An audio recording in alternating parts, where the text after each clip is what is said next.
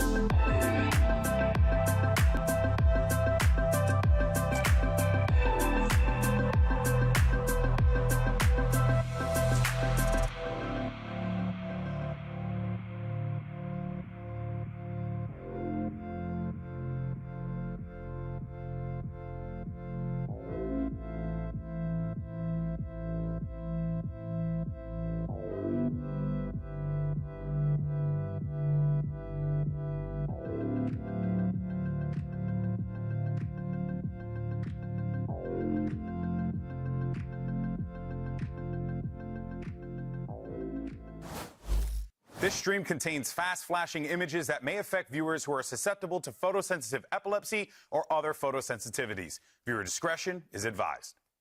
Everyone wonders, ¿cuál es el secreto de las Américas?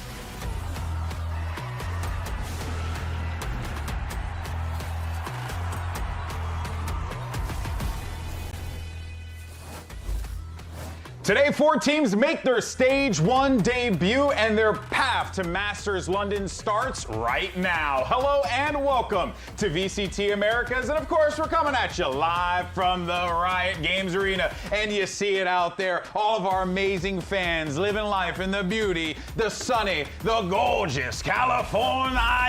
That's right, folks. We're here in Los Angeles, in case you guys aren't aware of that. Of course, I'm Golden Boy. It's a pleasure to be here with y'all today, yelling at you as you have to deal with me. But thankfully, you won't have to hear me the entire time because we got Emily, we have Mimi, we also have Athena, and we're gonna yap about some video games today. That's true. You guys excited to yap about video games? Ecstatic. And finally blow the whistle on the fact that he's paid by the California Tourist Board to say that every morning about That's right. That's right. Listen here.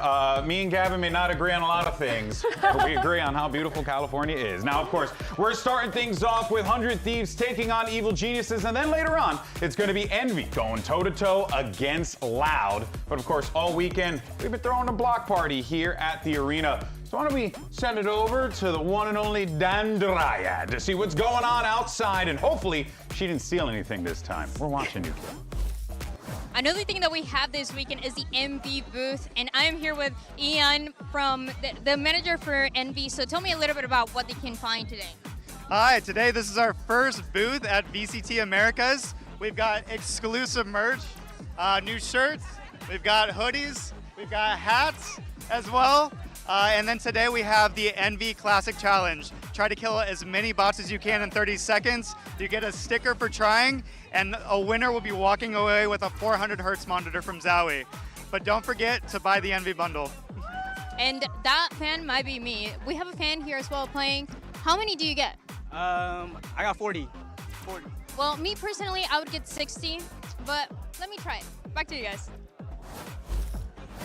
Unfortunately, we found out she only got 39. Really, just, you really hate to see it. Yeah, it's tough. No, but seriously, shout out to Envy. It's great to see them out here. I've been following that team for years since my time in Call of Duty. So it's great to see them here, you know, repping in VALORANT. Yeah, when does Victor play? This guy. Okay. Now, of course, a new stage means new rosters. And we decided we're going to create our own with a fantasy draft roulette. Run the graphic.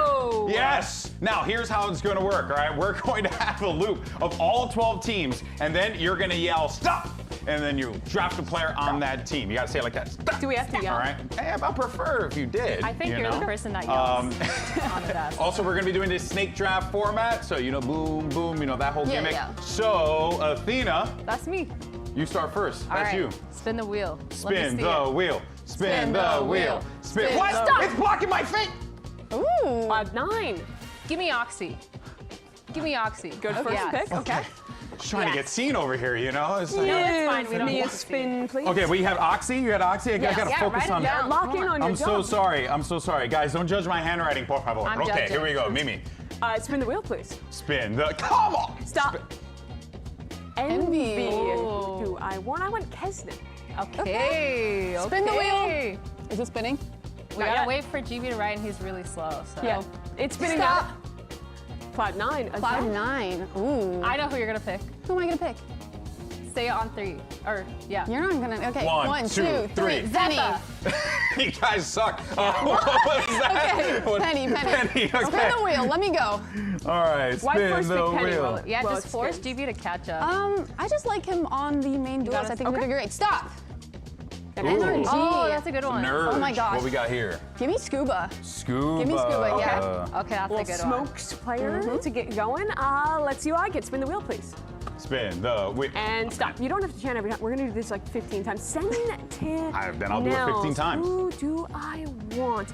My mind is going Jonah or Cortesia. I'll get a little flex controller player. I'll go Cortesia. Ooh, I like Okay. that. Put him on the Viper, that kind of thing. Let me see that wheel, please. All right, Can I get a come wheel spin? on. Stop! Oh, 100 Thieves. 100 Thieves. give me Timotino. Timotino. I'm doing an all duelist roster. Are you? No No, one no, can I stop can't me. spell. I can't spell. The epic teams are able to stop you. It's me again. Stop! Wait, No. me. Oh, it's you I go again. twice. I don't know how the format works. And Oh. stop! Oh, Oh, Oxy actually, Timotino. Who are you going no, for? no, no. Give me King. King. Dang. Breaking. I mean, I guess if he plays Rays, Yeah, he could yeah, be all that's duelist fine. roster still. All right, give me that spin, please. This is, I just see it's a travesty is blocking my face. Stop.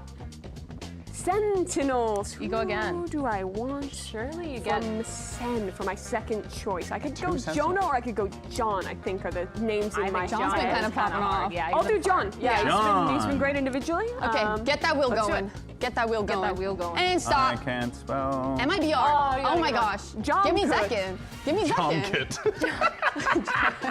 So happy to have John Okay. Kutz on my Give me 1 team. second. Second, yeah. Spin it one more time Speed for up, me. speed up. I'm I'm going. Trying, Hurry up. lady. And stop. Jeez. I'm old. Envy. Maybe I'm stealing your move. Give me Demon 1. Whoa. No? Give me Demon 1. Whoa, why Whoa. are you stealing my Demon strat? 1? I think that's I a mean, good he's choice. on controller now, so Yeah. we can run Demon double 1. controller. Okay, true. Okay. You know what? Valid. Stop. G2. Okay, so what do I need? I have a Kevin smoke sprayer, I have like a Viper Flex, I have a But you have an duelist. IGL. You don't want to, like, you know. Who do I want? I'm gonna get Trent. Trent. Fill my That's a initiator good one. slot. I think he's one of the best in that role. Okay. All right. Stop. Stop. Ooh. Okay. Furia. Who do you want? Give me a limb. Okay. a limb. Okay. You could have picked Koala, you go a limb. Why?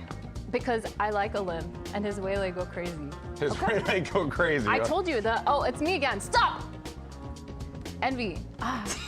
We're running down This the is list. gonna go We're all running down You know the what? list, guys. This plays in target today because I don't know what he's going to play today. Ah, there you go. So what, you're gonna go with egg? I'm going to go with Poppin. What Let's a do Poppin. bait, bro. Reasonable.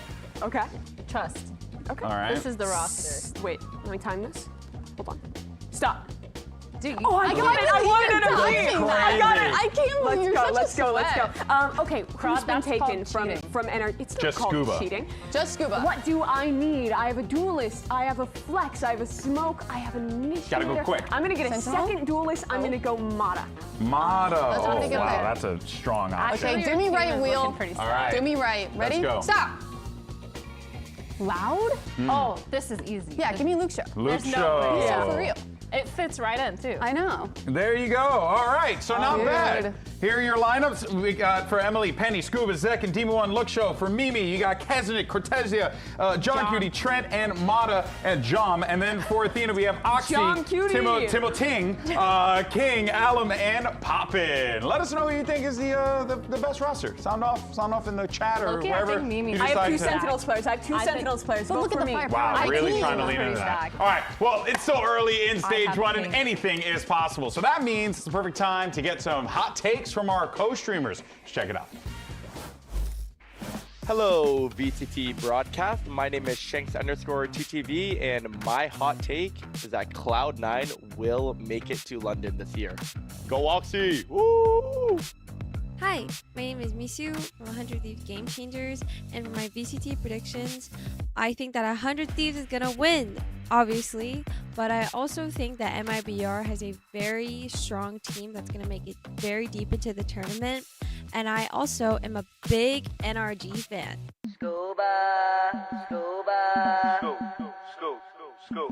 What's up, guys? TCK here, biggest biceps on Valorant.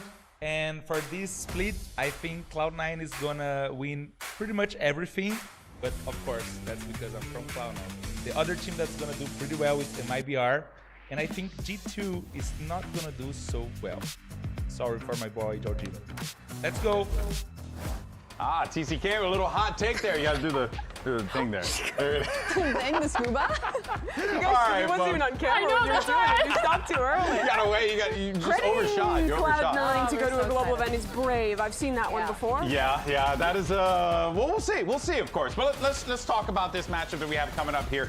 Focus on 100 Thieves and Evil Geniuses, because last time we saw this 100 Thieves lineup, we were starting to see a team that was really putting things together in a very unique way, Emily. And you could start to see that identity form itself as kickoff progressed. Yep. And if anything, I think it came out with us feeling a little hopeful for the squad. Yeah, I mean, you can say the exact same thing for EG right here. I think one thing that really shined in that best of three is how much the teams have improved. And one thing that is an area of focus for both of them is their adaptation. I feel like in that first map, you know, it was a complete reverse sweep on that second half. 100 Thieves was dominating. EG comes back in and almost wins that map. And I just think that they really need to be able to kind of bounce back into things, find solutions a lot quicker, just like they did in that second map. I think 100 Thieves had a really strong start, and I think they really looked good with how creative they were both in-game and out of game. It felt like I was seeing so many fresh ideas, and Timotino for sure being set up with so many creative ways on that waylay. It really felt like a little bit of a masterclass starting to show. They did fall off a little bit towards the end of kickoff, but I still think they have a lot of potential, and the way they were playing was insane. And looking at that question below us, I think that EG is going to get really rated low after that kickoff performance, because they're essentially the boy who cried wolf. Every time they almost win, they have this close series, they look like they're going to do something. And then it falls apart the last second. In that 100 Thieves game, it was the overtime, the 13-11 to then get eliminated. And they have a history of doing exactly that, starting to put it together, but not quite enough at the end. And for me, I struggle to really feel differently about EG going into this stage 1 because of that repeat. I think they weren't as bad as people think. I think they had solid ideas. I think agree. Integrating DGs into the team actually really paid off. That was a big risk that succeeded, but it wasn't enough to push past their low expectations that this team has had for years. I think towards the end, what I really liked from EG was the fact that their protocols were so clean. We know that they have really sick strats with Potter, but they were so quick at seeing what the other team had ult-wise and being able to counter that. They were like 2 steps ahead in a lot of their game plans. It was just a matter of like, they did it a little bit too late for me, too late in kickoff, and how many times have we said this? Every time, But Potter, it's funny please. because both of these teams kind of have experienced the same narrative, if you will, right? Because 100 Thieves, right, made some big changes for 2026. And I think it's safe to say that for a lot of fans, it paid off big time for them, right? Sure. The squad made a decent lower bracket run. Yes, they were able to finish 5th, not able to qualify, but it was still a run that we were quite impressed with. But it was the compositions that we were really highlighting for this team. As you can see here, they were not afraid to get creative with it, despite how everyone was just hardlining on like double duelists or whatever the flavor of the month was at the time. They didn't play Yoru at all. And they didn't play Yoru. This is a comparison of their pick rates at the top versus the Master Santiago pick rates at the bottom. They didn't play Yoru. They barely touched Neon. They played Vito 35% of the time when no one else was. They played a ton of Sage when no one else was. And I think their read, which is interesting and actually I think pretty good even in the kickoff meta, is even better now with the duelist nerfs. The characters that circumvent Sentinel utility, Yoru who can TP pass and Waylay who can double dash over, have both received significant nerfs. We're going into a Neon meta where I think teams that want to play that hard stall double Senti comp are actually going to be rewarded. So I think the meta has come to them with these changes. Yeah, and also Vito specifically I think is going to be a great pick. I thought it was great when they first brought it out. I really like the innovation that they had. But now talking to add on to Mimi about how, you know, we're kind of stepping away from that double duelist meta bit, going for that Neon, kind of dumping Util to set Neon up. I feel like the Vito is going to be super strong, especially if teams are starting to revert back to that double initiator. Yeah, they were ahead of the curve with that one. We were complimenting them for it there. Let's see if that actually pays off. But for more on 100 Thieves, the rookie Timotino had an opportunity to catch up with Dryad earlier today. Something that we know about 100 Thieves is that they are always innovating with their comms, and Timotino, that became your identity going into kickoff. Should we expect more of those gimmick comms going into stage 1? I mean, you can expect a lot of different stuff. I feel like in after kickoff, we took all the time in the world to experiment with a bunch of different comps, new stuff, old stuff. So you're going to see a lot of variety in both my agent pool and our comps. So I think it's going to be really exciting. You mentioned your agent pool. What about Waylay? Is she dead or not? Nah, Willie's not dead. Like, you just need to figure out new ways to innovate and use the abilities, because before it was really easy, and now they added a layer of skill. So you just got to innovate. That's all there is to it. I definitely want to see more of the Waylay plays. Thank you so much. Thank you. And you see, that's why we like that guy. I think for the way he played Waylay in kickoff, I agree with him even more. Yeah. Most teams were playing her as a second duelist alongside the Yoru. He was always alone on that role. And when you're playing with the Yoru, you were essentially a hinder bot where you double dash in, you throw your hinder, your Yoru scales off of that, and they're really the one taking first contact, even though you're the first one in making space. For him, he had a lot more rounds where he would slow things down, was a lot less wasteful with how he was using the dashes, had more plays where he was like jump peeking with the hinder instead of just flying in. I think if there was a player, if there was a team to make this Waylay still tenable, it would be Teemo, it would be 100 Thieves. I'll definitely say as well, right, we're seeing a lot of innovation from the young players that are coming into the league this year. But let's move on to Evil Geniuses, because this is a squad finished 7th, 8th at kickoff here. But as we talk about with the young talent that they were trying to bring in, right, you got guys like Okeanos and Mbao. But on top of that too, I mean, Athena, you have veterans in there as well. Guys who've been doing it for a hot minute. People like DGZ, Calm, a world champion. Yeah, and Calm and Potter working together again. That's right. And they were world champions, and I think that we can really tell that in the server. I was talking a little bit about how their protocols were so clean. It goes down to that playbook. I think Potter has a really good way of building up a team's fundamentals and their foundations, and I think that's what we saw. And towards the end of the season, man, like, DGZ was going absolutely insane. Him and Oki were constantly at the top of the scoreboard, and it felt like for Calm and Suba and Bao, they were also constantly in these clutch situations and winning them too. It was kind of insane to watch, and I just wish that they could do that a little bit earlier, like I talked about, but I still think it's an upwards trajectory for this team. Yeah, I mean, protocols, they were there. The only thing that wasn't there for me early on was their reactions. I felt like mid to late round, they were not aligned on what they wanted to do or how they wanted to play, and oftentimes got separated. Their early game was so good. Yes, but then later in the rounds, it just kind of fell apart. They started playing super solo, but towards the end, we saw that kind of improve a lot. We started seeing them kind of make one plan and follow through with it, which is, if that's something that they continue to focus on and add that on top of what Potter and Calm are able to do at the early start of the rounds,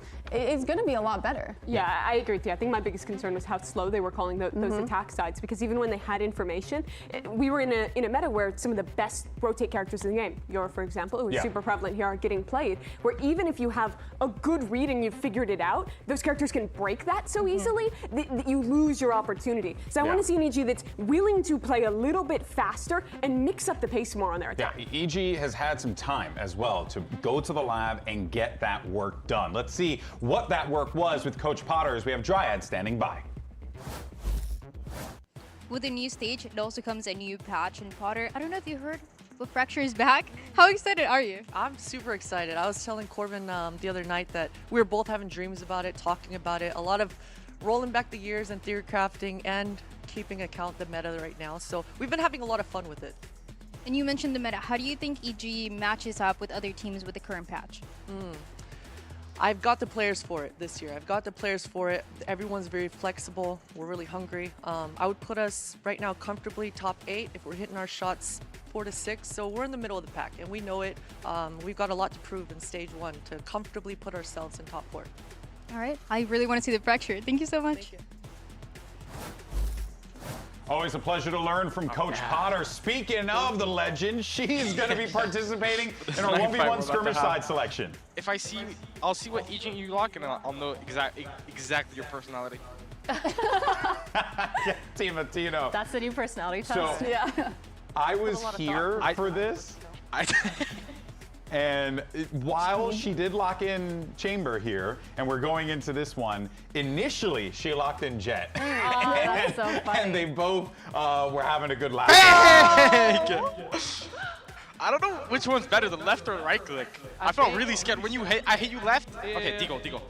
We've never had a reason to develop a knife round meta in Valorant. Maybe this is the opportunity to go for it. I want some crazy high sets right now. Okay, now we go back to Vandal. I like that they're doing variations too. cute. They're doing knife, sheriff, vandal. They're Never really seen agreeing that on yet. stuff. Yeah. That's awesome. It is very wholesome. Oh my God. 90. They were having fun with it. They were having fun with it. Yeah, it is interesting though, given the history of this match. 8 times 100 Thieves and EG have played. Oh my God, I'm feeling 8 nice on high times, sense. 100 Thieves have won. Yeah. EG's never beaten this team. Trust me, Potter. We're doing Even that. though they were a world Timotino was on high sense, by the way, and he was like, "Whoa, this is crazy." And then Potter's like, "Yeah, you should use high sense for the match." That's so funny. Oh my God. Oh, Okay. I got my one. Okay. I'm happy. She got her one. I lost Oh my my mind a God. little bit there. Tino, what are we doing? No, let me down. Trying her damnedest to get in his head. That's so funny. 4-1. Great. Can she get another? No. You know, Potter, I respect you because you run. Everybody in these skirmish always walk, and you're the one running. All right, friends, there Actually, you have respect. it. Potter loses, but let's see how this match plays out as VCT America starts right now.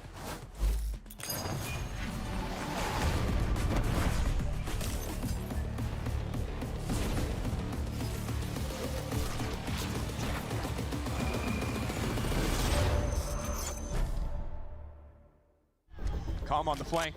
Did they see him? And Calm takes the time, and Calm is out! 100 Thieves advance! Played EG to eliminate them in kickoff, so you're gonna want to come out and play with vengeance for revenge, you know, because we just eliminated them from the previous tournament. So they're definitely not gonna give up easily. They're gonna put up a fight.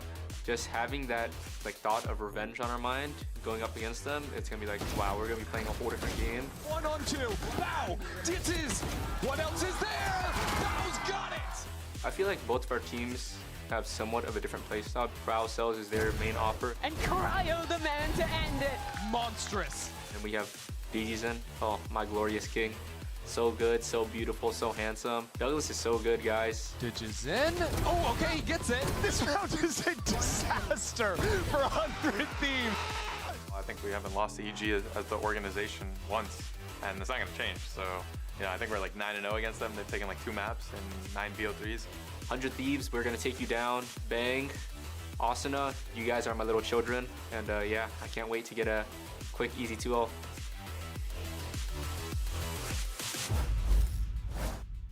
Games Arena, let's get this Saturday started and make some noise for Evil Geniuses!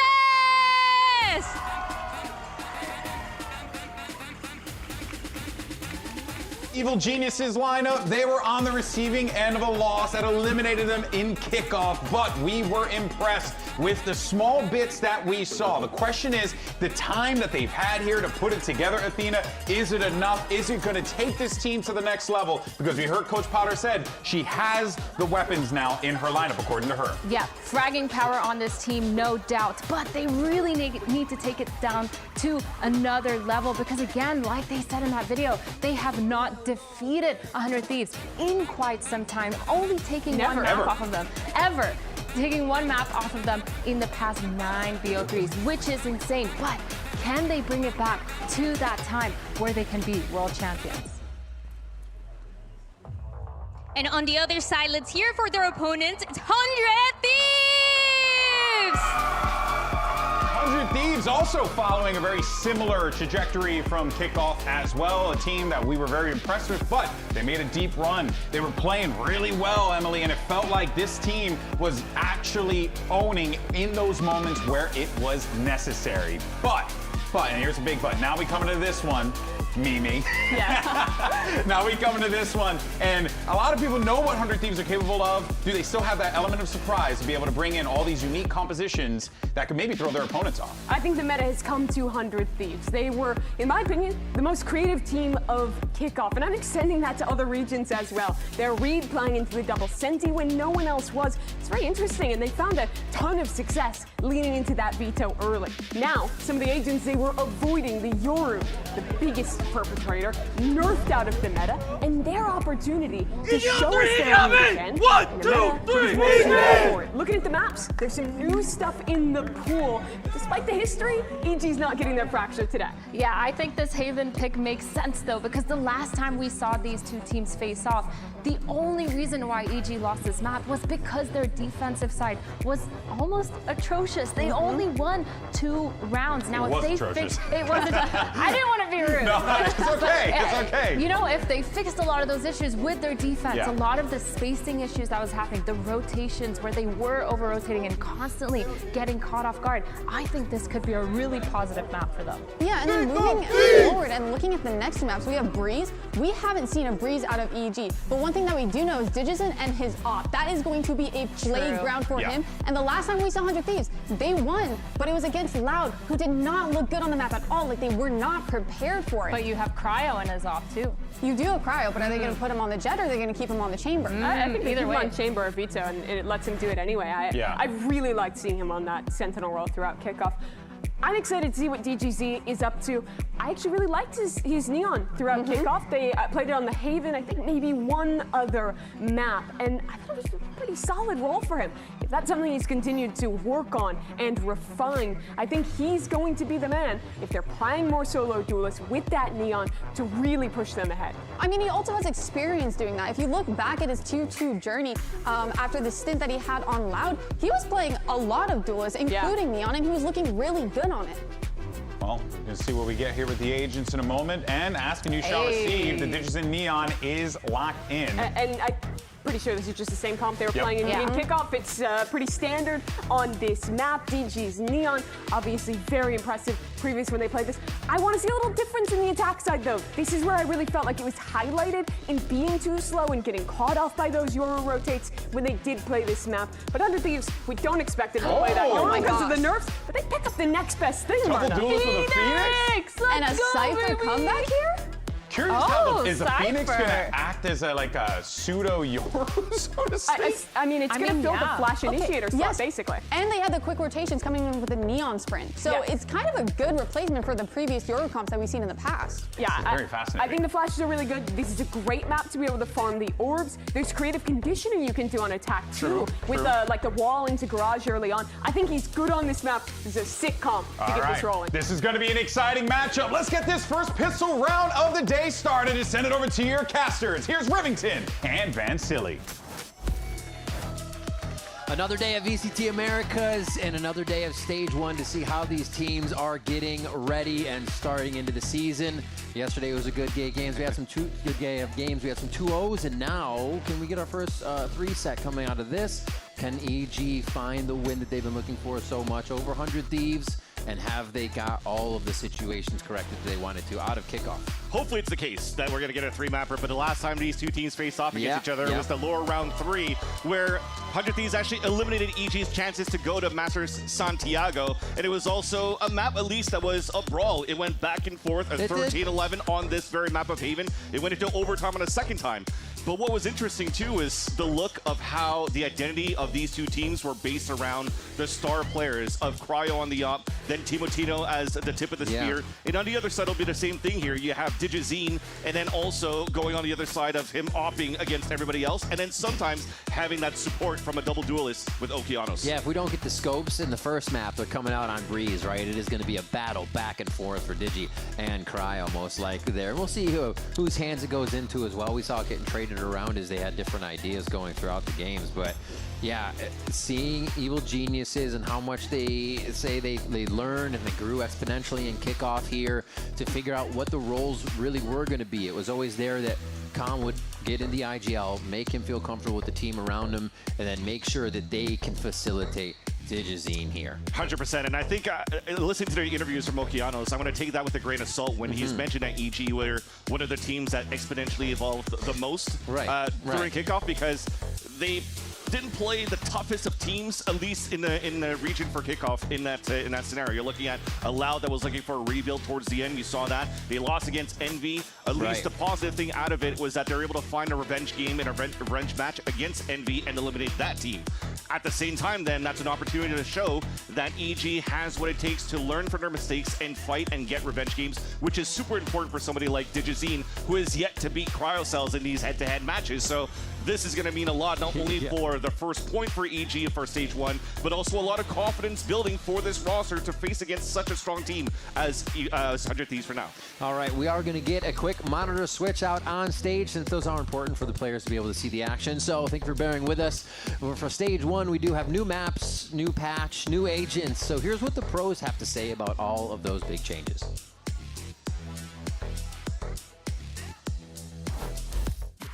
Con el nuevo patch vimos que llegaron muchos cambios. Tenemos un controlador nuevo llamado Mix. Hubo cambios a Yoru, a Sky, a Waylay. Patch 1205, Yoru died, and then I was like, I don't play that anymore, so I'm chilling. And then 1206 came, and then Waylay died, and then I was like, oh, I play that character. I think the Waylay nerf is really, really, really good. Y'all took my idea, but hey, it is what it is. I'm happy you guys did it. I think Waylay is still going to be the best duelist, but getting rid of that stun combo is really good. Alright, so Yoru's gate crash time got reduced from 30 seconds to 15 seconds, so it makes it so that he can't sit in one area and have his teleport sitting up. Dang, Yoru? Like, come on. One singular flash? Wow, like, it's pretty bad. I mean, we have a one trick in the VCT League, that's all I'm gonna say. There is an extra here. Então agora com o nerf deles entrando, eu acho que fica bem mais balanceado, porque se você quer ser um time que joga pela informação, você vai optar por jogar com iniciadores. Se você é um time que joga mais agressivo, você vai optar por duelistas. The Sky changes. She's gonna be like a step ahead of a lot of the other initiators because of the rechargeable flash. That's really, honestly, insane for Sky. this brings her in contention back with like Fade and Soba. Em relação ao Mix, eu gostei bastante do boneco, eu achei ele muito divertido de se jogar. O único problema é que ele não parece ser tão forte assim comparado a um homem ou um Brimstone em alguns mapas. Então eu não sei se ele vai entrar no competitivo, mas ele é muito divertido de se jogar. I could see a Paper Rex trying him, I could see a Chinese team trying him, maybe even G2 will play Mix. You know, Josh also likes to experiment with things. Fracture and Lotus are back. Lotus, outside A part, A main, they just made the top part longer.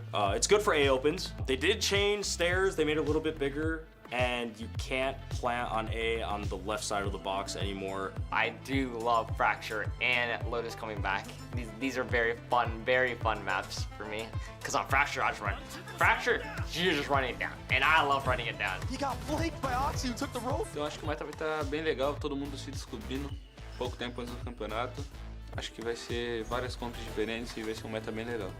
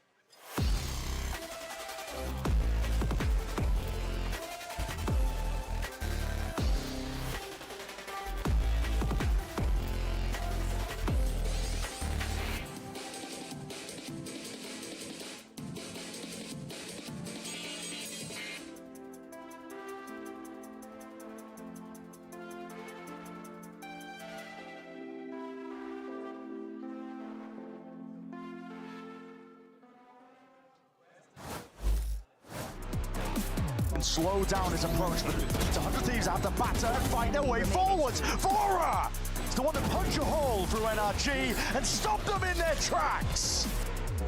How willing 100 Thieves will be to commit this fight to the ground, and Supa, now without a teammate backside, Supa lights them up! Welcome back to VCT Americas. Thank you so much for your patience. The monitor is switched out. We are refining the settings and honing. I don't even have to hone the skills, just everything else on it.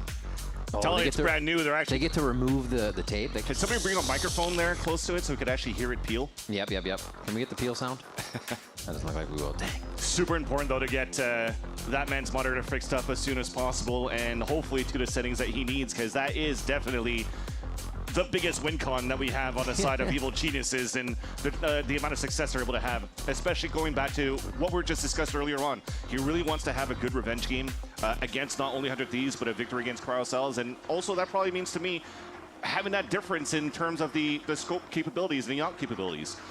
That said, when I was looking back at the game of EG and 100 Thieves last time around, and on a map, I think it was Haven, in general, or just the op condition in general is that EG did a great job having DigiZine activated across the map, so he gets value off picking every single one of the players for 100 Thieves. Yep. If I look at the win con for the side of Cryo with 100 Thieves, though, a lot of the players that he picked mostly was DigiZine, so it comes down to those duels, and maybe once or twice along like Superman or somebody that's out of position like Bao.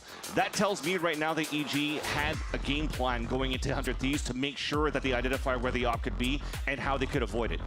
This time today, though, this matchup could be quite different on this very first map because Cryo not only is not switching away from a veto, but with the comp change they're bringing for 100 Thieves, they're not bringing out a chamber around the Phoenix to put him into like the op into aggressive lines to slow down and lock down a lane here on their defense. So I'm intrigued to see how they want to approach this for the side of 100 Thieves, who could potentially be the opper for the team as well, because you don't really see that in the hands of Asuna. No, that's true. They've loved Asuna on kind of what his initiator role was previously. Now we're seeing him on the Neon, so he won't be throwing flashes, he'll be throwing relay bolts here. So a lot of different things even the players will be seeing from him. I mean, watching Asuna go fast is like watching somebody ride a bike. He's going to be able to do it every time, no matter what he's on. But yeah, this is going to be cool to see as they put him back on the Neon. Yeah, definitely a good one to look out for, too. And he's the one I was mentioning, too, in the opening interviews, getting into the VCTs that, you know, it's going to be normal that you're going to see changes coming out for 100 Thieves because of the nerfs that happen around Waylay, around the Yoru. So expect for them overall across the board to re-identify themselves, and they've done a great job at it. Yeah. Even for, you know, the star players like Timotino, Vora coming in from Challengers with TSM, as well as MBS, they were also pushing the envelope in Tier 2 in terms of coming out with cool metas and cool looks. So it's going to be a fun matchup for sure. Absolutely, absolutely. And speaking of Timotino, let's hear from him and get his big takeaways from kickoff.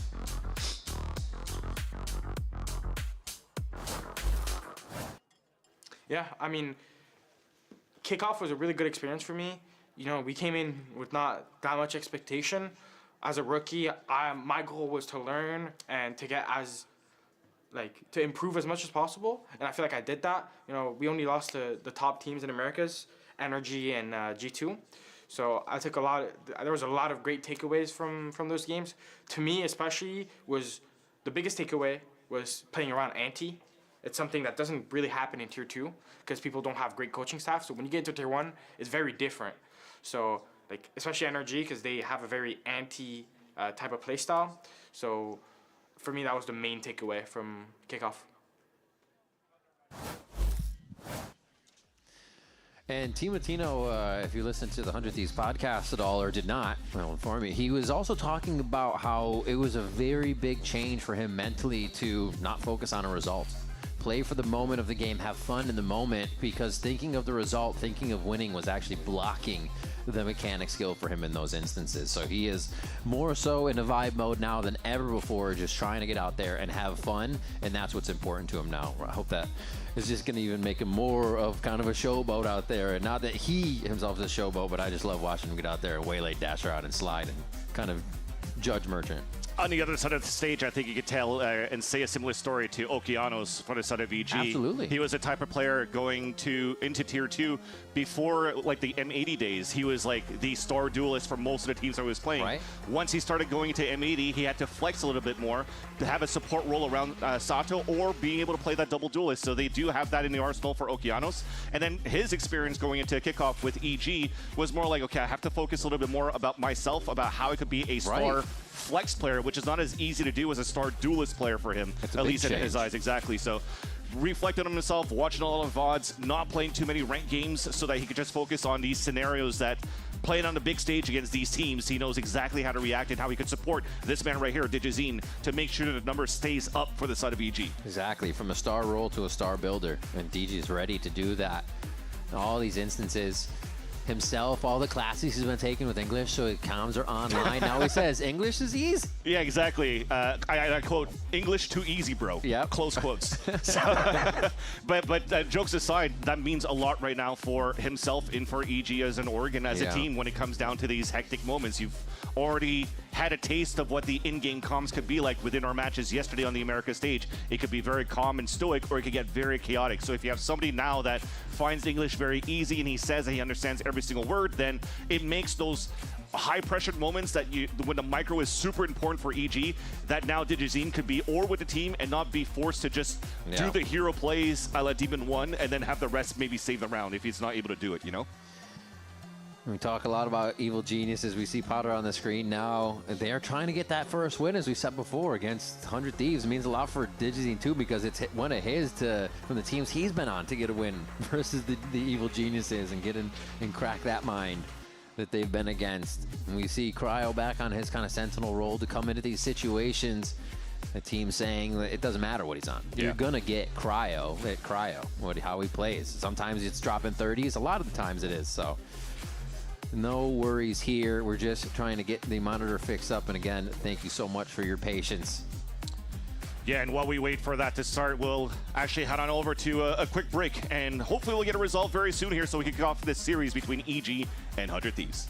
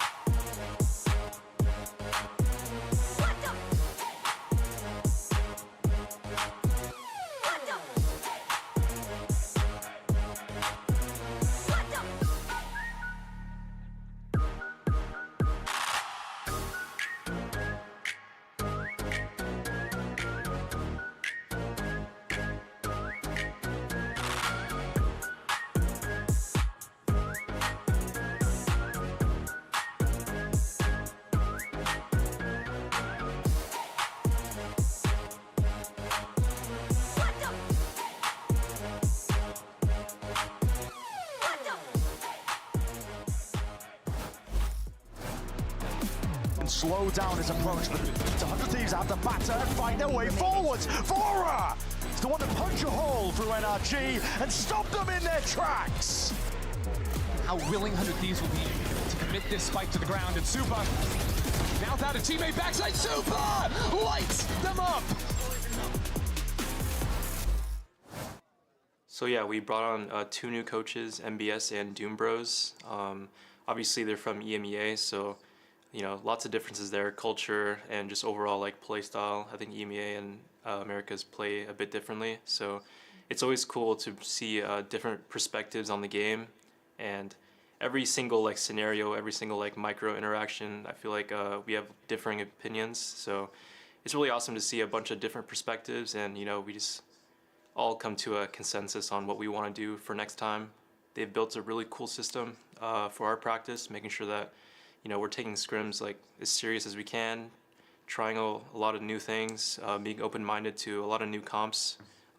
So yeah, super really happy. It works to rebuild a little bit of everything as you bring new players into the team, right? They kind of already said it's a different formula that they're using to start with, so begin to refine that or Cryo, Asuna on board as the veterans there. So that's really cool to see that everybody's kind of taking that same road and on the same page to advance how they play and not just kind of refine what 100 Thieves has been known for. Get a new identity out there. Exactly. With, for example, Asuna was mentioning too, with Cryo as they're the main core now for 100 Thieves, even going from past experience and other coaches, you know, Zix being the latest one. And then it's like, okay, well, we have our vision and how we want to play the game. And then they also have the TSM way with now NBS with Timotino and Vora, but then you also have Bang coming in back from Sentinel, so you're just trying to mix all that back and make things work. And they were pretty close, man. They had a very good game, very deep going into the lower brackets. A tough matchup against NRG, and they were very, very, very close. So to see teams that are trying to revamp their looks during the offseason, to see that type of success for a brand new rebuild is something very positive that 100 Thieves fans could take away here after kickoff. For EG side, you're adding some arsenal too in terms of an assistant coach to support Potter. You have Cole from experiences with Leviatán, and every time I'm trying to invite this guy into the coach stack, he's like, guys, I can't. I gotta watch VODs. I gotta help the team out. So they've been working hard not only to have Cole working on probably figuring out antis or protocols against their opponents, and what's good about Potter, that frees up the time a little bit more to really micro manage or teach the micro experiences for a lot of these players. This is something that Okeanos has highlighted as well. When it comes down to that VOD review that we mentioned before that he's trying to reflect on, there's a lot of it that he has sessions with Potter on these 1v1s for her leadership to teach him in these scenarios. These are the possible things that could happen, and this is probably some of the best cases, right? So you go from there to figure out how you could play to the best of your capabilities, and that's super important to have for somebody that's trying to be that flex player. A few stages ago, we spoke with Nature about how that works and how Potter likes to get very individual with what is going to make a player excel, and all the players have always loved that throughout the time. We are going to go ahead and throw it over to the analysts so they can break down the game a little bit more and get us ready for EG versus 100 Thieves. What do you guys think about this game? Take it away. Absolutely riveting content.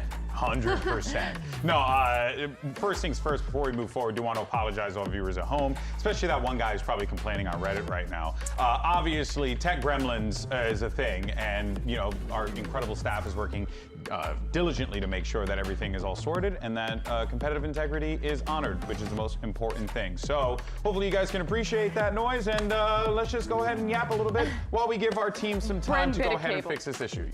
And usually cables. We did not get a lot of opportunities to talk about this guy.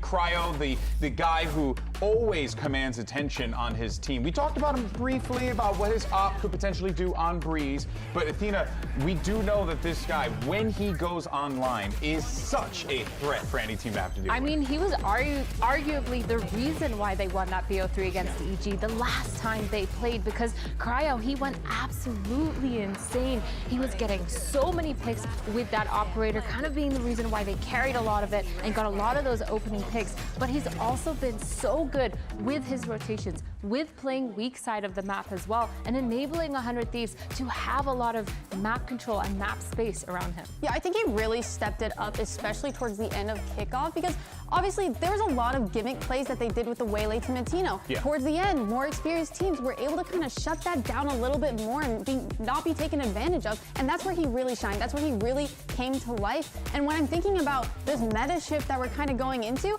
I think he's going to have a little bit of a harder time, especially when he's playing that chamber, because I do. I think a lot of his first kills were majority either on those lurkers when he was taking space, or like he was getting good first picks whenever a team was trying to exec into him. Now, when I'm thinking about all the extra utility being added, they're steering away from that Yoru, going for maybe more of a double innie, going for the sky, stuff like that. It's going to be more flashy, so you're going to have a lot harder time kind of being able to go for those first picks and be able to still get out.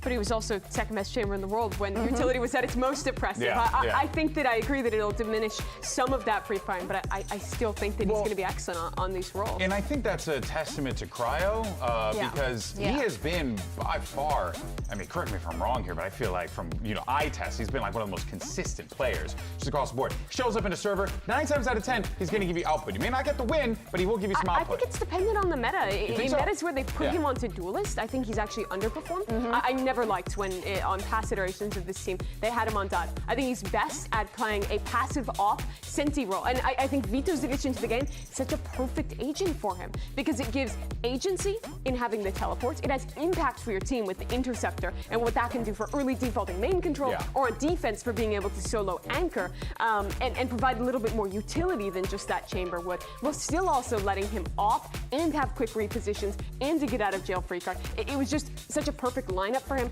and I love that 100 Thieves were the team to take the risk to do that, even when Yoru was available and everyone else who was an AWP abuser was full-time playing Yoru. You know what's crazy too is that 100 Thieves at some point had like 2-3 ops on their defensive side because literally every single player on that team can op and they abused it. And so I think, yes, Cryo, really good setup, really good at getting that map control, but I also think, in a sense, oh man, I'm trying to see which one I agree with, whether he's gonna get punished or not. I think there will be some extra punishing for sure. I think a lot of teams will start reading into how he's playing and how much map control he's taking.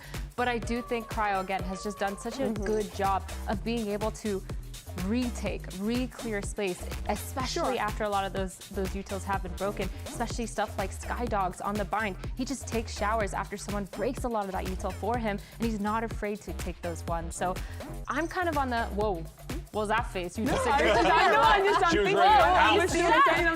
Out for blood. Finish your thought. No, it's done. Okay, I was gonna say, I actually think that Yoru getting moved away from and going back to playing a Daddy Flash initiator doesn't actually change a huge amount in how much utility you're playing into. Sure, if you're a Sky, if you're playing against like Sky, there's gonna be a dog, a drone of some kind now, in where maybe comps wouldn't have before.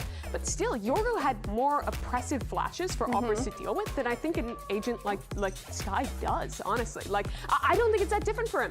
But do you think we're going to be seeing some teams kind of start picking towards that KO, having that knife and that ultimate to kind of just shut down the chamber and veto altogether? If that's so, will he start to struggle a little bit more? Yeah. Maybe. Potentially. Do want to let everyone know, did get some word from the stage. Now, the monitor issue, we did it. We solved it. Yay. But apparently it evolved into a mouse issue, but I'm getting word right now that we're ready to toss back to the casters, so let's do it. Rivington Vansili, save us, please.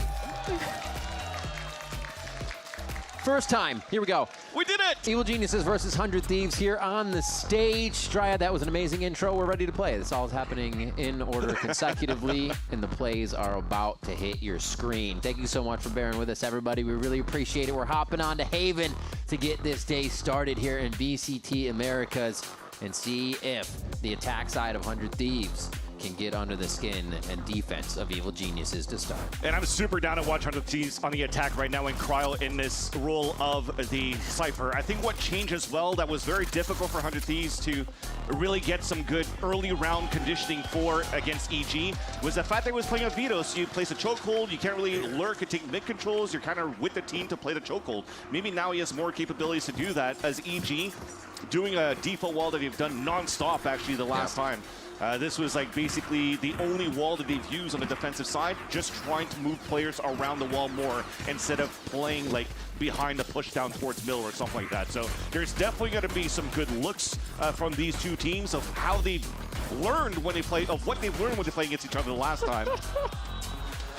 Fans. What's the next topic we want to talk about here? No, for sure. But jokes aside, there's definitely going to be some new things of how you're building up on what was built the last time. When you faced off against each other here on Haven. And we will alert you to what this gear pause is as soon as possible. I was about to say the default strat isn't even like default anymore. It's just go A and make sure you can see somebody at lobby start conditioning that. We do have a PC issue that we will get sorted out. So right now, step one is seeing somebody on your monitor. And then we could go into the first step of defaulting here for a team, for sure. That's true. But yeah, a little bit of a PC swap that we have to do now for one of the players, unfortunately. But at least you could see it's not with DJZine, as Golden Boy mentioned before. It's the Tech Gremlins. When it's one PC, they all ran into the other one. Yeah, it's true. I saw him go across the stage. How did we deal with the Gremlins back in the 80s? Wasn't it water? Yeah. I don't think that would work with these PCs. No, feed them after midnight, no water, don't date yourself, things like that. But yeah, I think everything has been well introduced as well in terms of what Cryo could really do in this role for 100 Thieves. So, well, there's this guy right here, considered by many there the pillar of the team right now. He's been with the team the longest. He's kind of, Vora says, he's kind of emotionally intelligent, knowing what people around him need, understanding the environment. He can look at you and be like, hey, are you tilted? Are you this? Just really receptive to the team, and a lot of people respect that and love having that on the team. And it's crazy too, because we just remember when he first joined 100 Thieves with Dicey, I think back then too, in the old school roster after 100 Thieves won First Strike back in like 2020. He was like the new blood, and he was getting all that experience from who? From Hiko, from Metro, from Steel. How times have changed for somebody like Asuna right now. Jeez. But the cool part too is when you're looking at the recent changes through these duelists, you're starting to see potentially even that resurgence of KO, which is what Emily was mentioning at the desk earlier on here with the rest of the crew. And I think that's super important because now you're having a lot more flexibility with what Asuna can bring for this team from map to map. Crazy. So I'll play a Neon here. He'll play some Brimstone under the map so that Bang can play some Viper, or then he's going to activate as a KO where, 100 Thieves were one of the fewer teams outside of G2 and Energy that continued to play double initiators, solo duelists, pretty much in terms of that look.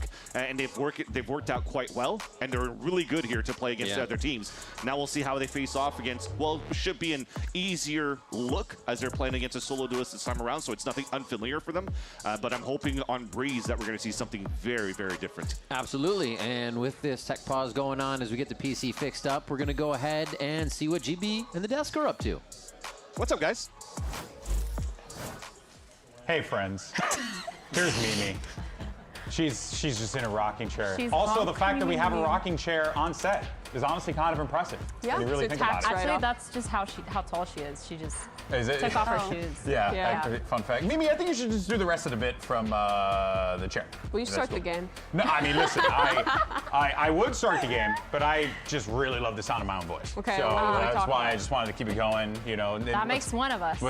Okay, well, that's just mean to say. Well, we did talk a little bit about Cryo, and we were diving into like what he brings to the table and how he, really activates his team. But then on the other side, he's going to have a contemporary in Digizin that is going to be equally as impactful in these games as well. And if anything, we've seen him evolve not just as a player, but also him just playing in all these different teams, right? Picking up English, having to like really mend himself to these squads, and he's doing it. I mean, simply put, he just wants to win. He wants results. He's willing to put in the work, and I think that's very clear here on EG. And while 100 Thieves, they may have Cryo and Timitino, EG, they have Digizin, and in every single best of 3 that they played in kickoff, he was positive in his first kill and first death ratio. I mean, the last time that 100 Thieves and EG played, both DGZin and Oki were 2 of the most positive players. I think DGZin had plus 17 in that game. Meanwhile, on the other side, you had Cryo, who was the only positive player with plus 16. So kind of goes to show that EG actually were up on frags in that BO3, and DGZin was the reason for a majority of those with those first kills, like you were saying. Yeah, and one thing that we have to highlight about him is his operator skills. It is unreal. Like, genuinely, I feel like he's the GOAT of Americas with that operator. The things that he's able to do, not just the first kills, not just the passive or aggressive kind of going for those he's the best shopper in the league? I think so right now. The things that he's able to do with it, he finds success with an operator and a Viper alt, Myrna. Over Luke Show? Guys? Over Luke Show, yes. Ooh. Do you think Luke Show? 7 across, a fish to fail. Starts with an F. A Seven No, don't do letters? that. No, we're not playing Wordle right now. Okay, whatever 7 this letters? is. What is it? Crossword? A fish to fail? A fish to fish fail. to fail. Flopper. What? Flopper. Flopper? Oh, flopper. Oh! That's not. That's from a different It's game, from man. We Frog. can't be talking about that right now. Frogger, actually. Now, of course, Flounder. for Evil Geniuses, as Flounder. Mimi continues to work on her New York Times puzzles. I'll talk like about the Valorant. What do you want to 78-year-old talk- man what do you want to she talk is. about? We want to talk about Bao. You want to talk about Bao, Mimi? What do you think I about think Bao? the most impressive thing to me about Bao and about Oki as well joining this game is honestly just the energy. Stop laughing at me. The energy You that just they are not brought seeing into these the camera angles. one of the most positive, fun-loving teams. I think even when they were struggling, they were very uplifting. They really brought the energy for their teammates. And I think Bao as well, playing that kind of Senti flex role was really excellent individually as well. Potter has such a history of finding these tier 2 players. She does, Some name, but actually really, I think, bringing out the best in them. And I feel like we really saw that in Bao, in his run-up in kickoff. And he's a player that I think still has a lot more to show in his ceiling. Yeah, well, something that always sticks to me as well when we discuss these new players coming in is how Potter, to your point, Mimi, integrates these players into the team, but also you can tell because she's so tall. From the it's like it's leaderly. From the demeanor of Potter, it's a lot of the skill ceilings. It's a very positive experience that she tries to build within her team. It's the environment that she's building, right? It's not just her kind of being that person to kind of bring light and bring positive to these players and giving them room to grow. That's just the team that she set up for herself to kind of be the coach of. That's what she's focused on, is creating a positive environment, setting these kind of rookie players up for success, and trying to make. It is ridiculous that I am the oldest amongst us and I don't get the rocking chair. Like that's like I should have it with my blanket and my hot You're gonna cocoa. get osteoporosis if you don't move your legs. Oh, it's just true. I gotta do exercise, toe taps and stuff like that, or else my knees give out. Not Emily getting cut off in her very serious, really integral position. No. It's just very hard. I'm literally looking at Mimi and she's just, what is happening here?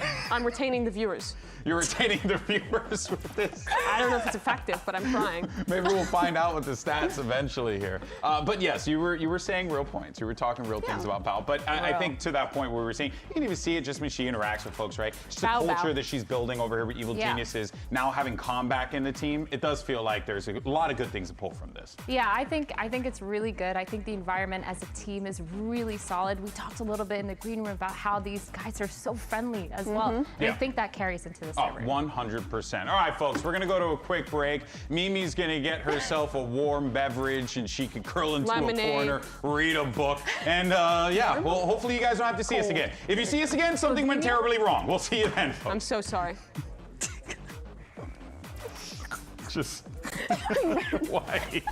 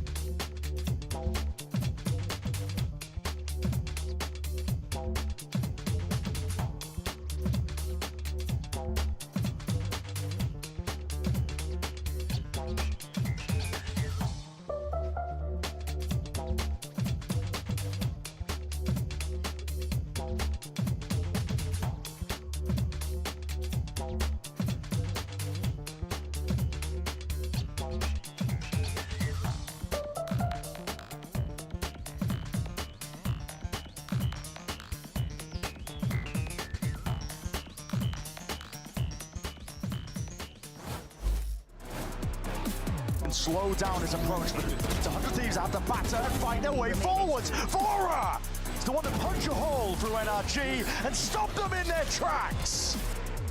How willing 100 Thieves will be to commit this spike to the ground, and Super, now without a teammate backside, Super lights them up. One of the fun activities that we have this weekend for the opening of Stage 1 is all of the team booths, and one of the ones that I'm right behind is Sentinel. So, Rob, tell me a little bit about what people can do here. They can buy, they can also play this game. How does it work? For every $25 people spend, they get a free spin. So if you spend $100, you get 4 spins. And we have things like Qbert, of course, hoodie. There is also some lucky winner is going to get a Razer mouse or a headset. And a signed jersey. So people buy stuff, spin. People had a lot of fun out here. The last guy needed a whole bag to carry all his stuff he won. I wish that was me. But Phoebe, you just bought a few things, so you get to spin the wheel. What, is there something here that you want to get? Oh, probably either another jersey or probably one of the headsets or the mice, I think is one of my favorites. Okay, you can go ahead. I wish you the best luck. And if anything, I might move it for you. Okay, go ahead. You gotta do it. All right, here we go. Well, I think it's gonna be the one that you want. I forgot what you said you wanted, but I think it's gonna be that one. Oh my god! I can't believe it. How did you do that? I don't know. I honestly don't know. I think it was you. You were here and we had a It's luck, talent. I might have to do it as well. Like, do it. Let me see. Do you want the mouse or the headset? I already have the headset. Let's do the mouse. Let's do the mouse. We can get whatever we want here. I don't know if that's gonna be the same for everybody else, but All right, what are you winning? I don't know. What am I winning? Oh my god. No, oh my god! Oh my god! I got a hoodie. Here's the signed Razer Viper V3 Pro 10 edition. It's got like 82 signatures on it. It's got everybody from last year and this year. Thank you. I appreciate it. It's amazing. So make sure you stop here by the Sentinel booth. I'm gonna go get my hoodie and back to you guys. Well, folks, you're back here again, which means something had to have gone wrong. And yep, Mimi's rollerblading on the set. There's a cable back here. That's what happened. Yeah, there's a cable back here, Mimi. I didn't have time to scrim before we came back. There's a very strong possibility, Mimi, that you might bust ass. But outside of that, But she has padding. It's fine. What are we talking about? we are talking about, oh man, we got a game. We got a game to play. Actually, this is Mimi, great. Mimi, you got to play the game while holding that. So here we go. It's going to be pro or low. We're going to see how good we are at spotting talent. And this one is a fun one. So you're gonna watch a video, right? You're gonna see a clip, and then we're gonna have to guess if it features gameplay from a pro player or someone in our community. This is gonna be bad. And you lovely people in chat who totally aren't angry with us right now are gonna be participating as well. So let's go ahead and take a look at our first clip, shall we? Pro player or community? Let's find out. Oh. The crosshair placement immediately says exactly. low to me. Yeah. Like, also listen to these comms, guys. Oh. They're But what if they clutch out right now? Look at that. Look at how quick that a up. 1v5 It's gonna Oh! Okay. That Oh. They are Not low spring, and they're vandal. like diamond and they had a really good game. Yeah. Okay. That's my take. All right. So we're gonna be seeing hero game, life game. Okay, that's crazy. Okay. Maybe lower than diamond. I think that's immortal. All right. The outplay was really cool, but I'm going low. Low, and it turns out it is low. There you have it. Impressive clip though. I like Yeah, thank you so much. A gold omen. A It was gold omen. That was gold? You're Probably saying, not. You're saying a gold You're really omen. good for At gold. a gold omen is the player's name. Let's see. Yeah. Next video. Oh, wait, is that your account? Gold omen? No, I'm a bronze. He's omen. bronze omen, yeah. I'm actually a bronze brimstone. Bronzestone. Yeah. All right. Let's see this. Better crosshair placement Yes, and a way face better. cam. This It's feels like a immediately pro. giving pro to me. This feels like a pro. It's giving... And I feel like I've watched a lot of Valorant players streams, and the blue background is giving a C9 player. Oh, Whoa. really? So you're leaning into your meta the camera. Yeah. Okay. I just can't remember whose it is. 1v2. You know, really. 1 HP though. Yeah. Full kit. Wait, why do they have full kit That's at the end of this crazy. round in OT? No way. This is overtime. Full kit. Wait a minute. I think I've seen Keep this out play. of smoke. Wow, that Last is really person nice. alive. Yeah, that. Okay. Oh, okay. I'm going pro. I'm going pro too. What is our definition of pro? Like pro player. A pro Tier player, one. like a person who is employed and works. What if it's a really good Radiant player? That's no, low. it is a pro because I can't Really? confirm that. Wait, Mimi? It is a pro. Okay. Show who it is in the lower third. Pop it up there. It was Aspas. You Oh. know that up and coming streamer. Yeah, he Yeah. did. But the thing is, it wasn't even clear because so many people use the What's happening Aspas here? crosshair now. What is happening here? I'm just going for a loop. Guys, Okay. we don't know how long How's we're your staying thing? here. We gotta have some fun. Are you Yeah, getting we- your steps in? Or your skates in? Her slides in. Gotta get yeah, Are you whatever neon? it is. All right, let's got another one. I'm gonna roller skate more. This is really fun. Yeah, it Yeah, is I until think you that's bust your ass. totally good. Yeah, that's fair. All right, Okay. here we go. Next one. Little buddy. Ooh. Nice shot though. Ooh. No pro player is flexing an immortal body Yeah, low. exactly, right? Well, wait a Unless minute. they picked it up. They could have. They picked could it have. up. That That's was true. good crosshair placement. It was. I think it's a good player, but not a pro. Yeah, That's my instinct. I think it's a pro. Oh, all right. Well, I can say it is low. That's right. It was, hey, yo, it's Bambi. Yo, Like great this shots year? though. Thank you, Bambi. Appreciate you, You got me, bringing that Bambi. in here. All right. You not, fooled me. Not bad, not bad. Yeah, you did fool Athena. Okay, next one. Let's see. What we got here? Ooh. Okay. Okay, deadlock Okay, on the split. spray. Deadlock. This feels Running like Sky a as well. pro. Yeah, but deadlock. Wait. Yeah, this is an interesting comp. But they're On top both fragging. sides. Look, they But have we the, don't know when this clip but is they're from top either. That's true. Yeah. the shiny cram. Only pro players top frag, of course. Famously. Yeah.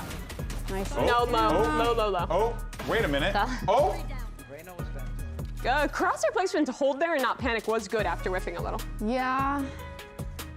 But So you guys can spend $5 for coaching sessions from Emily, Mimi, and Athena on the deck. Just submit your I don't Trying to think people market want my yourself? Valorant coaching.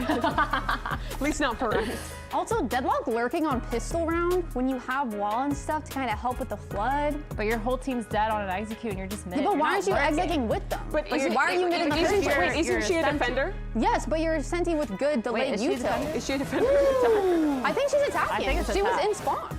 I wasn't paying attention at the beginning of the clip. I'm gonna be Oh. honest with y'all, I wasn't paying You were trying attention. to balance? yeah, like a you yeah. problem. Just Yeah. trying to balance yourself and not fall. Okay, so we got low. Well, I'll go. it's Low. pro. It That's was Jog. That's what I said. up and coming player Jorgimo. Up and coming. Oh, This is why he's Yeah. on duelist, guys. Yeah. I've seen him on the rank My ladder. deadlock, This is why my he's on deadlock is duelist. mid on pistol. Did you guys with you buy wall and you're not executing with me? Bro, my whole team is executing in a 4-1. What's wrong with that? I'm a sentinel. Let me be the one. Okay, but just you're Just let me deadlock. be. You're like He's so used to just running in first. What if, Let okay, him what be if he called the not default and first. this team just ran 4A? okay, well then that's not really his fault. That's just ranked. Yeah. But he should. That's what I'm He should saying. be used to that though. He plays a lot of it. Make the bad play together instead Yeah. of doing the right play I just alone. like how we are analyzing a multiplayer ranked game right now. Yeah. Like that's what we're doing here. Well done. That's where we are. All right, let's take a look at the predictions while Mimi continues to do a couple laps around the desk here. Mimi, do you remember your prediction? I Wait. do. I predicted against EG. Wait. No, you. Oh yeah, you did. Whoa, Riv And then is I predicted Wait, Cloud, Riv right? is the only like. Riv only one for EG. Shocker. I was 50-50. Okay, yeah, I'm not gonna lie. These teams, after what we saw in kickoff, I feel like they're right there holding hands when it comes to placement. I think 100 Thieves' success lies on Cryo today. Okay. I Yeah. genuinely believe that. I feel like Cryo needs to pop off. I think Timotino, of course, he's playing that Phoenix. We saw a little snippet of it. It might be really good for them, but also I feel like that creativity might not really play well when you're playing into DG's in on the Neon. We talked about his op. We talked about all that. And also Oki, who was going crazy the last time they played in that BO3. And I feel like it's more of a team effort on that EG side, whereas for 100 Thieves, they're looking at their star player to kind of go crazy. Ooh, well, this I was can't a take segment it of all seriously. time. This was It one. has was been. a It segment. still One of the is. best. This is one of the best Wait, we've have ever you done. had that hat on the whole Truly. time? Yeah. Oh, I didn't notice. Oh. I'm one of the most observant people out there. Yeah, You're really a great analyst, Mimi. All right, well, there you have it, folks. Unfortunately, as you guys know, we have a wild tech issue on stage. And once again, do want to apologize while Mimi is doing some more laps here. Actually, you gotta hit the corner nice on that one. Be careful, please. But I'm terrifying everyone in the back right now. They are so scared. Jokes aside, we do want to thank everyone for your patience. We apologize profusely for this. Obviously, like, these things happen. Tech issues, it's a very loaded show, lots of things, lots of moving pieces, and we have some of the best people that are working on it to get this thing solved as soon as possible. Not ideal, but this is just the way the cookie crumbles when you're talking about live events, folks. So we thank you for your patience. Get a drink, chill out for a little bit. We will be back in a moment, and we will hopefully have some more updates regarding this matchup. 100 Thieves, Evil Geniuses should hopefully be starting shortly, and we'll see you then. I don't even know what this thing is. I'm out of here later, guys. Oh my God. What are you talking about? my God. Oh, she's gone. She's out of the door. That's her job. She's fired. I'm fired. Yep.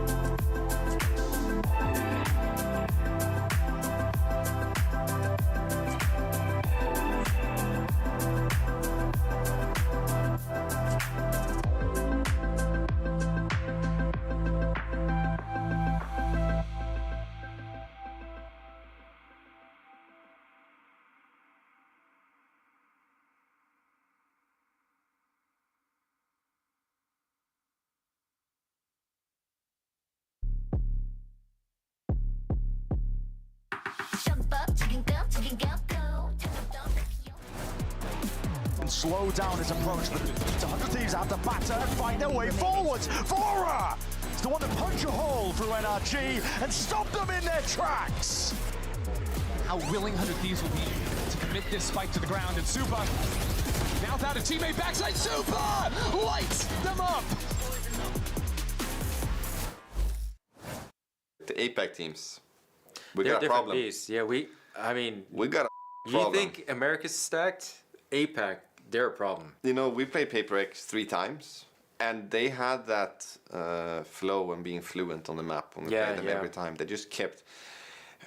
It was the first best of 3. Like, we were just in CT spawn on defense. It was like, damn. Now you know why we lost 4 or 5 times. Yeah, I was like, damn, are they gonna make their decision of going A or B? We're in CT spawn. We're ready to retake, guys. Like, just take a site, you know. Yeah. But they just kept defaulting and just killed us in CT spawn. I think they give off a vibe of like being nonchalant about the game and just. But they actually know so much about the game. They use that reputation against you a little bit. Oh, super aggro. But like honestly, they're sometimes really restrained. Yeah.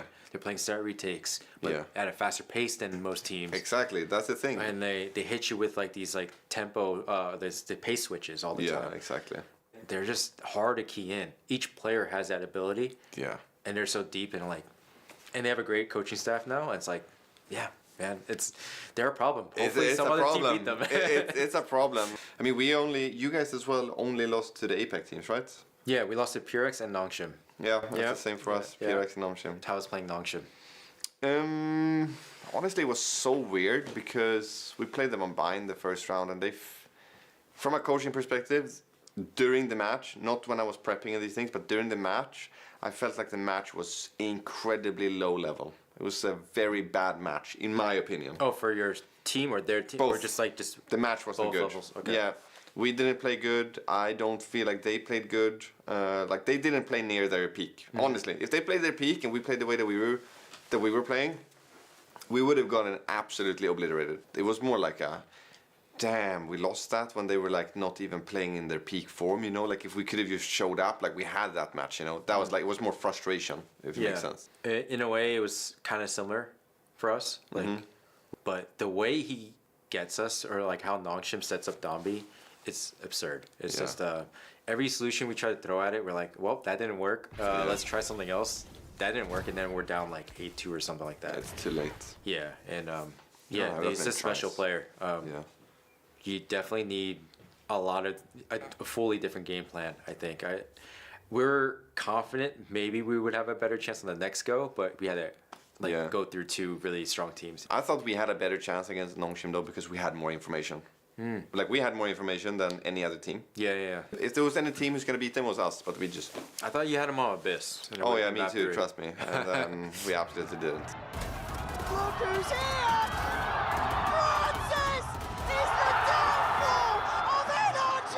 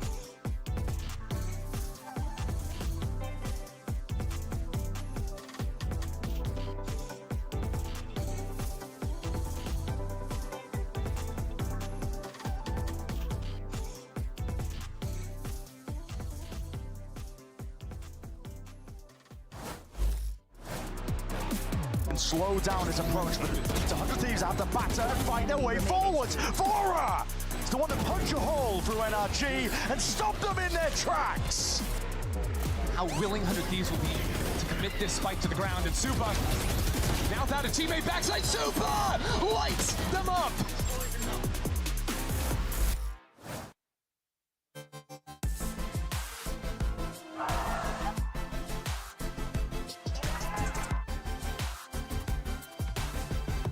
Santiago was fun.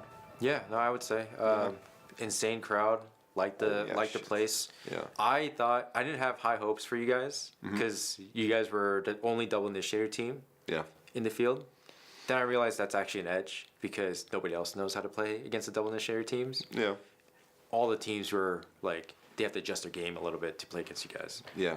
It was. And then I learned that they're just used to playing against like our style. Yeah. Going in, they're like, this is too new for you guys. It's time to adapt. So yeah, I'm not surprised you guys went really, really far after realizing that. Yeah, it's also one of our strengths, just growing throughout tournaments. To be honest, we didn't come in the best shape. Honestly, we weren't sure about the meta, but it's also one of those, you know. You guys do the same thing in G2. To be honest, you don't just blindly copy things. Like you do your own things. Yeah. And you tweak it, and you play your own style. It's like your Lotus comps is a great example of that, you know, where you have the Fnatic S comp, everyone plays it, and then you had your own tweak to it, you know, and you do your own thing. That's kind of how we do it as well. So even if when you know, the Waylay and the Neon was like, it was pretty strong in Santiago, but that combination was like really good on split, maybe on bind, you know, something like that. But we always wanted to, you know, just do our own path and like take information, because I always felt like there's so many teams who just like they just copy something and they don't know why they're doing it, and they're just doing it because everyone is calling it the meta. But I think that's like the beauty in Valorant, that there isn't a meta. There is like your own meta, in my opinion. Yeah, no, like that's what I think. It was the same. When you guys finished second in the first tournament last year, Bangkok, you guys had your like own style to everything as well, like your own comps and these things. And I think that's how it's supposed to be played, at least. I thought you guys came in the best shape ever, honestly, into this tournament. I'm not gonna lie. Like actually, you guys were on a roll. I wasn't sure how much it was because of the shock factor of playing against like new comps and stuff, but you guys were just so flowy on the map.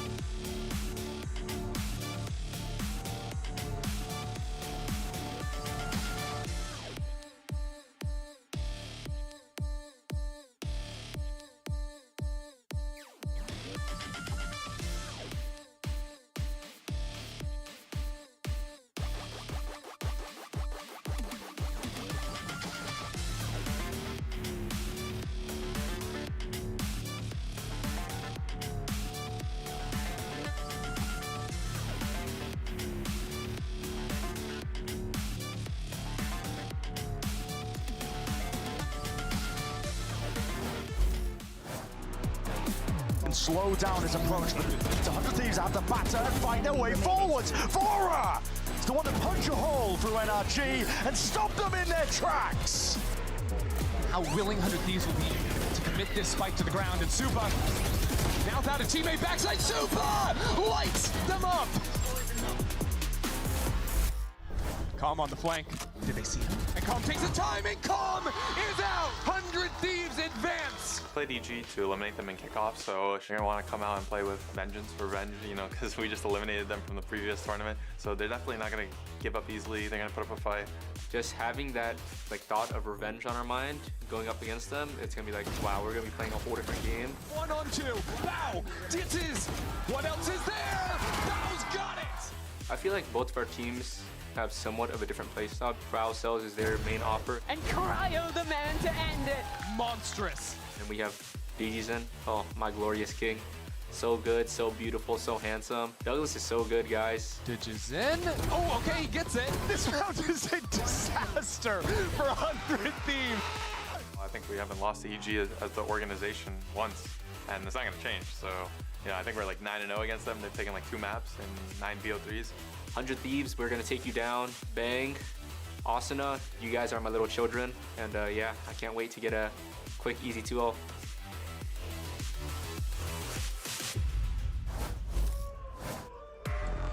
All right, everyone, we're out here with the crowd hanging out. We got a little bit of business to get through here. Welcome, hanging out with the people.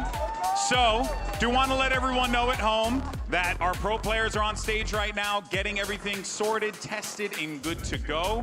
So hopefully we'll be ready in a couple of minutes. And once again, do want to apologize to everyone. I want to apologize to everyone in here as well. Thank you so much for your patience. Appreciate your faces. Now, I am joined by a couple of guests here. What's your name? Where are you from? What team you rooting for in this matchup? Philip from Los Angeles, California, and I'm going with my boys 100 Thieves over here. All right, give it up for Philly. I'm sorry, Philip from LA. I was going to say Philly. Imagine, oh my God. We also have another fan here. Great cosplay, great KJ cosplay. Who are you going for? What's your name? Where are you from? Name is Mason. I'm from Morgan Hill, and I gotta go with EG. Oh, okay, we got a little different. Who's your favorite player on EG? Oh, I gotta go with Bao. Nice. What about Bao? So entertaining to watch. Oh, you check out his stream and stuff? Oh yeah, all the time. Awesome stuff. What about for you, man? Cryo, bro. Cryo. Nasty. Yeah. Anyone else on 100 Thieves you're a fan of? Well, Timotino has been putting in that work.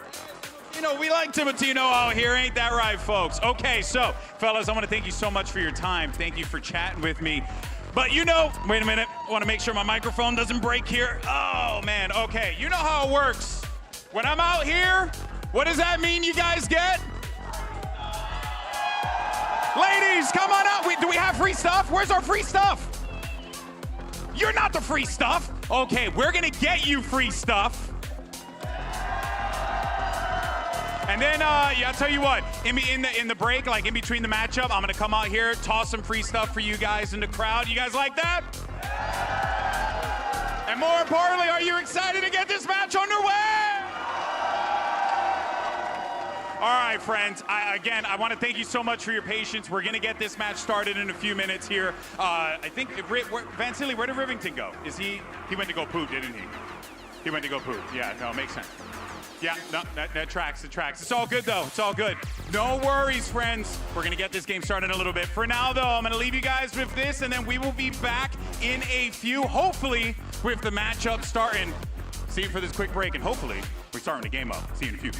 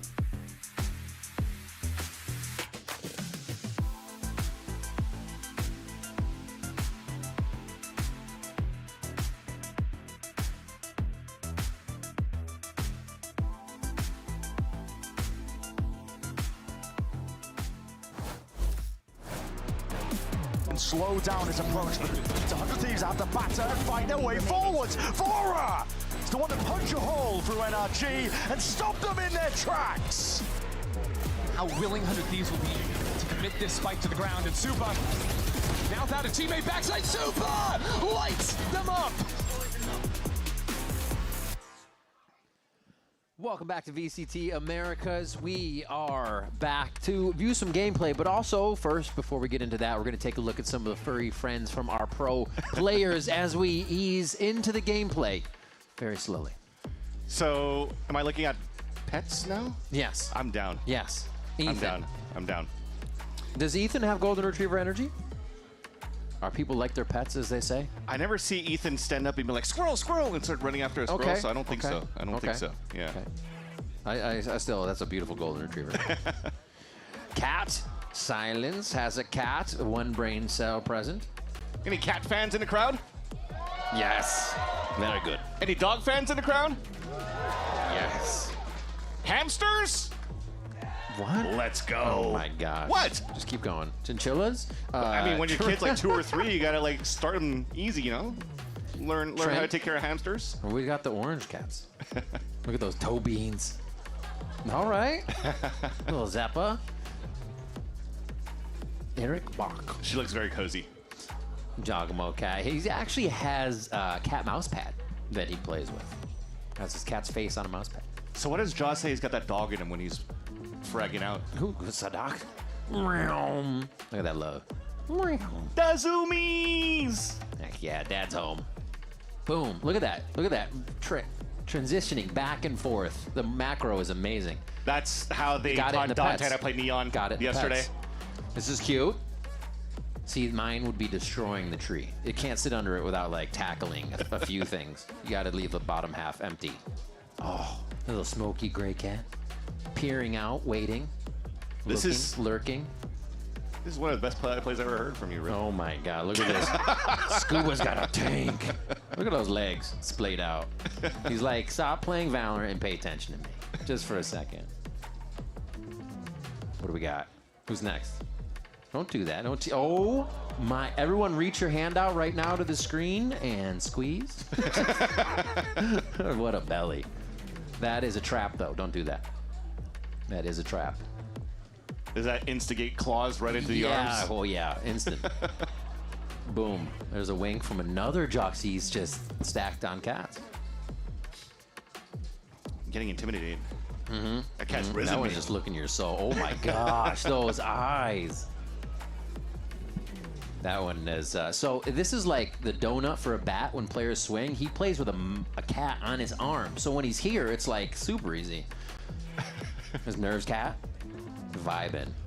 I think everybody did that for a little bit during the pause. And we're still vibing now. Still vibing. Just eyes open now. Multiple pets. Oh my God. Little update too, we got 10th player joining the server now, so we'll do a little bit of testing to make sure that the server's good to go. Heck yeah. When we get back in the game here. Is that a Maine Coon? It looks like a Maine Coon. NBS. It's a nice little torty. No, that's how my cat drinks too. It's just use. It's when it's too low, they hit their whiskers, so they're just like, let me stick my clean hand in here and just get it all over the bed too. Perfect. Silence got some pets in there. Taking care of a team himself. What is the golden backup? Yeah. I mean, what else can he do? That's the question. Oh, Riv, there's what There you it were is. mentioning before for Bonkar's cat. Okay, so he's just being very light. You're I was like, just you're about to not say, you- activating the trap. Yeah, there's a difference. Because I was just about to say you lied to me because I didn't see any claws come out. Well, it fits. It somehow doesn't fit, but it still fits. If it fits, I sits. Yes. Just in there. Gorgeous animals. So what we're seeing here is that it's kind of cat heavy. I just realized that there was like what, only Ethan Sadak so far? Yeah. Oh, you got Scuba's. Yeah, true. Scuba's bully.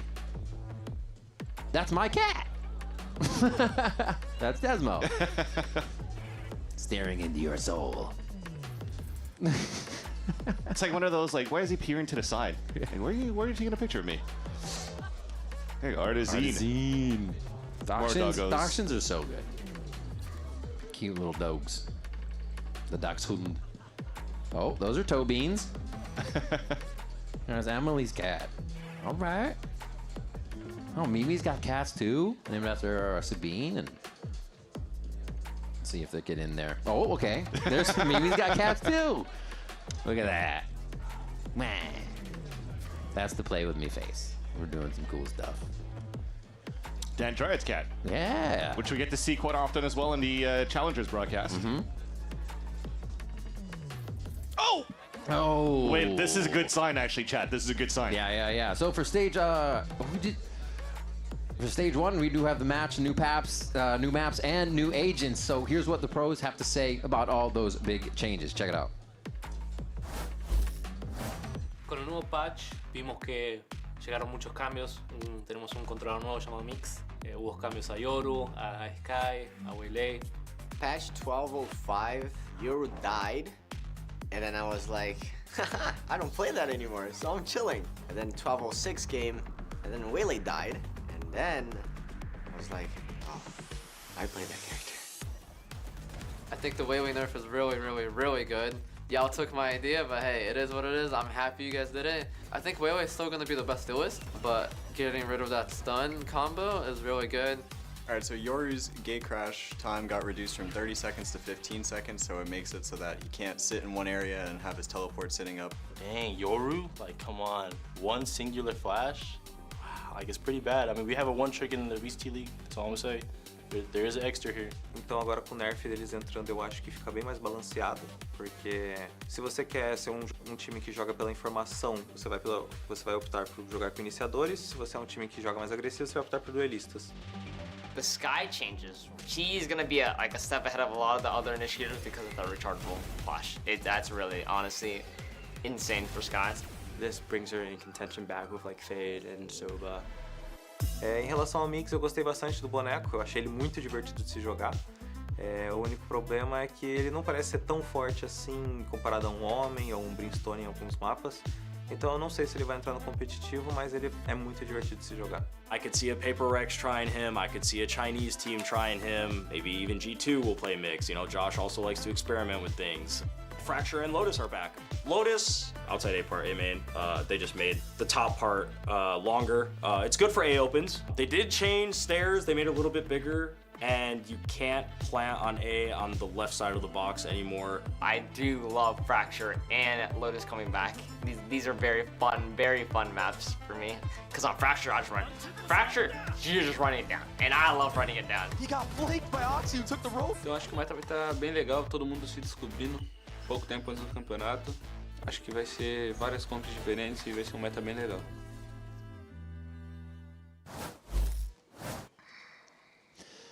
All right, we are looking to get into match shortly as players test things out. Thank you again so much for your patience here as we look to get into Haven 4 EG versus 100 Thieves. We have set this up. Upon setting this up, but we still will as we go in the game. And we're both also looking for the story from both teams as they're looking to kind of get new identity things onto the board, see if they work, and start to iterate on those plays. The big thing about identity, too, is for 100 Thieves, because if you're looking at the vetoes, hey, yeah, that's right. We'll talk about the vetoes later. We can actually start the pistol round now between Evil Geniuses and 100 Thieves going into Haven, the rematch of the lower round 3 of kickoff, where on this map, it was a dominant series for both teams on the attack side. And then he went into a 11-13 final score for 100 Thieves. And again, looking into this map, there has been some compositional changes only on the side of 100 Thieves as they start off on the attack, trying to leverage this Phoenix Flash and the aggression of the Phoenix Flashes to fight here, this Viper wall control from EG. Walls are down, we are in, and the same play looks to occur as Asuna takes a bit of chip damage. Com will stay for a few more shots, and he is unaware that he could be swarmed in just a few moments. A little knowledge there from Digizine saying it is clear long C but no movement from EG's defense yet. That's the interesting part. There's no pivot across because the KG utilities over on this A side already. 100 Thieves goes in for the exec. Here's that wall that keeps Calm safe, and it's going to give him one. Anchors himself down for a good kill there to help the team get back into the site that now 100 Thieves has control of. You'd hope here that you could get this flank, but Digizine pushing all the way down. Maybe didn't expect here that 100 Thieves would be playing with the Cypher, so they'll have this information already. Kraus watching towards the sewers, and here comes the exec reflood from EG on the spawn side. TPs, fake TPs happening just to throw some off. But Timatino steps into the smoke, taking it upon himself to start this off. 100 Thieves feeling good here, one up. As the round continues, the slide in, Digizine doesn't really have too much help behind him here. It's going to be just that ghost. And the crosshair is broken. He gets turned up, and Bang finalizes the round for 100 Thieves. Just a quick walk towards A, and a solid take for the round. Exactly, and a good nail to the coffin on that 2 versus 1 from the veterans of 100 Thieves. Of course, Bang recently re-added to 100 Thieves, but the experience that he has with Aspas is already there. They stall down, just wait for communication, stoic in that 1 versus 2 on that flank from Digizine. Asta calls the slide across and a double peek and get the perfect pick in the end. But again, interesting idea too, as what 100 Thieves, or EG was doing was because of that util on that A site to try to stall as much as they could. But here's the Marshal starting off on the contact of Convert over at Seaside.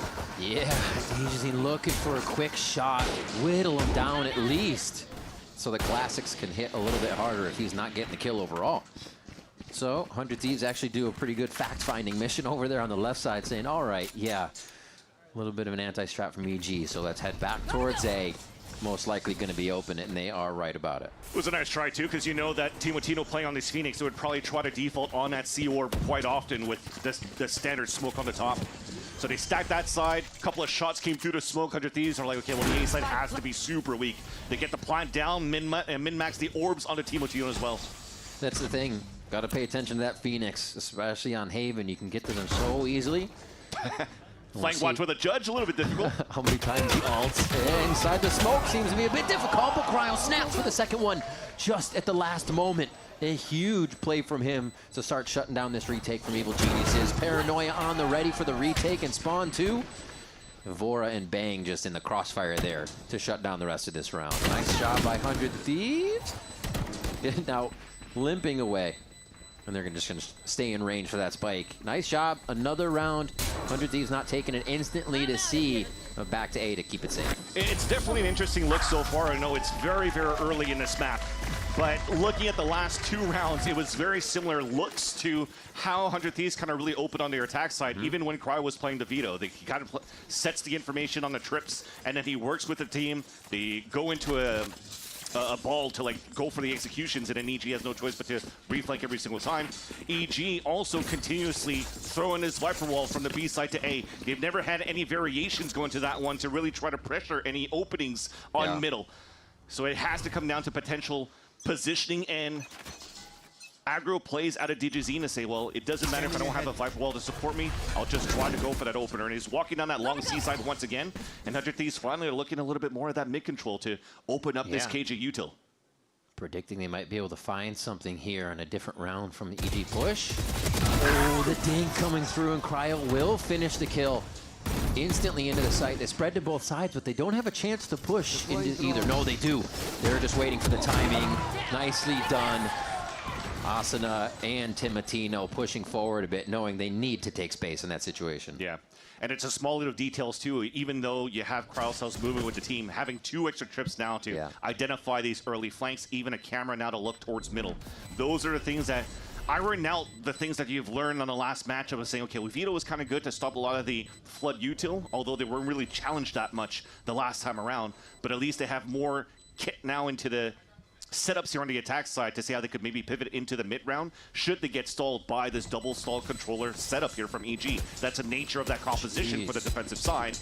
Go, go, go. So we'll see how 100 Thieves continue to layer up these rounds. So far, so good. They convert a very nice bonus round 2 from the walk entry over on that B side to punish Bao, who is out of position here. What can you really do if you get spotted in the first place? It's so hard to escape. And as I mentioned before, it's hard to get the communication back up, to get the Viper wall up right away if you don't have an alarm bot there, if you don't have the turret there to sound the alarm to allow Bao to escape. It becomes pretty explosive too from the side of 100 Thieves. I mean, you have the Neon, you have the Phoenix, and everything else. The Paranoia is going to be right there. Dart's going to be right there. So yeah, you better.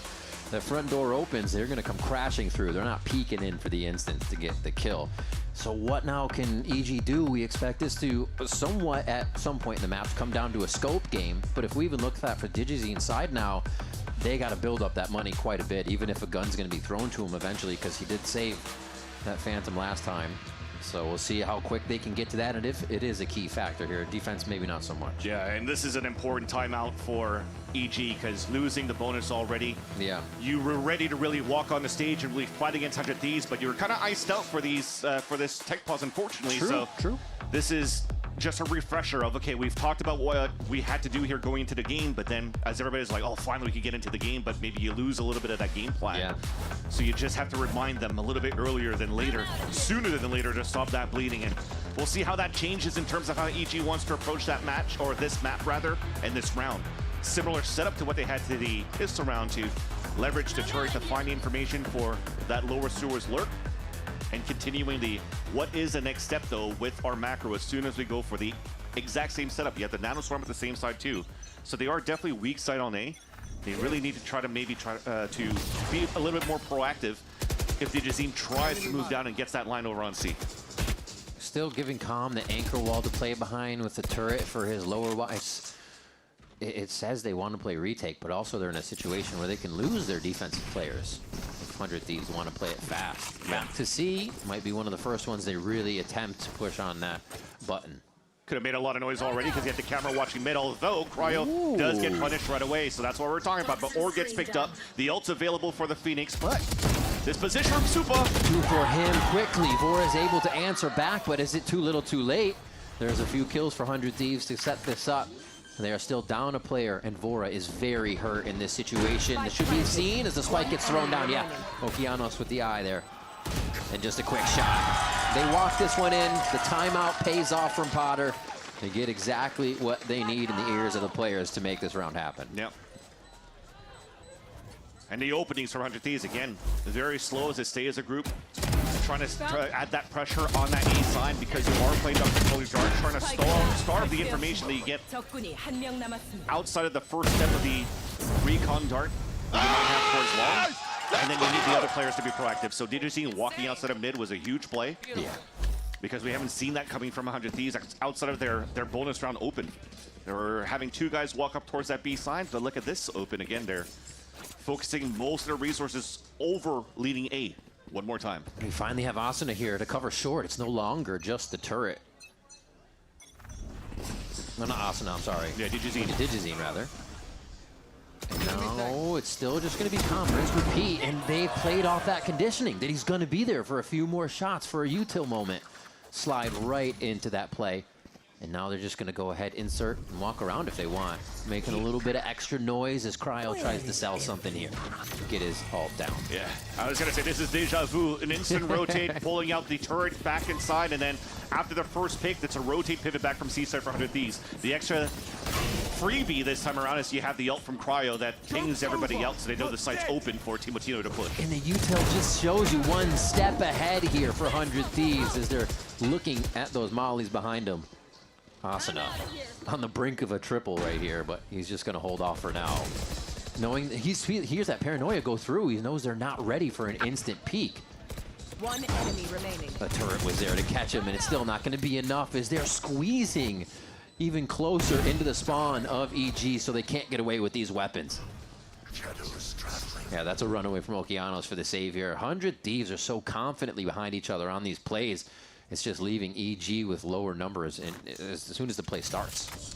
And you're seeing the variations. The start is fairly similar, right? A lot of people always working towards the A site at the very beginning, but sometimes now they throw the smoke towards that long A cross. Now this time they also slide forward and get the instant pick onto Calm because they've also realized for EGs, for these openers, they've only really played a solo Sova on that side with KG util to stall or just a solo Sova. So you slide out, get the instant punish right here on that slide, and it opens up A for you. Now you have the map to work with. Because now EG is like, well, they've been hitting A side quite often here and they're open, so we got to support that a little bit more. So I think this lack of aggression and early information for EG is making it difficult for them to really adapt to the openers and also onto the mid-rounding. Okay. We went to the shotgun store, and we have 4 Buckies. And they definitely look like they want to fight this time around, too. Look at this paranoid setup potential here. You have also the Neon to move forward and help. Oh, only 1 shot from the Bucky. It puts Asuna down to 8 HP. They were so close to making this work first. And he kills the angle on that one to not go down to the shock dart. Everything just a millimeter away from working there for EG to at least get a leg up in the round. 100 Thieves looking with 5 still to hit this A site. Crazy round 2. 4 Buckies and a Vandal so that Okeanos could walk down and try to get an opener here. Calm is just hoping that he could win this 1v1 to salvage that Vandal. Playing this little wall tuck down here. Yeah. Says hello. Oh god, 1 down to 8 HP, 1's down to 10 HP. So close to getting these kills. I don't think this one would have changed the round, but you see what EG's going through here on just trying to get a sneaky Bucky buy-in, but just coming up short on those. Now the Buckies are looking like my rank games. Yeah. Where it's like, why are they not dead? It's like that's what point my blank Bucky right in the does. chest. Standing ahead. It's the same thing they did with Downby.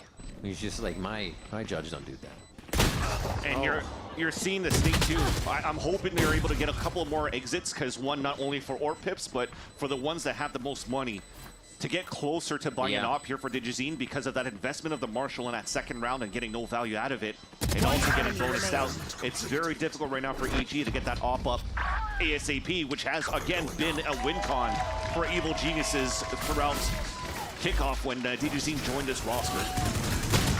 And so Asuna dashed through and got Calm last time, right? So they felt confident already to fight A-Long because the smoke was coming down, kind of for protection to Calm, to Dart, to Drone. And they're still happy to fight it, even if there's going to be someone else there. And that's the thing, you're trying to add more resources to help towards Calm, and exactly. He's set up for the spray. I love this, because they've been walking forward as well. A spray with the Odin could actually do a lot of damage here. They're pinging it so far to maybe be careful of a recon dart, but... And the operator's now alive. Rings out to start the round and actually drops one of the ways for them to get in. Let's hear what 100 Thieves has to say. Hold on, Kim. I'm looking for a pick. Roll mid. He's opting over. So now having to adapt here as they identified the Odin and the op for EG now. What are you gonna do? I'm just looking for this guy if he picks the op again. Okay. Well, looking for a pick, but I don't see anything. So bang. I think we should send it. Yeah. Can we go? Wait, I'll pick pod off. Okay. Wait. I chill. That, I think. Yeah, just speed up.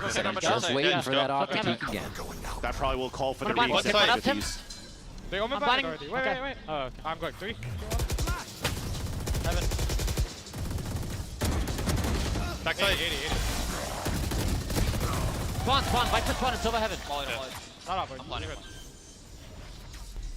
Careful. I think 2 spawn. We're working on spawn. I try it. I'll go. Sorry about it. You could see him try to repair everything in the round there. No, just wait, we got to do this, knowing that they lost that entry coming out of Asuna right away. They got a good shot on Digi, but it just wasn't enough. And it was a small thing because somebody said flash as they were throwing that flash over on the east side. I'm pretty sure that was bang after that pick, and somebody said, oh. So if you had Digizino flashing across that wall on the east side first, and then the Paranoid to continue to scale in the back, that would have helped them a little bit more. But they didn't have too much control towards that back of the A site. EG found that timing to reflood. And that puts them back here on the board. Again, the op and the Odin. That's what they've identified at least for 100 Thieves on a previous round. And a nice diff, though, from Bang's elevation with the Phantom. And reading that DGZine's going to re-peek. Watch your eyes! Throw 2 mid, so you can see a quick peek from Asuna there with a little help from that flash. He's still going to go ahead and a little bit of a solo mission here. Guys have a little bit of help from Vora behind, but for now they're going to back off of the situation, not finding anything. And EG's got some pretty good info out of that, but can Bao stay alive here? You have no choice but to do a one and done pretty much for Bao, but the mistake for Bao usually is when he gets punished here on util going down, he likes to re-peek out. Thinks he has the upper hand. It's the only reason you do this. You catch them off guard, but it's already Cryo thinking 2 steps ahead, knowing you're going to do it. the tough stuff to get around here as Cryo again controlling his 1v1s, and now this gives 100 Thieves a chance to get up long. And he plays that through Superman's wall, so that's exactly what we're talking about too. The utility that Cryo can take to his advantage now, not having a veto and being able to lurk more here as this Cypher is nice. Come on, let's go. Beautiful hit. Oh. Great job by Com, calling that first shot out. Space is trying to be made now by Asuna, and Okeanos isn't going to allow for that to happen right away. Gets himself to safety, buying time, playing his life, and Superman's going to be able to come with the backstabs in there. Com as well as they come out of the defensive side, roaring through here. Great job by Oki on short there to turn 100 Thieves' eyes to his attention. I'm mistaken, I think Com even sprayed from heaven to get that last kill, but yeah. So far, Superman has been immense in terms of how he stepped up for these retakes for EG. The Guardians and getting these taps is huge. Also catching 4 off guard because Oki was able to escape. Again, the comm is very good right now when they are making it work in these chaotic moments for EG. It was a very strong start for 100 Thieves, but EG are looking to really fight back in this game since they were bringing this off back up here for Digizine.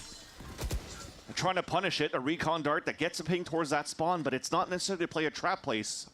Kami is currently playing towards that seaside link, so he's not going to utilize the Hunter's Fury for that.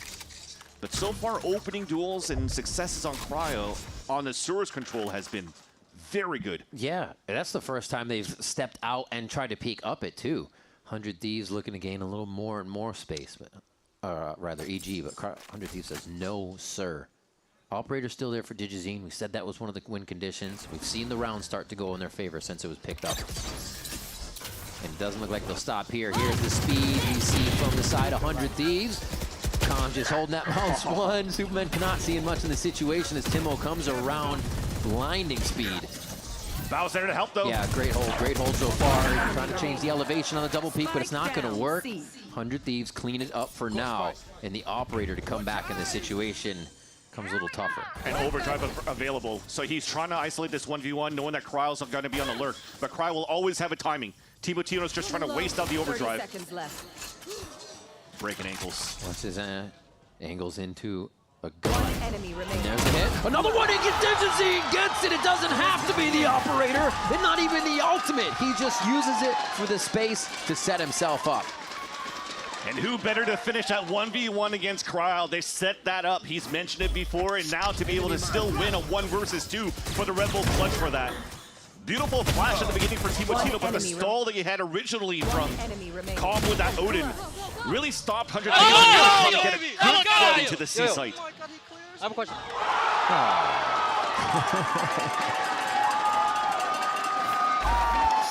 Man, what a Red Bull clutch it was as well for the side of Digizine. He wants to get revenge here, he said in previous interviews. He says he wants this win really bad, and he knows Cryo's on the other side with that scope, but he just wants to play his game, and right now the team's helping him do that. It almost seems like that means Digizine, I mean, this is only his first year of playing with EG, so his record at the Americas has been quite difficult against Cryo. So you're looking at past teams he's played for. Yeah. Loud. He's also played with FURIA. You're looking at those teams. They haven't really found too much successes since that super team here from Brazil back in the early days of the VCTs. So Digizine is still trying to show here that he's one of the top players, top duelists that we currently have coming up from Brazil. Yeah. And finding a home right now with an all-star American Vietnamese, I guess I could put it that way, as a roster, and they're making it work. They're vibing for sure. Potter structuring what she wants to see next here out of the team. So you see Okeanos on your screen. He's been real hyped last few rounds. Com bringing out the Odin. And they're trying to correct the calls and get on the defensive side of what Vora is doing. Somebody who came into stage 1 and has the skill set. We've seen the shots, has the moments to wow, his split clutches to end matches that we've seen before.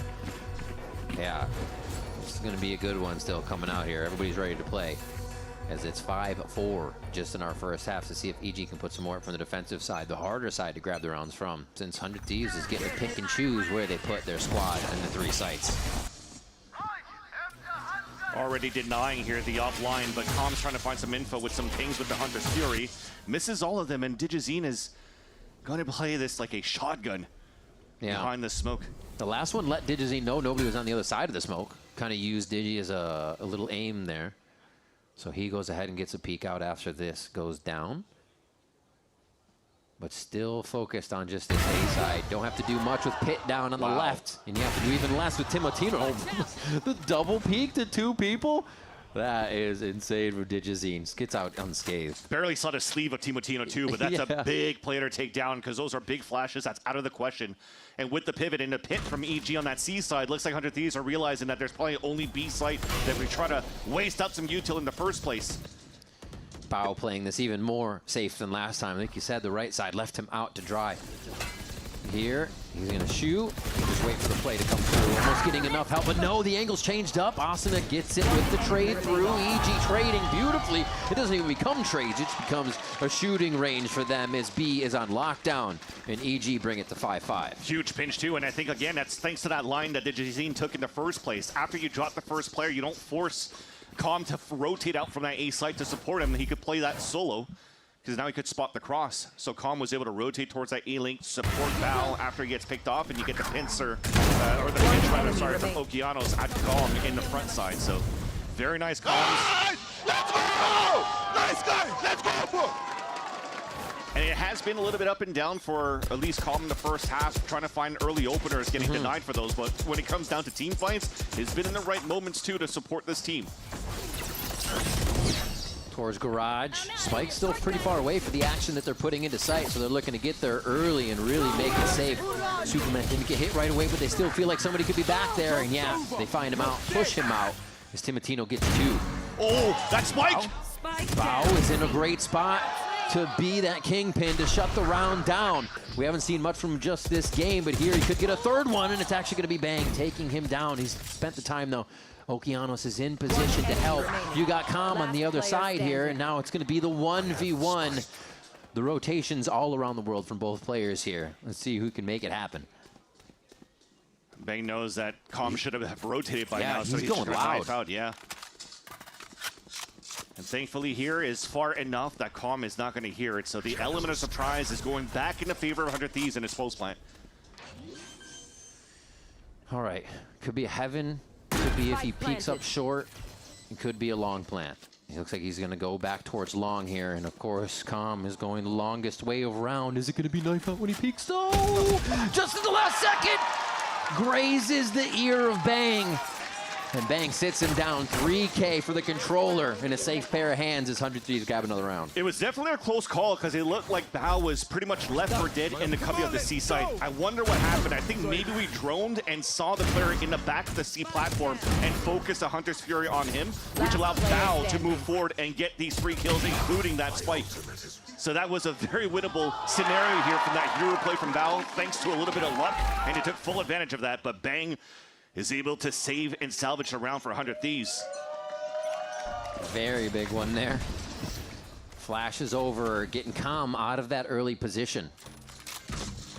And kind of, I'm probably telling Vora what's happening around the map. Be careful for mid still. Digi can go in for that repeat push. Oh, they can hear that. Lots of movement. Oh my God, this aggressive push. Oh, he just gets out. The operator in a situation where you're basically going to have to quick scope. You can see how confident he is. And that's why it's difficult there. It took 12 rounds to finally realize that they've always set this camera in the window. So EG walking down, finding that out, but they can't take advantage of that anymore. We're in the last round of the half. And that's why I was asking for a little bit more of proactiveness. Speaking about being proactive, as they're trying to move and find the info and to pick towards that B side, look how passively Calm is playing this. Yeah. They know here how they're so weak towards this A side at the beginning, looking for that hero play from Digizine in that front B side that they had to play the retake. Exploded on, wait for Bang to try and from the shadows all the way to spawn. Can't backstab if you are found. Yeah, he's still waiting. And it's fine. At this point, you make sure that nobody's going to be able to push out towards the spawn. You wait for the rotate from Bao so you could use here this lockdown for the retake. And you know for sure with a flash remaining for Timotino and with Neon there, they're going to try to fight this back to deny it. Oki starts one off. They're pushing out right now, and he's going to have to start backpedaling. There's the from the shadows. Bang's going to have a bit of a backstab here as he comes around at the last moment. Somebody's watching and it happened within the commotion. They're not really looking because it's through Calm, and he shadowed the play. Oh, they were looking like you said, but it was just off. Detained! They're all detained. Not gonna be good. That's a defuse. Get in there. Digi's making sure he doesn't even have to worry as that defuse comes through. He just, wait a minute. Okay, that got me a little scared. 6-6 coming through. Holy moly. Somehow that was still edge of the seat for both of them, even with the detains in. But what a first half shows both teams kind of coming into the position where they feel comfortable here back on stage. Yeah, I think 100 Thieves wanted to be proactive with that one as well. I love that they were fighting towards that A-side lane to deny the ult, but that could have been huge once again for Bang to save the round. But not being able to get that detain, not being able to get that lockdown allows EG to cut up the half now 6-6 as this is a start that we wanted after the small pause. Crazy stuff. Well, it's going to continue as we come back from the break, so don't go anywhere.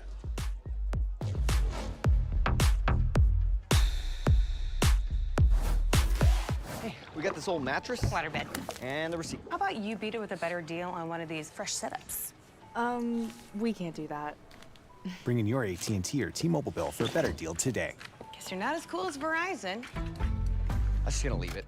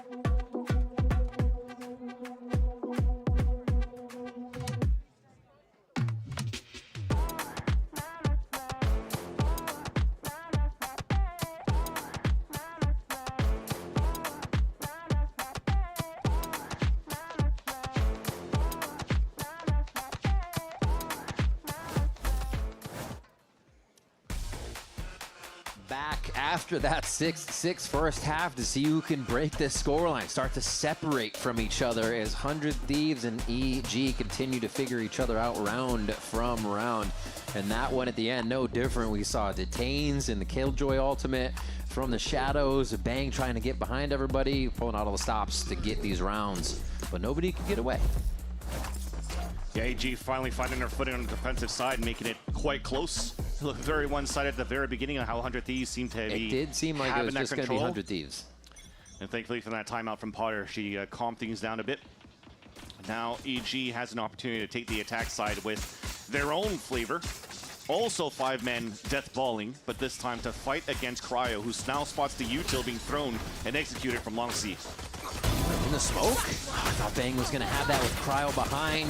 The trip not giving them all the information they wanted and just crashed through here by EG. You saw some of the shock darts to clear that util. Really well played here. But Asuna has a say before this round ends. Yeah, EG's going to push knowing that is coming up behind them. One more, 2 more. I don't think they know he made it so far in. Now they do. Oh, wait a minute. Vance. He's got the peak. That lineup isn't the perfect for him. Low is Okeanos, though. Tap that spike and forced him out. The shots made you think. But yeah, EG was there. EG is ready. And Superman's going to be there to get the final kill. It's just unfortunate for Bao, too. He's getting caught a lot so far in this map, but the rest of the team is at least there to really fight back here against 100 Thieves. I love that. The paranoia and then using Digizine as a drone. So also not only being a star duelist for the team, but also selfless to find the info, which is what you want from a very good Neon.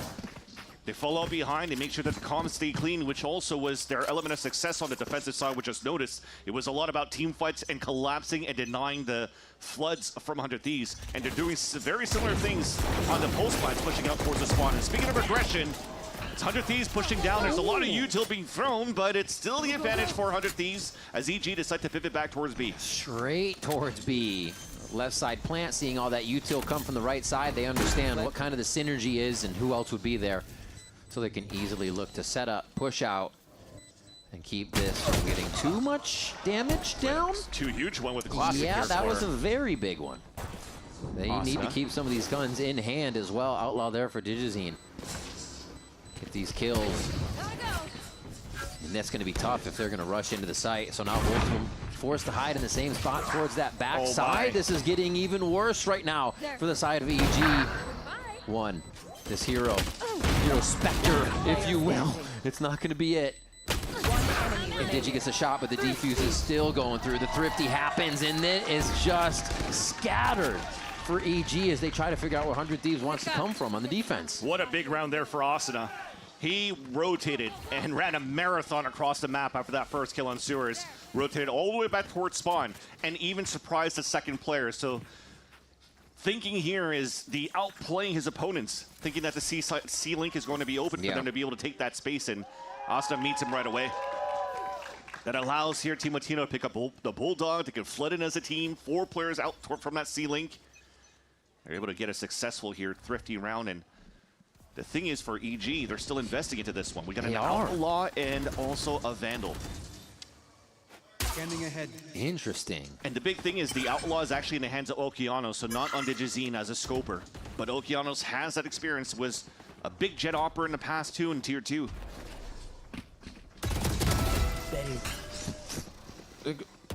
Okay. They're running this one in, thinking the util would be there to kind of separate what they were looking for here. Asuna just takes down Calm, and they feel free to run around right now. They just got to figure out where this Vandal is if they hear it.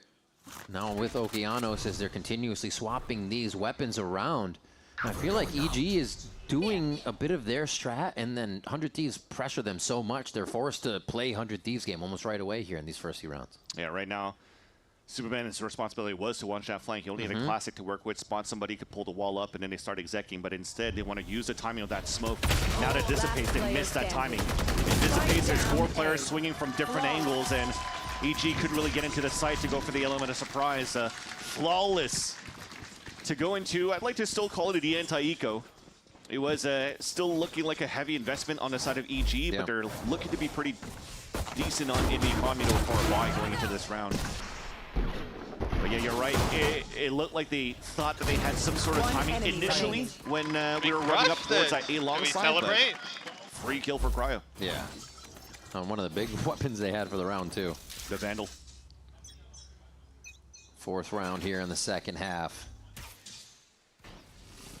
Quick util kill. Trying to catch Khan, or rather Vora if he was still there. Wow.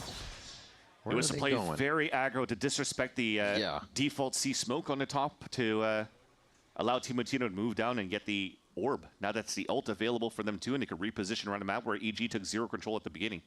They have to, now it's their turn to have to re-clear because the ask already was there for 100 Thieves. They answer back by re-pushing towards the C side, but this leaves a lot of gaps that now can be exploited here on this line for EG. Sorry, for 100 Thieves.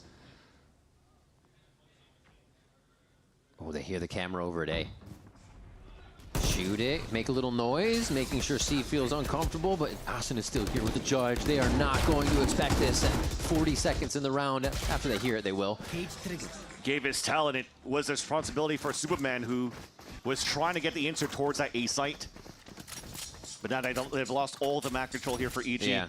He'll have to come back to the, okay, let's Hail Mary our way into the B site here for break this trip. 30 seconds left. Can't see it right away. Walls up, then they're going to break and go through. The noise is made. 25 seconds left. They have nowhere else to go. Timotino's going to make it uncomfortable for the time being as he plays his life protection there from Vora. They go for the double swing. Nice job by Cryo to be a 3rd one there and anchor the entire play. They really didn't have to commit to either site. Stay in the middle. EG had nowhere else to go. 100 Thieves are there to receive. Yeah, that was definitely a huge overcommitment from Bao. After the reliable gets thrown and the recon dart guarantees that ping on the defenseman falling back towards that A-link, it's like, okay, well, the site technically should be clear for us to control and maintain that spot. Instead, they tried to push forward where, unfortunately, they weren't really in tandem there to go for these instant trades. And no matter what, it would have been a 3 versus 2 in favor of 100 Thieves, and 100 Thieves has always been coined to be very good for these 3-2-1 multiple swings, and not just on 2 players.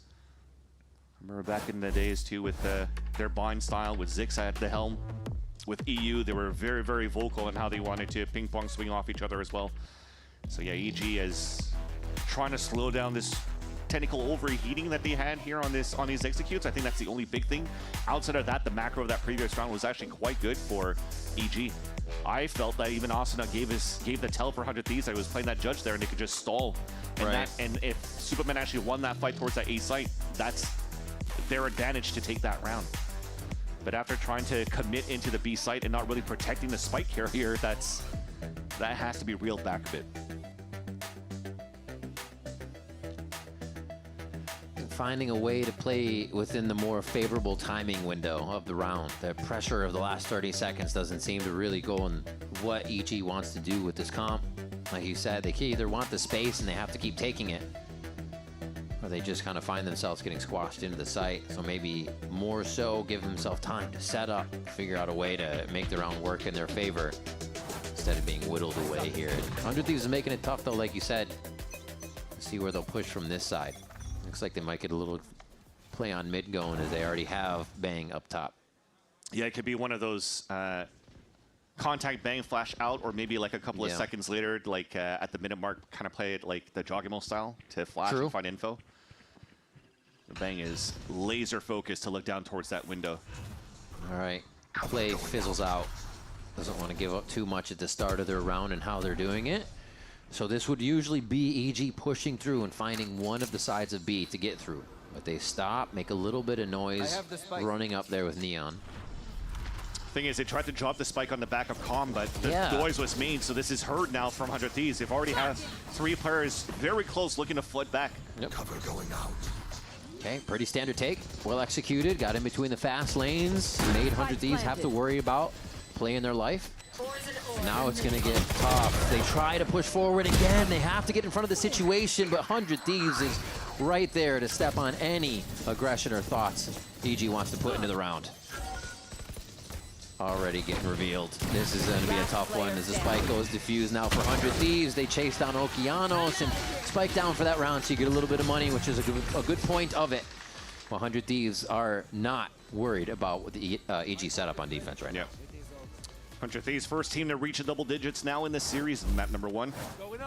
And so far, I'm still trying to see if playing this type of composition as well, Cryo will eventually opt once he has the money for it. So far, he hasn't been contested to the A side, had to play 1v1s. And has been holding on to the Fent for the longest time, so you don't really need to fully invest into it yet.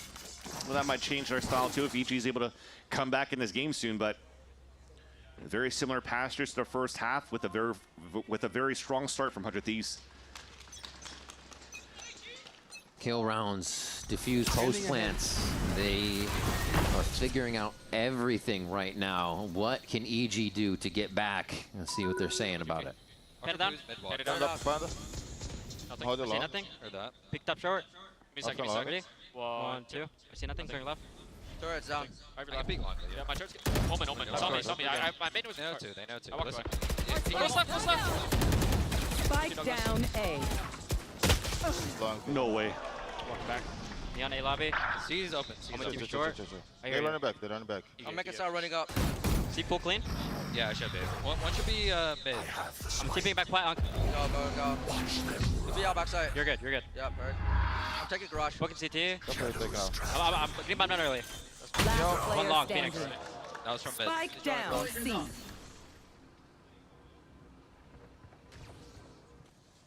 So for garage, Phoenix long. Superman will have to go into front.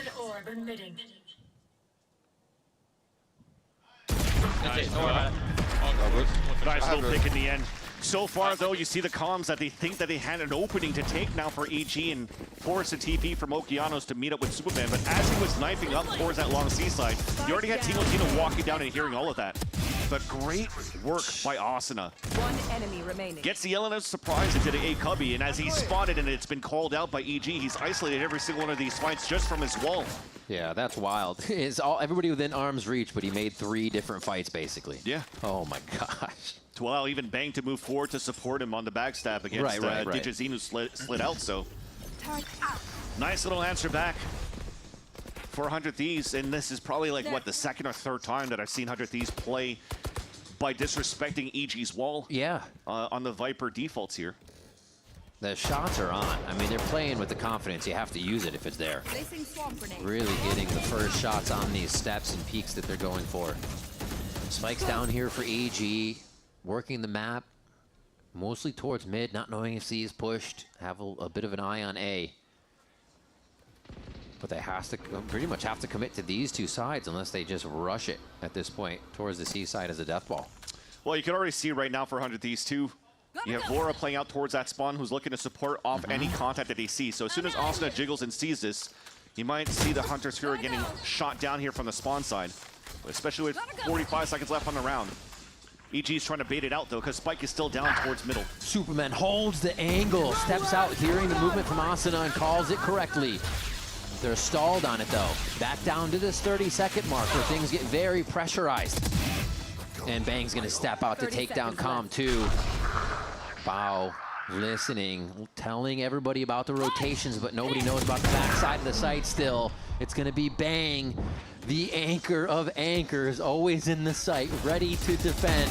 Just when you think it's open. Cryo and VORA getting kills across the map and also in sight, and they don't even know about Bang yet. 2v2 though. Spike will go down, but here's the push forward. There it is. And Cryo picks up the last two with the Phantom crunching in on different angles. Again, a little bit of a step ahead every single time for 100 Thieves. They tried to sell the fake for EG on that A site. They baited out the Hunter's Fury. They had a great opener from Superman. But then after, you have the TP back from Bang on that C site, knowing that the fake was there towards A.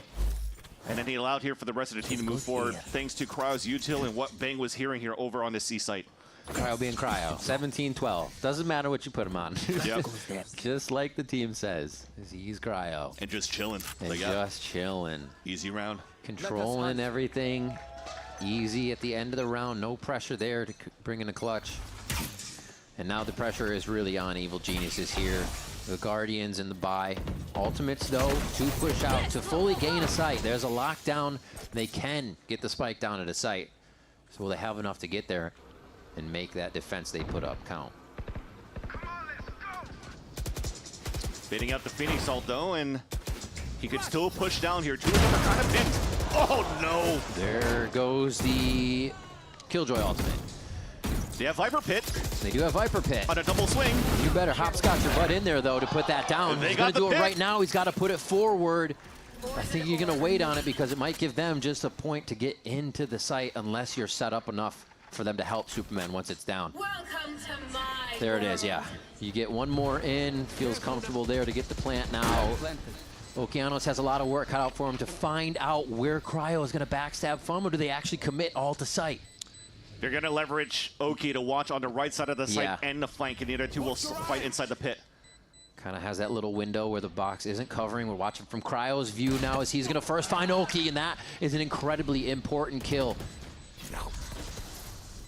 They're going to put themselves right in front of the ultimate. It's not going to take much damage to get through. It gets dropped.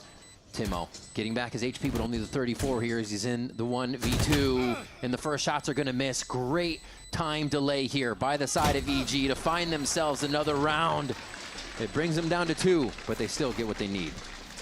Okeanos playing against his old enemy here in the Tier 2 scene. From the M80 versus TSM days, and a great opener from Timo Tino to start, though. A huge lineup. But again, we talked about the huge responsibility from Okeanos playing outside of that pit, and he delivered. Winning this one against Cryo has been red hot in this first map, and also jiggling against the Star Duelist 100 Thieves. He also wants to prove that he could play on any agent and put big numbers up. EG stays in the fight.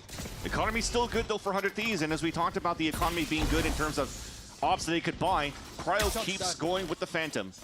Interesting that the Shock Dart misses, though. That is an unfortunate mishap for EG on how they're defaulting now. Slow play on this one.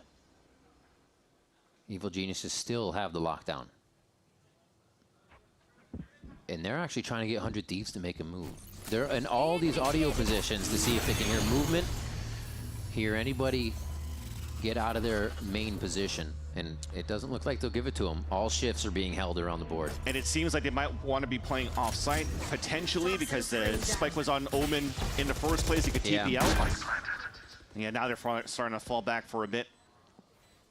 Calm is now the one. I also think when Bao, I think, was trying to throw a nanostorm right onto the spike, he got instantly shocked by Vora. Oh, he picks it up. The blind correction for Calm. It's going to be a few kills out on grass. But now they have to gain the control of this back. Bao comes in to help Okeanos, but they get traded from different angles as Cryo is still on that lurk. Vora looking to get on a kill here. Digizine can't even get into the smoke to understand. No, he does get the diffuser, but it's going to be already to half. That's going to be the diffuse. 100 Thieves play it slow. They play it calm, cool, and collected to find the 13 rounds on Haven to take EG's map pick away. Well done. We talked about both teams finding tremendous success on their attack sides in the last time they faced off against each other, but this time looks well ironed out on how they're both denying positioning off each other on the defense. The 100 Thieves definitely looked much better at the opening rounds and not giving a chance for EG to set up when they thought that they had good reads in the mid-round.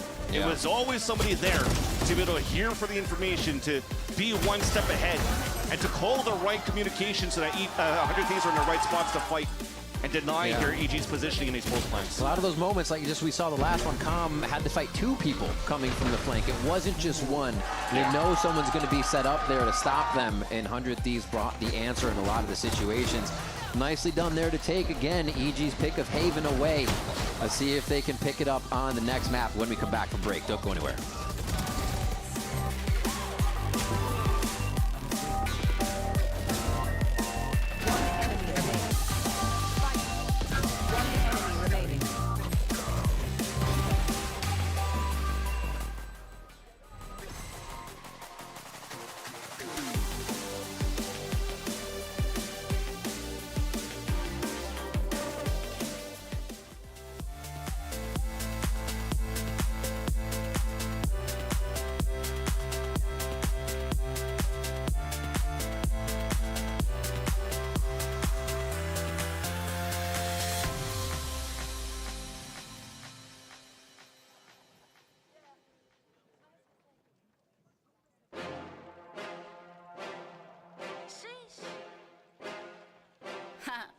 Okay.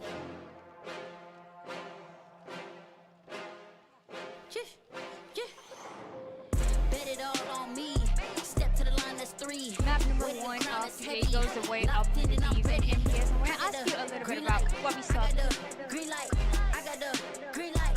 I got the green light. Preserving my energy. Don't you belittle me. No, this ain't symmetry. I'm in the field. I'm in the lead. Gassed up and you running on E. Walk tall cause you standing on stilts. Elevated cause the rock that I'm on. Celebrated cause it's up and we gone.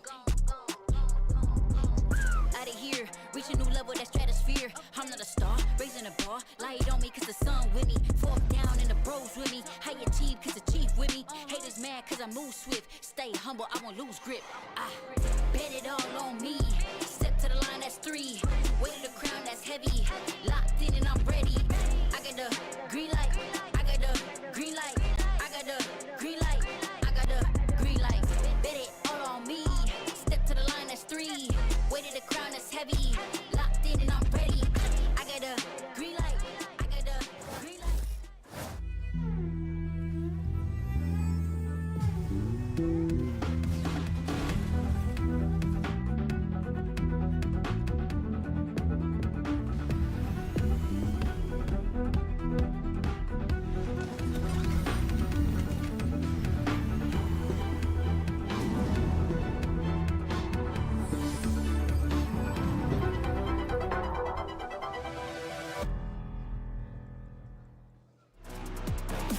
Slow down his approach, but the 100 Thieves have to batter and fight their way forwards. Vora is the one to punch a hole through NRG and stop them in their tracks. How willing 100 Thieves will be to commit this spike to the ground, and Super now without a teammate backside. Super lights them up. Map number 1 of today goes the way of 100 Thieves and MBS. I want to ask you a little bit about what we saw, because we talked to the team and we expected some of the gimmick comps, some of the new ideas to be introduced, but the Phoenix and the Neon were maybe not the way that people were expecting, with an Asuna that has a lot more experience on the Phoenix and a Timotino that has a lot more experience on the Neon. So what is that decision making on who is going to play what? honestly, as a coach, I could have put both on both agents. Asuna does have a lot of Phoenix experience, but it goes way back to like 2021 or 22. And he's an exceptional Neon. I would call him like a Neon specialist. Additionally, the more variety Tim has, the happier he is. So yeah, when I had an option to, use speciality from Asuna's like Neon and make Tim happy, that was the choice. Sounds good. Thank you so much. Got me. All right, welcome back, folks. And good news, we did finish the game. And seems like the bunny took the chair. Damn it. In any case, though, EG not able to put it together on defense. We literally talked about this in that extensive break. And Mimi, right out of the gate. We talked about the game during the break? I don't we talked about their so. defense. We talked about, like some of the struggles that EG has been having. Come on, stay on brand over here. Now, the thing is, they only got 2 rounds on that when we flip sides. EG certainly struggling to be able to find anything going on that side. Yeah, I want to talk about some of the protocols in their first half, and in particular how much they struggled to deal with A, in my opinion here. This is the pistol round. 100 Thieves open, sending 5 towards this site, while EG opens, sending that Neon down. But look at the rotations. They've actually only sent 1 player in to hold towards A lane, and no one floods the site with comp. That means he dies alone. 100 Thieves get to set up for a backside hold, and they shut down as EG try to flood in, and that late flank comes through. A little bit later on, this is round 5 now. Calm is here, not alone, but very separated from his Neon. He gets caught out while trying to drone by the pace of that Neon popping through, and down he goes to the judge. And you look even deeper into this round. This is a slower approach to A, 400 Thieves. And again, Bao is out on an island, gets caught in the open, and taken down. They end up winning this round, but I feel like a theme of this half was 100 Thieves abusing this A gap, and EG struggling to get players into position on the site to support their anchors and to not get caught off. Yeah, I think you're thinking a little too little picture here. Because that was the first half of their defense. The second half of their defense was actually the second quarter of their defense was looking really good. Their protocols were really good. They were really able to flood into sites. I think yes, their weak side was abused by 100 Thieves, and I think they did a great job kind of finding that out. But the floods were insane. The anchoring was really, but I think really even good. when they won some of those late floods, their solo player on the weak side was still dying in those rounds, and they were winning 4 and 5s that they should. But it's weak side for a reason, right? You have 1-3-1s. You have your the best teams right now are moving away from playing solo Sova A and are sending multiple players there and are more willing to retake the other side. We did start seeing that in a couple of those rounds. I saw the Killjoy and Omen, Oki, doing a lot of work on that A side, anchoring down short, getting multi-kills, and having the rest of the team kind of flood in. Those were the rounds where they were having success. The delay. They had so much delay. They were able to flood in. And I really liked seeing EG holding hands together. It feels like they weren't doing it at such a speed I think in late rounds still, the rounds that they were losing came down to EG failing in the fundamentals and not being up to the level of 100 Thieves in the team fight. Let's not forget as well, right? There's some big rounds you got to be able to pick up, right? Like that pivotal round 3 after you lost your first 2. If you're not getting that third round, I mean, you're basically cooked at that point, right? Yeah, no, for sure. I mean, I think EG was definitely struggling against a lot of the aggression that was coming out for 100 Thieves, especially Asuna. Like, a lot of those early half rounds, you constantly see them going for something super quick, abusing that solo, like Mimi was kind of saying, and trying to get that first pick with that Neon, and then resetting into the round, and EG just didn't have an answer for that right away, but they did get there. I think it's really interesting. We just heard the coach MBS talking about how he considers Asuna to be a Neon specialist. I love to hear that because you have Timatino, who's arguably one of the best movement players on Waylay. I would expect him to be on that Neon. You have Asuna, who's so prominent with flashes, to go on the Phoenix, but his Neon was actually insane. He was so quick with it. His judge gameplay was absolutely insane. And I feel like he was genuinely proactive in a way that I haven't really seen that much from some of the Neons that are playing in VCT. Reminds me of his early days when he was playing Raze, right? He was like so good about taking space with that agent, had such a great understanding of it. I actually didn't like his Neon when he was playing it, like 2023 when Fracture was in the pool, with 100 Thieves, of course, still back then. I felt like he looked a lot better on it today. He was very aggressive. And I thought that EG didn't have good answers to how deep this Neon could go. That round he kills Calm alone on A. The round he's killing him in A lane. So often it's either a Phoenix Flash combo or just Asuna running it down, and an EG player completely caught off guard by him. Listen right now. EG is certainly in a bit of a pickle, down 1-0 in this series. Let's see what's going on with Coach Powder. We have Dryad standing by. throughout the entirety of kickoff, we saw Evil Geniuses banning Breeze, and that is the map that we're going to next. Why did you decide to leave it open this time around, Potter? We have a few surprises, but we've got Douglas on the team. His op is just so good. This map is his playground, so it's been a work in progress to try to set him up to be able to have fun on it. So we'll see how it goes. Anything that you want to say about the surprises? I mean, no, you guys will see it. You guys will see it. It's not anything crazy. All right, sounds good. Thank you. Just lowering the expectations that Potter's setting up here. That giggle at the end made me believe differently. I don't know about that. You know, I believe her. But she is right, though, right? Breeze had been a map that EG wanted to avoid like the plague. And now, here we are, Mimi, they're about to play it. Sounds like they were anticipating this. Sounds like there's some preparation there, but kind of goes back to what we were talking about on Haven, right? You can anticipate, you can prepare, but you got to be able to execute in those moments. And right now, EG, they have those moments where they do execute, but then they have those other moments where things kind of just fall apart. For sure. Big things I'm looking at this map. Late rounds, need to see better team fighting from EG. I think compared to 100 Thieves, they did less of a good job of ping-ponging off each other and having that synergy in the moments where it was the most chaotic. I think that's where they got beat in so many rounds. The second, this is a map defined by the op. She said it there. Yes. DG's in is the win condition here. And for that, I need to see a one pistol round. I need to see an early op in his hands, or this could snowball. And I think just what we saw on Haven, the anchors on EG, they're gonna have to really step it up too on that defensive half. I don't think DG's in op will be the thing to I think it will be the thing to kind of carry them through, but will it be enough if those players also aren't showing up? That is the question on our minds. Will it be enough for Evil Geniuses and Powder to force that map 3? We'll be right back, though. Rivington and Van Silly, we'll see you on the other side for this quick break.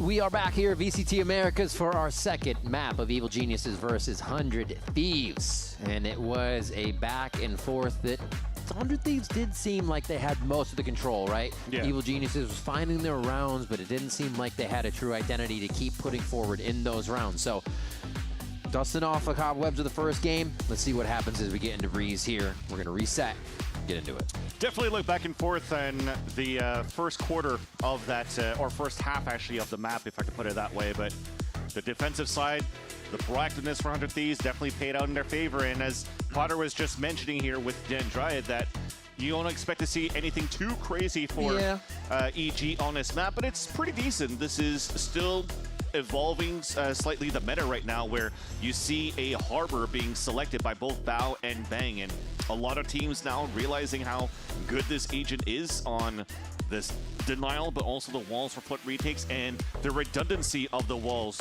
for site takes as well. So we'll see how EG and 100 Thieves do their approach of this map with their new harbor in the comp.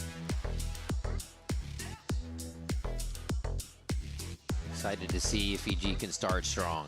Get some of these pistols, get Okeanos to the operator faster here. It could be much more pivotal with the range fights going down. Yeah, or it might just be for Digizine, right? That was also the other thing that Potter was mentioning. We were trying to get the op as fast as we can into his hands, and Oki is going to be playing more of that support role with the KO. So name of the game as well for both of these teams, as it's pretty much a mirror matchup. With the exception of Timotino on the Jet and Digizine is on the Neon, is to make sure that the KO are able to do a lot of this util denial in terms of information of what Common Vora is going to try to do as this Sova. But if not, as soon as that plan fails, you have the ability to throw these walls, pop flash through them, and fight, where both of these teams have been really good at in terms of the flood fights. And originally, too, both of these teams opted to play out of Breeze at kickoff. A lot of these bans over on Breeze on the side of 100 Thieves. And Calm is first contact, but dropped here by Asna. Oh, still pushing down through the door, though. trying to really give it to each other towards middle to see who can get the better fight down. And we're looking at a 2v3, I should say, from EG's side as they come in to get this. They don't even know about Asuna still. They're going to try to go through the doors. That angle is so precarious to check. The wall's going to help, though. And now they get themselves to safety. This is a tough one. These fights are so spread out. And there's so many angles to check on the way. And yeah, we were just waiting for the Asuna, and that's when Cryo takes his time to go in. A 3K there on the Viper to start, and a smooth attack side pistol round here for 100 Thieves. And also sometimes when you have the debate of what agents could be good on this map too, especially now that even if Sky is back, and maybe you could start seeing some Sky on this map, teams are seeing that KO could be very good for the underhand pop flashes outside of the smoke. Even Phoenix sometimes could replace the KO to play these flashes outside of the smoke. So one of the things I love about it is you can the pop flashes, the back turns that you're also peeking with at the same time. Everybody can swing instead of kind of wait for the bird. So I love that point from you.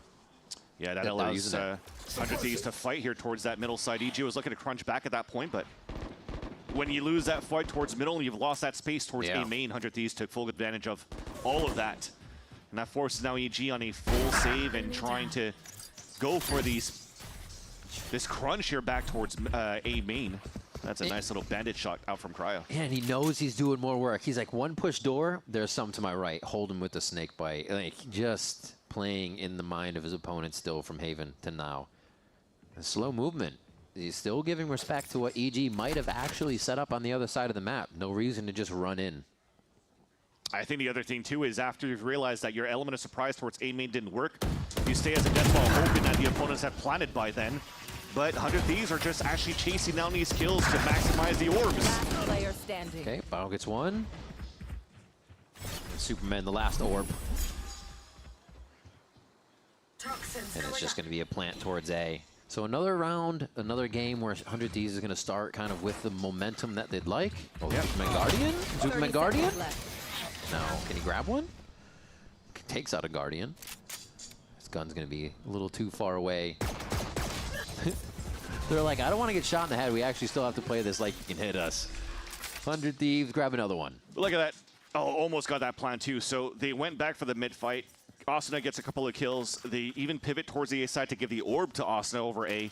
He even gets a kill on top of that and almost got a plant. That would have been dangerous for EG in their rifle round against the bonus of 100 Thieves if Asuna had that pretty much ready. But you could definitely see on 100 Thieves' side, they could start defaulting at that right away. So a lot of that focus here to control the A main, deny that from the side of Digizine. And then Asuna could probably prime up the orb and the plant. Straight up over, little lineups, if you will, but more so just getting the space that they need. Oh, Digizine denies that space. The quick trades are still coming in. This has been very fast. Every take by these teams, everybody's backing each other up here. Can't necessarily say the same just yet. The angle's there, but not for EG. 100 Thieves swipe around the corner of the pyramid there and take sight. Yeah, very nice double jump there from Crab outside of 100 Thieves. Talk about that a little bit more, as it seems committed for the side of EG. Although Okeanos just got pinged, that's probably his life gone. So he'll have to come down to Superman coming through the double doors. Fragment, the bounce to displace, and the wall comes up for safety. Just answer upon answer here for 100 Thieves to get into the site, and they clean it up again for Alive this time. Yeah. So the first advantage that you saw there from EG, at least from the defending round, was after Asuna went back to grab the orb, there wasn't a pop flash to really throw through the first harbor wall or whatnot for the two to walk through and get a contact through the defensive smoke. So it became a first easy blood for EG side on the defense, but after that, they continued to work as a group. One nice, jumping, bringing across her, double swing into the player in the back go of the wide site. for you, Jordan. There you go, just being selfless in these plays to making sure that they guarantee these rounds for 100 Thieves. And through all of that chaos, Asuna now has the null command for this round, although they are playing the anti-eco one more time after, unfortunately, again, converting a bonus round, just like on Haven.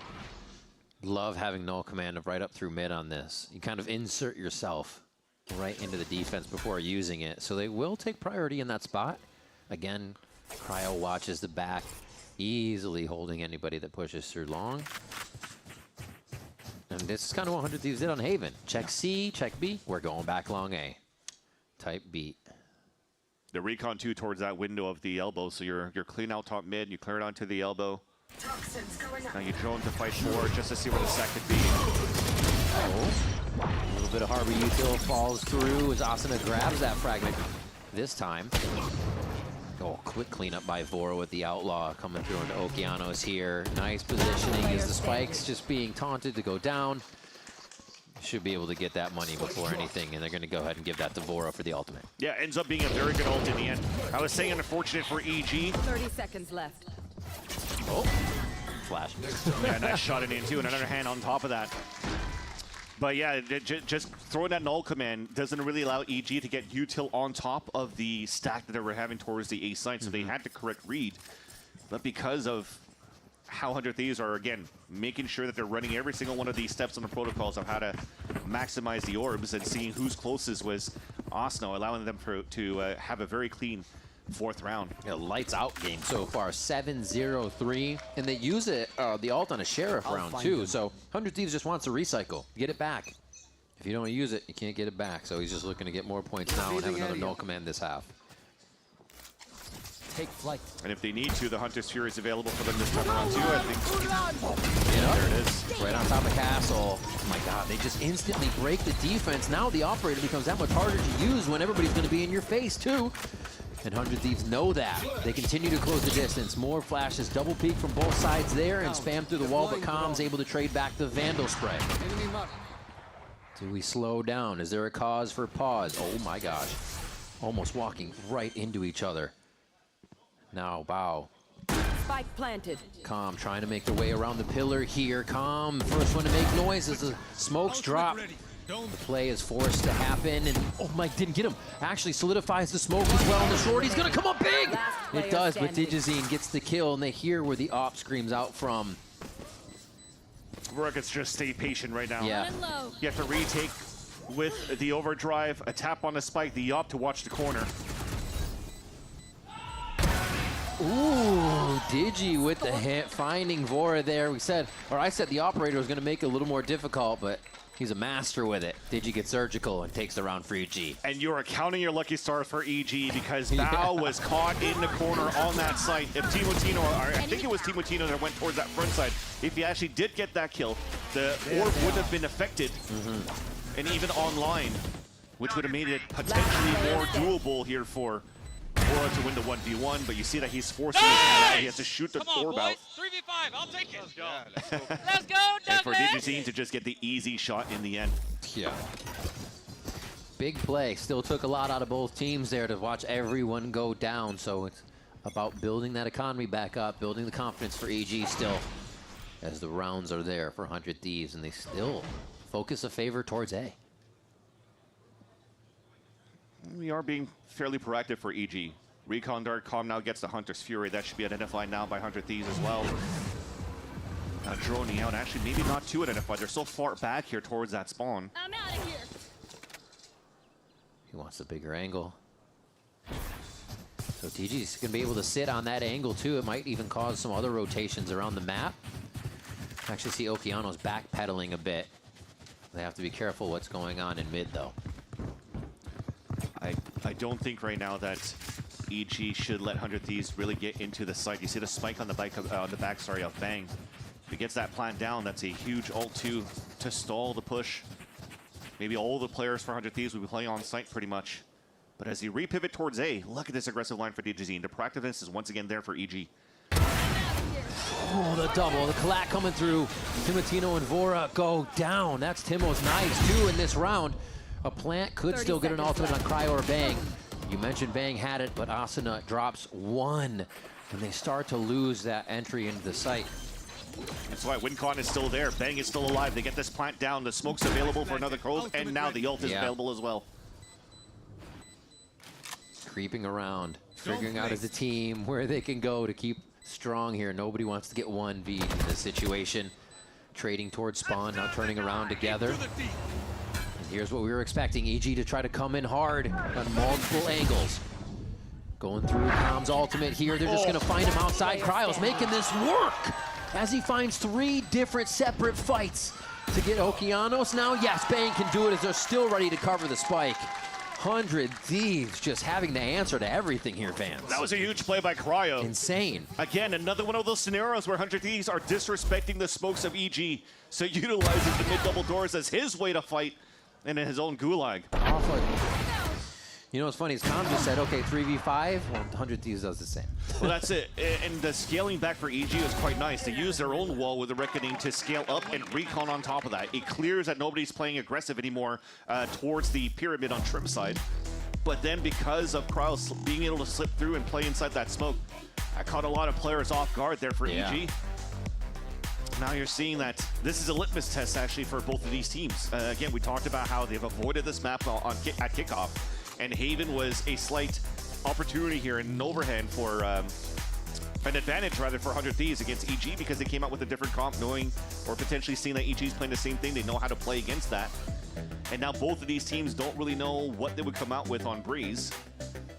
But the litmus test that you have now is definitely in favor of 100 Thieves as they're continuing a very comfortable and confident attack side here on Breeze. One thing they're not dealing with, which is something we expect to, but usually see from Potter and teams, is a lot of the anti-stratting, figuring out what a team does, but in a position to kind of be finding your footing before anti-stratting, and they're not getting that position because 100 Thieves is running through everything. Well, they also never played the map as well, so trying to find VODs on them and trying to come up with the next, exactly, to find those tendencies is not going to be non-existent, which is why, again, the litmus test is the practice that you put into, okay, this is how we want to work our fundamentals and our foundation around this composition. And unfortunately, it's not working out for them yet, so they have to patch and fix as they go. Call it out this timeout for EG.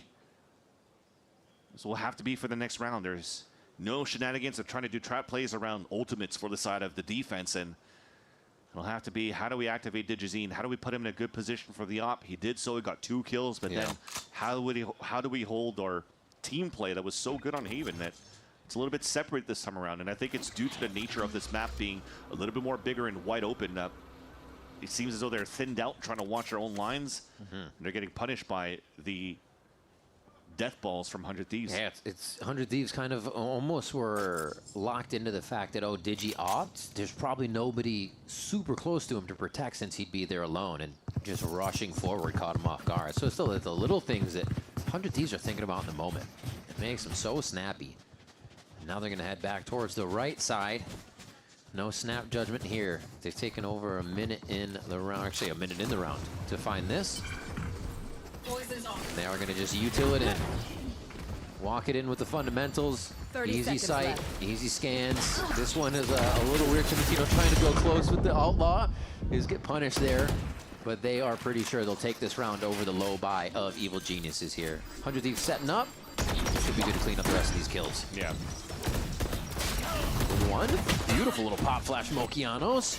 Can the guns get picked up though? Just out of reach is the problem. And Cryo is there ready to squash the hopes and dreams of this round.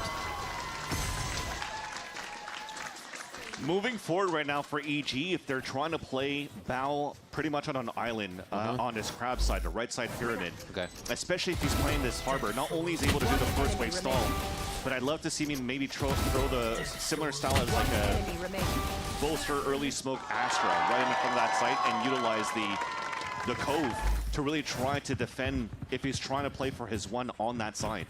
Because if not, he's just storm surging. It maybe stuns one, but there's always players behind to trade out for 100 Thieves and to support, where it doesn't really give yourself a winning condition or a winning chance or fighting chance. You got to use the kit to your availability here, what you have for Bao. Supa trying to do something for AG here at the beginning of the round. Takes more damage than he wanted to in that situation. But he does pause 100 Thieves from their initial strat. They may just run the same thing, but it'll take a moment now. And I think EG feels a little more comfortable with that at least. They're going to go for elbow this time. They don't want to stop. Oh, he's trying to keep something active right now. I think that's a good call. Yeah, the read right now to control middle, which is not too bad.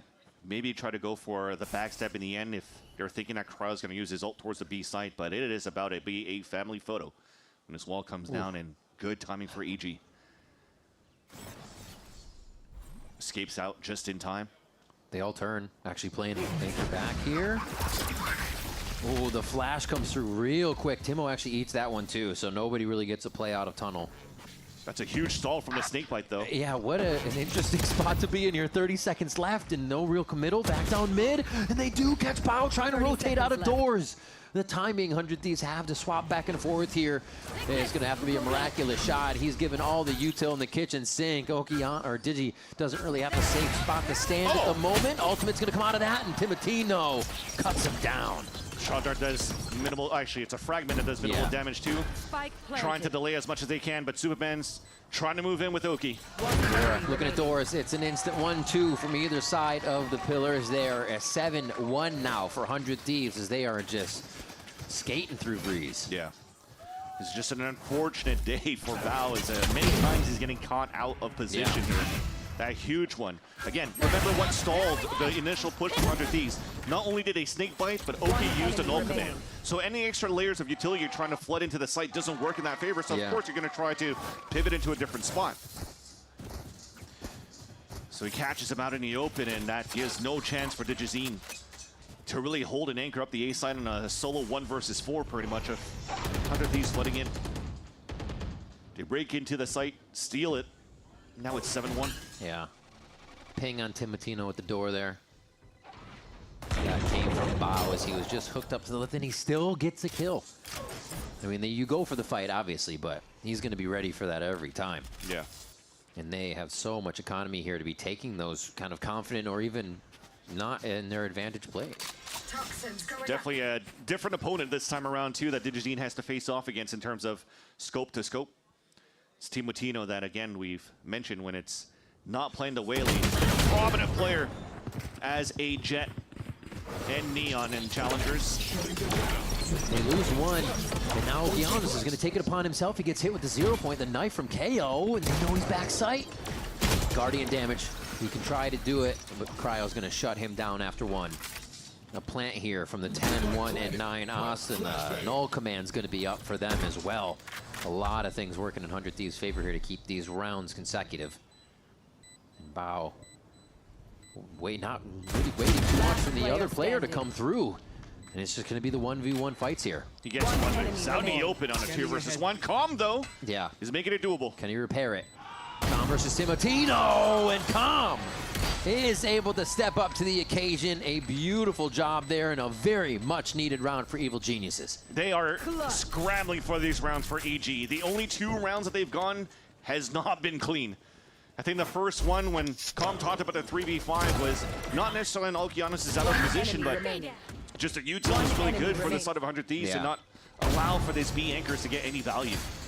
And a Red Bull clutch need be what EG needs to start the confidence, to get back in this one, and it comes from the leader, right? So maybe that trickles down a little bit here, that's going to start getting the team energized.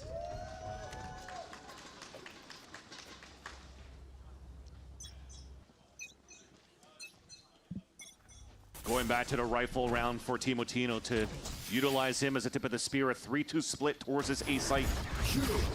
Can't be a contact play, but the judge hoping to hold his ground. Boom, boom, unloading. Bao gets 2 great kills. Really the first time 100 Thieves has been met at the front door with a little bit of trouble.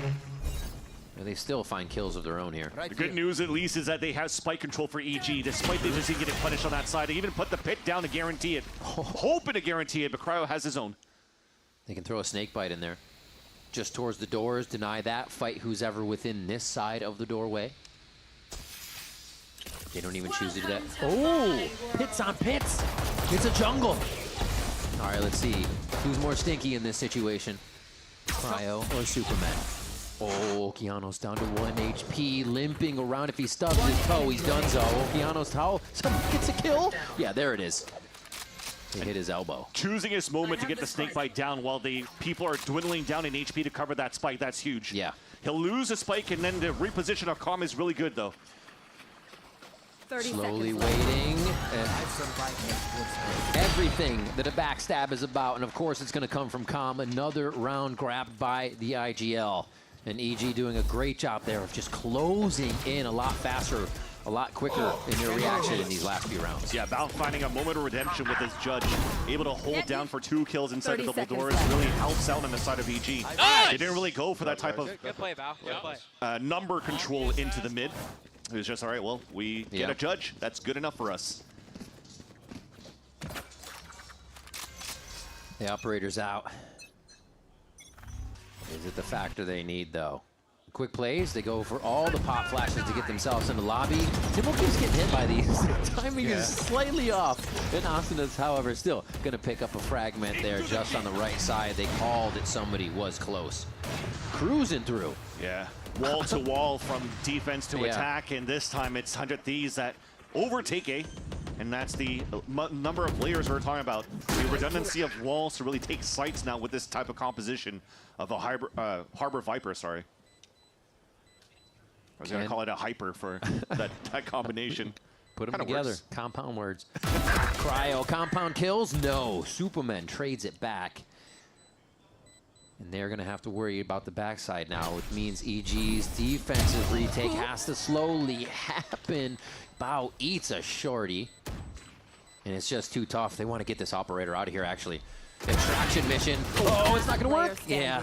Take it down. The big buy falls to the floor. Superman looks for the far kill. Might be able to trade one. Gets a little bit of armor off. But he gets taken down as well. 100 Thieves just picking and choosing what they want to do at the end of these rounds as EG has no way back in to answer. Armor versus life, you'll take it any day here for 100 Thieves, and also breaking the econ on top of that when you can't see the off.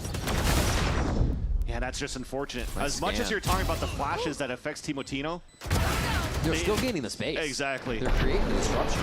Oki couldn't do anything in that position, got pinged out, got mollied out. Yeah. That's good boy.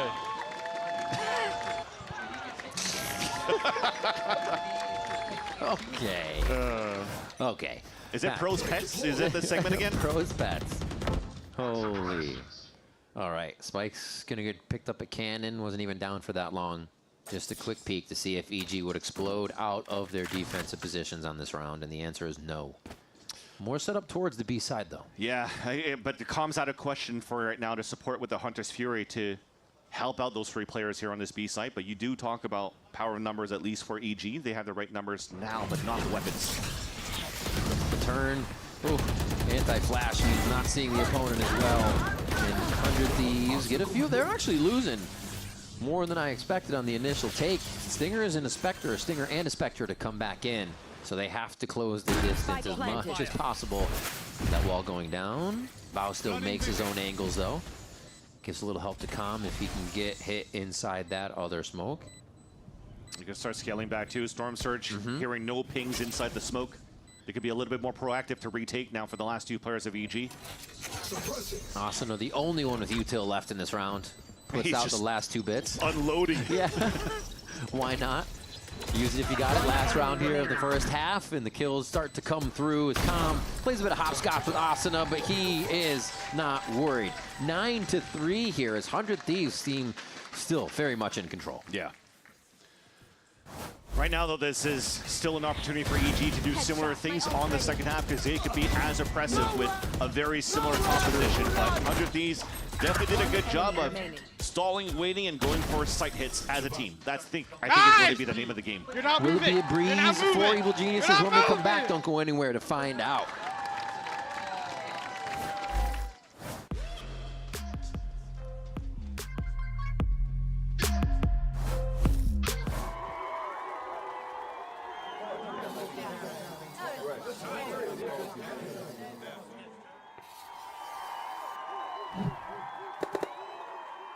Red Bull gives you wings.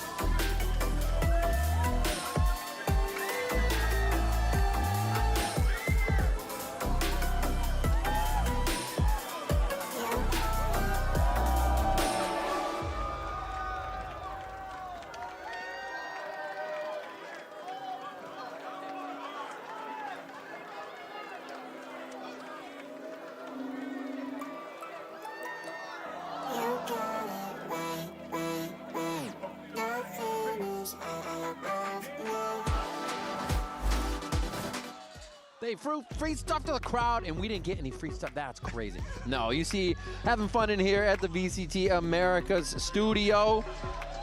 Look at that. Look at that. What a nice man, that Studios. Everybody's having a good time. There's some 100 Thieves fans, parents. Oh, my God! Thanks, GB. We got some stuff. Was that Golden Boy? Hey, you got to be at the Riot Games Arena for these. I know him. Gecko. All right, let's see what they got. We're getting into the second half. Thank you so much for hanging out with us here every weekend. Then we got the stages going at VCT Americas. Vans, we're going to see if EG can come back here. If you haven't been joining us, 100 Thieves has really had control of the first map and this second map. You can see that in the top left of your screen that Haven went 13-8 to 100 Thieves, and now the 9-3. EG's trying to come back from here as they get on the attack side. Big name of the game is 100 Thieves on their attack side is breaking ankles and catching opponents off the rotate. EG often, as it happens, on these rotates on the defense, but now it's the pop flash out. Big swing on the outside as well. Shots into Oki and Digi flying through. They get out.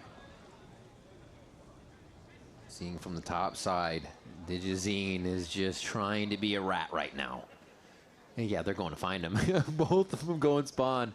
And they have to wonder if he made it through already. I love this kind of uncertainty he's creating. Yeah, Laura doesn't want to overextend too. He's down at Exactly. 51 HP. A Bennett could do some good damage with body shots. That's an easy one for Calm too. So I think this is beautiful for EG for the pistol. Such a weird round in a good way. To have everybody in these certain positions, but in the right position. And that's the thing. You're winning player advantage. You're forced now to defense to try to re-clear spaces to find where their hit could be. So you're playing off angles, and that's how you get these backstabs. So a great answer back and a great start into the pistol. Although EG has been struggling a bit here to play their anti-ecos. Yeah. Cross that bridge once we get there, because there's still one left alive, and finally Digizine picking up 2 there, and Calm with a plant and 2 kills is huge. And that was a very evil genius kind of round. This is, you know, what we expect them to do, play the map a little bit more and be a bit cheeky with some of these. How'd he get there? Shot down. One enemy remaining. Nice cleanup all around. It wasn't a round where they felt like they had to push forward. They didn't have to do anything else. Plant, sit back, let them come to you. Exactly. 100 Thieves definitely did the first step going into that one. Asking you shall receive. Yeah.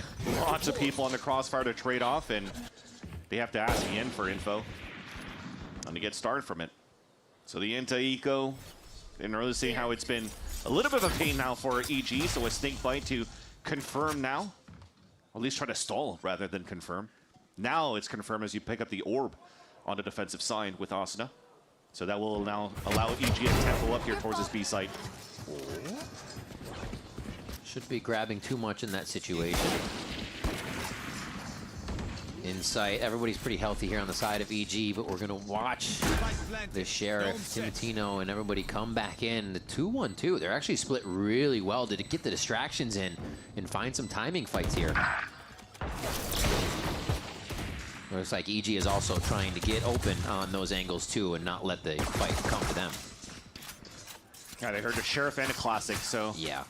2 players on the flank confirmed. The other 2 trying to sneak in here from Tunnel and Arches. Wall goes up, flash delay, util delay.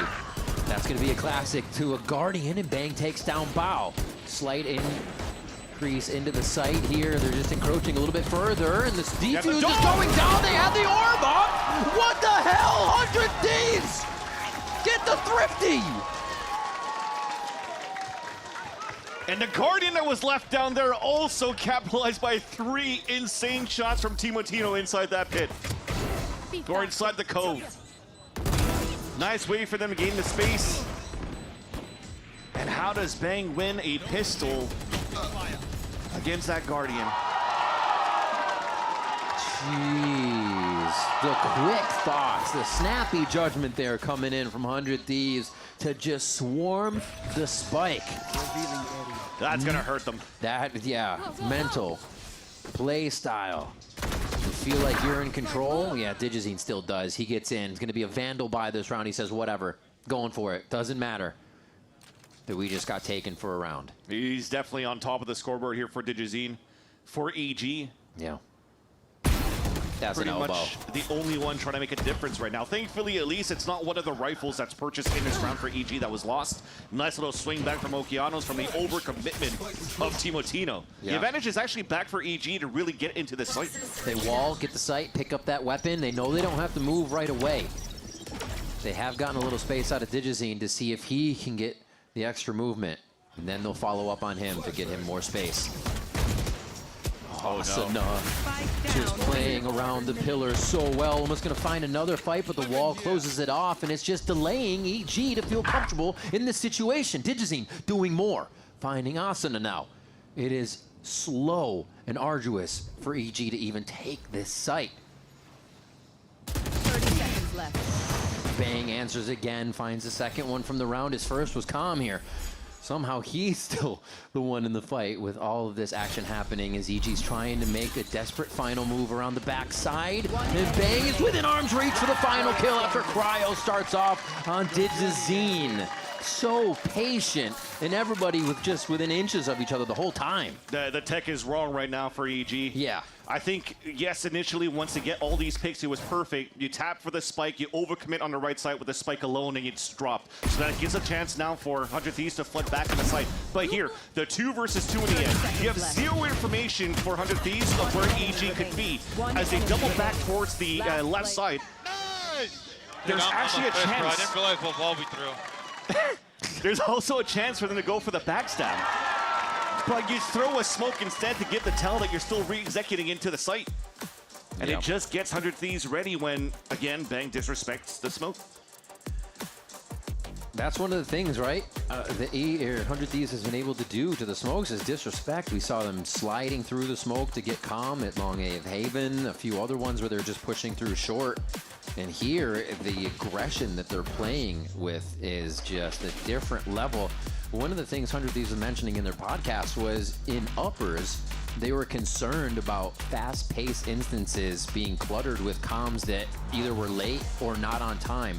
And it does not seem like they're having those instances here because they're creating the fast-paced moments and they're able to slow things down. In either instance, the comms seem to be great for 100 Thieves. Exactly, you have the comp for it, right? If you want to start activating Timotino, call that flash, get him active. If not, you want to stall things for a bit, you want to slow things down, they have Bang now on this harbor. And you see how instantly it cuts the noise from both sides of the walls because nobody wants to give the tell of how you're playing these scenarios with these walls. It's almost playing Cosmic Divides against Astros on both sides, except you can't really Thunderfoot across, but you still have a big element of surprise with the amount of these walls, which is why, just as you heard at the replay, Asuna had a hard time figuring out whose wall was whose.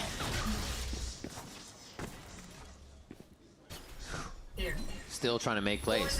Digizine just solo up elbow instantly. And that's going to be a Guardian there. It was a Vandal last time. So yeah, he's kind of off the leash right now, but still with the knowledge of the team, if he does need help, they can get to him. And that's a great start. We were talking about how you want to try to waste out the util from the Silva early. And they make noise on that side of tunnel. They force it out early, and now they can work that map a little bit more. Force in the hands of those pushing forward. Great trade. I say trade, great kill for Bao.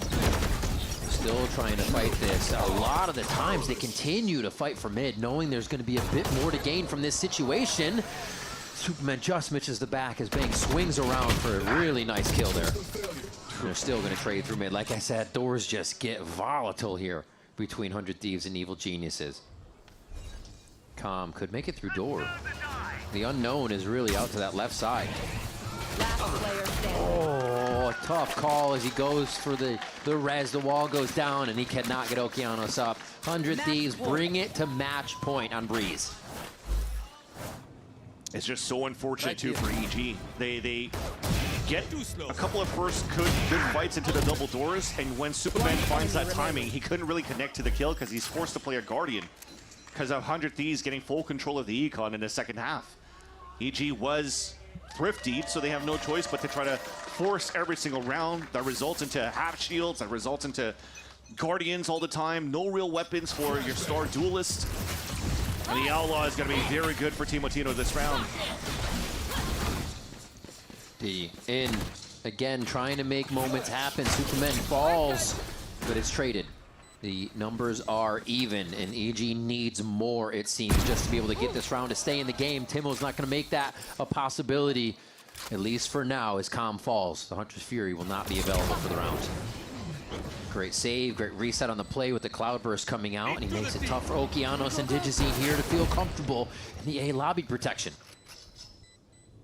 Peek. Oh, he gets it through the wall. You got to be kidding me, Timotino. Showing us some different things here, and now it's just from every angle. It's like EG doesn't know who to help, where to cover, and what to do. As 100 Thieves clean it up. 2 maps to none. They'll take Breeze, and they'll take the series. In convincing fashion, on top of that in that second map. A new look for 100 Thieves on Breeze as well, and a new look on Haven. Figuring out, again, their own meta, their own identity, and they make it work against a team like EG who tried their own on Breeze, but there was definitely some things to work on there after you see that second map. Especially in the last round, there seems to be miscomms of how you want to help each other, just as you mentioned. You had 2 guys fighting towards that main. They throw the Reckoning towards mid doors. One stays, the other one goes to support, but the other one's still watching Spike.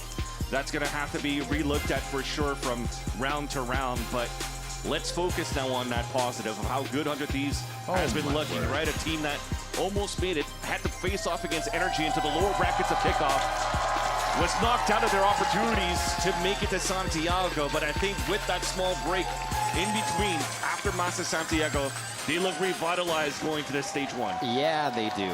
Everybody's feeling good here, and it does seem like they took a lot away from kickoff in the way to work this team and what was working for them and what wasn't working. One thing that's working really well is Cryo loves Sentinel. Oh my gosh, he went off today. Bang was up there, Asuna was up there. Everybody was really playing out of their minds in the situations they needed. And I think one of the things that counted for 100 Thieves today over kind of map control and everything, they were just on their 1v1s. I mean, you can't beat a team that's on their 1v1s, and 100 Thieves was today. Yeah.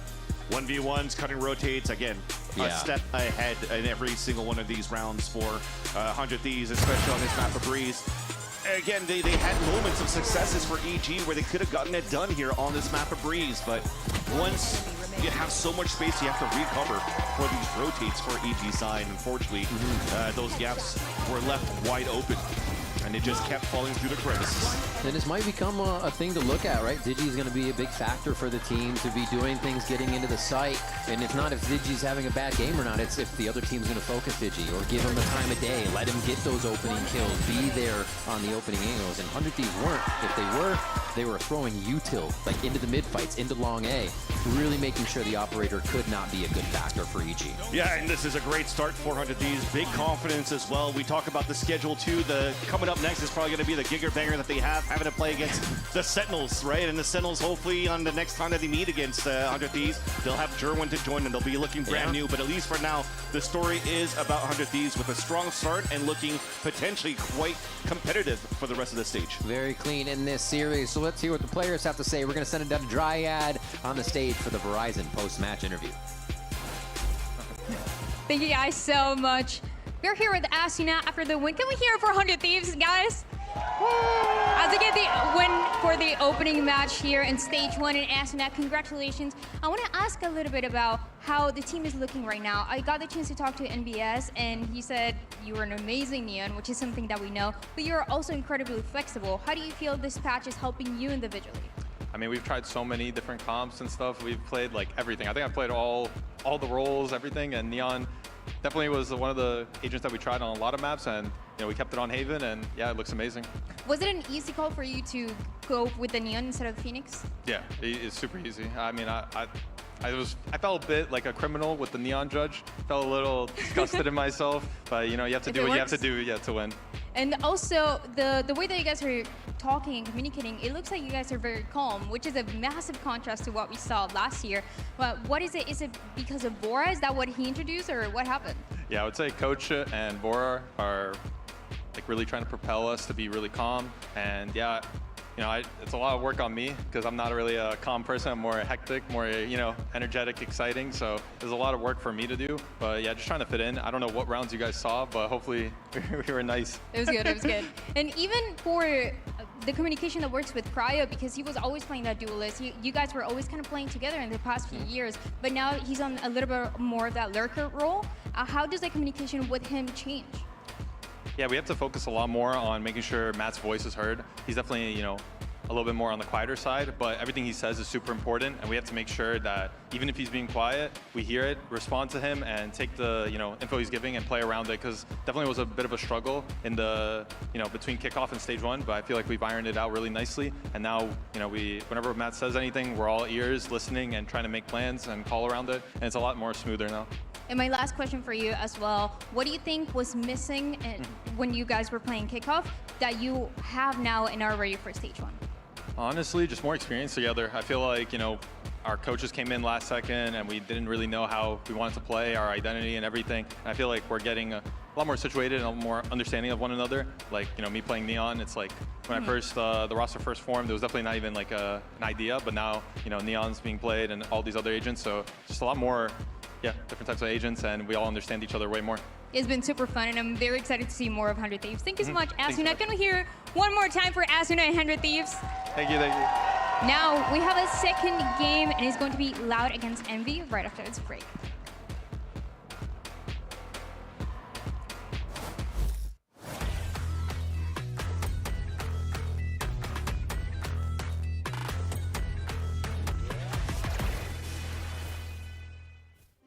We've got two esports endemic brands coming together to create a series of products for esports for the biggest stages. 퍼포먼스랑 컴페티션이 주요 키워드다 보니까 레이싱이라는 테마를 잡고 거기서 이제 영감받은 그래픽 요소들이나 다이내믹하고 날렵한 그런 실루엣 같은 것들을 저희 FS1 마우스에 적용을 해봤고요. 我们希望可以协助 Pulsar 成为电竞圈的顶尖品牌，而 Voxy 是其中一个助力。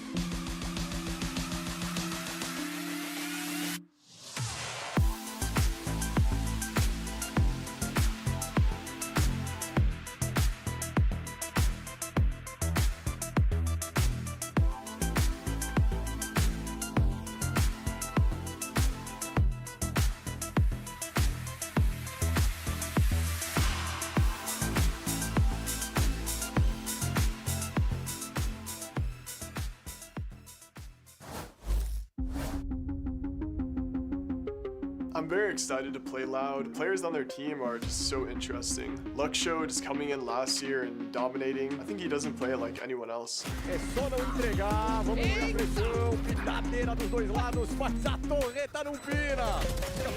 Sonhando, fechou mais do round. O nosso estilo de jogo é bem diferente deles, tinha um estilo de jogo mais calmo e tenta se adaptar ao jogo e aula adversária também. Durante o kickoff, eu acho que eles não tiveram uma apresentação muito boa, mas eu acho que com a mudança de entrar no Demon One e as mudanças que eles fizeram no time, acho que realmente vai ser um time muito difícil de se enfrentar. The thing that makes Demon One like an insane player is just his mechanics. I mean, overall, this guy is unbelievable in the server. I just shoot my gun. Stop the bleeding, stop this hemorrhaging that's happening right now, and they lose comm right off the bat, so they're going to have to search the site themselves. The angles are covered by Demon One, and he is just that. Our change and their change could have like crazy effects on the team, so never know what could happen.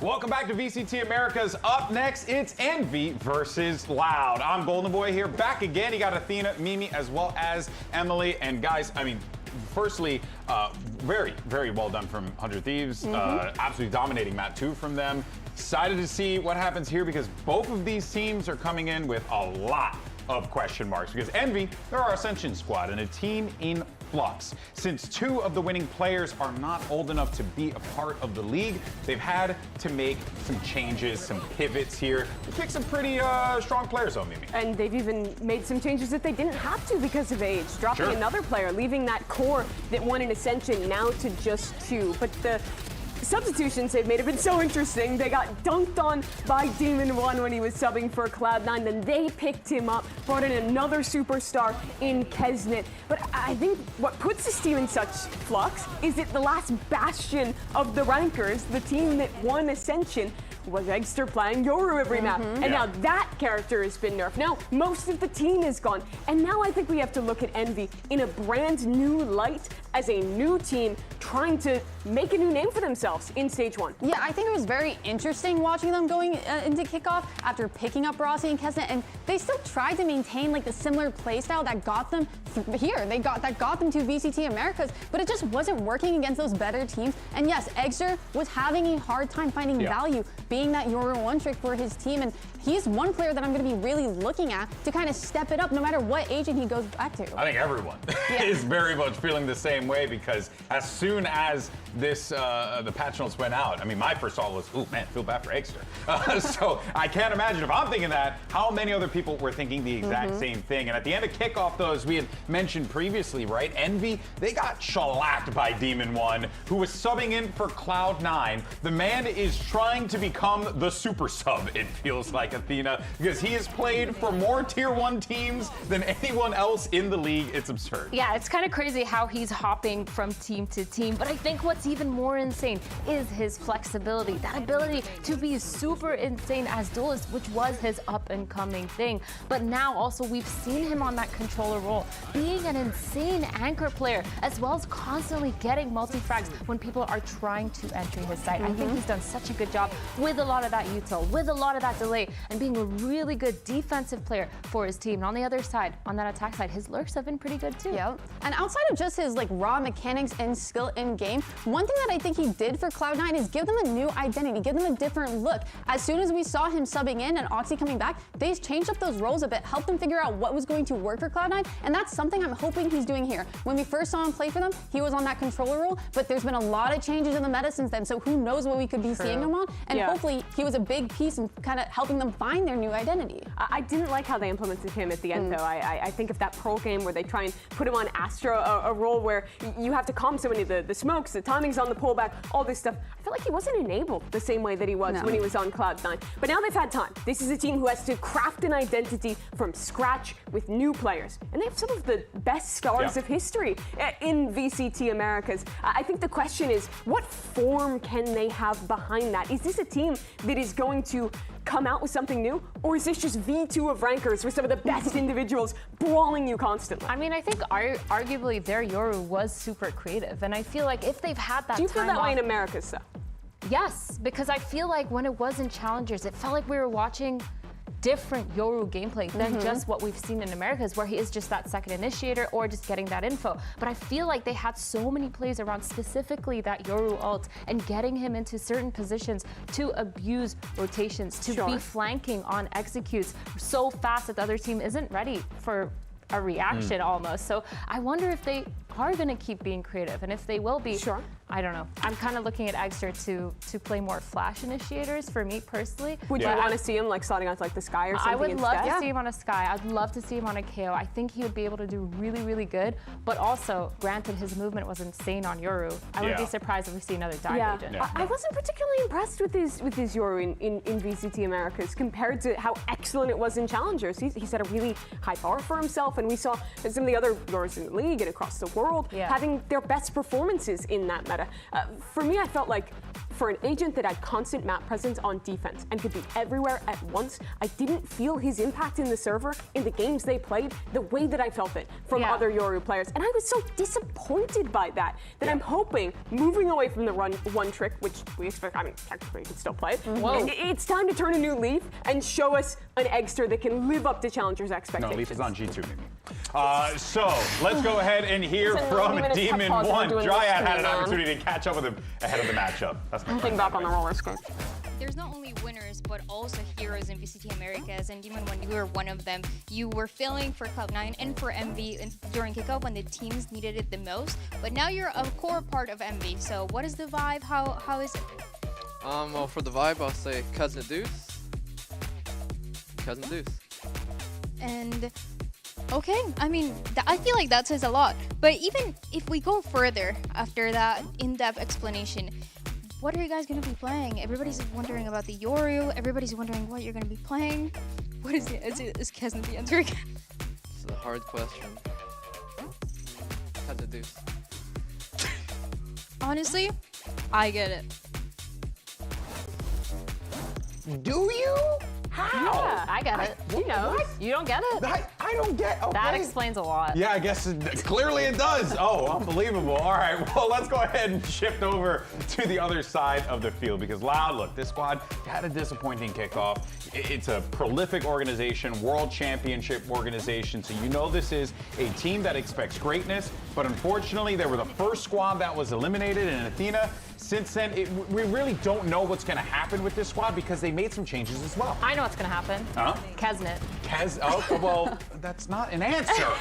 Well, that's what's going to happen to them. What is going to happen with exactly. them? What's going to happen to them, not with them. But yeah, where does it come for Loud here? Because they're certainly going to need to find another gear here, especially as we get ready. Yeah, I feel like when I was watching Loud last kickoff, they were just a little bit rough. It felt like within the team, they had two different play styles. One half of the team is going really fast, trying to get a lot of that tempo, but it felt like the other half was just a little bit slower on that. Yeah, and then of course you can see right here, there are some changes that they were bringing to the roster. They were going to bring Erde into the team after releasing Penkata, or having Penkata go on inactive. But unfortunately, Erde's not able to be with us here because of visa issues. So it's going to be one of the coaches, the assistant coach, Bati, who's going to be subbing in for the squad here today. So that's going to add another layer for this squad, Emily, that I don't think they can afford right now, if I'm being honest. I mean, having a sub is just a hard thing to do, especially when you did have such a bad performance in kickoff coming to stage 1. You want to start off strong. But one thing that I am looking forward to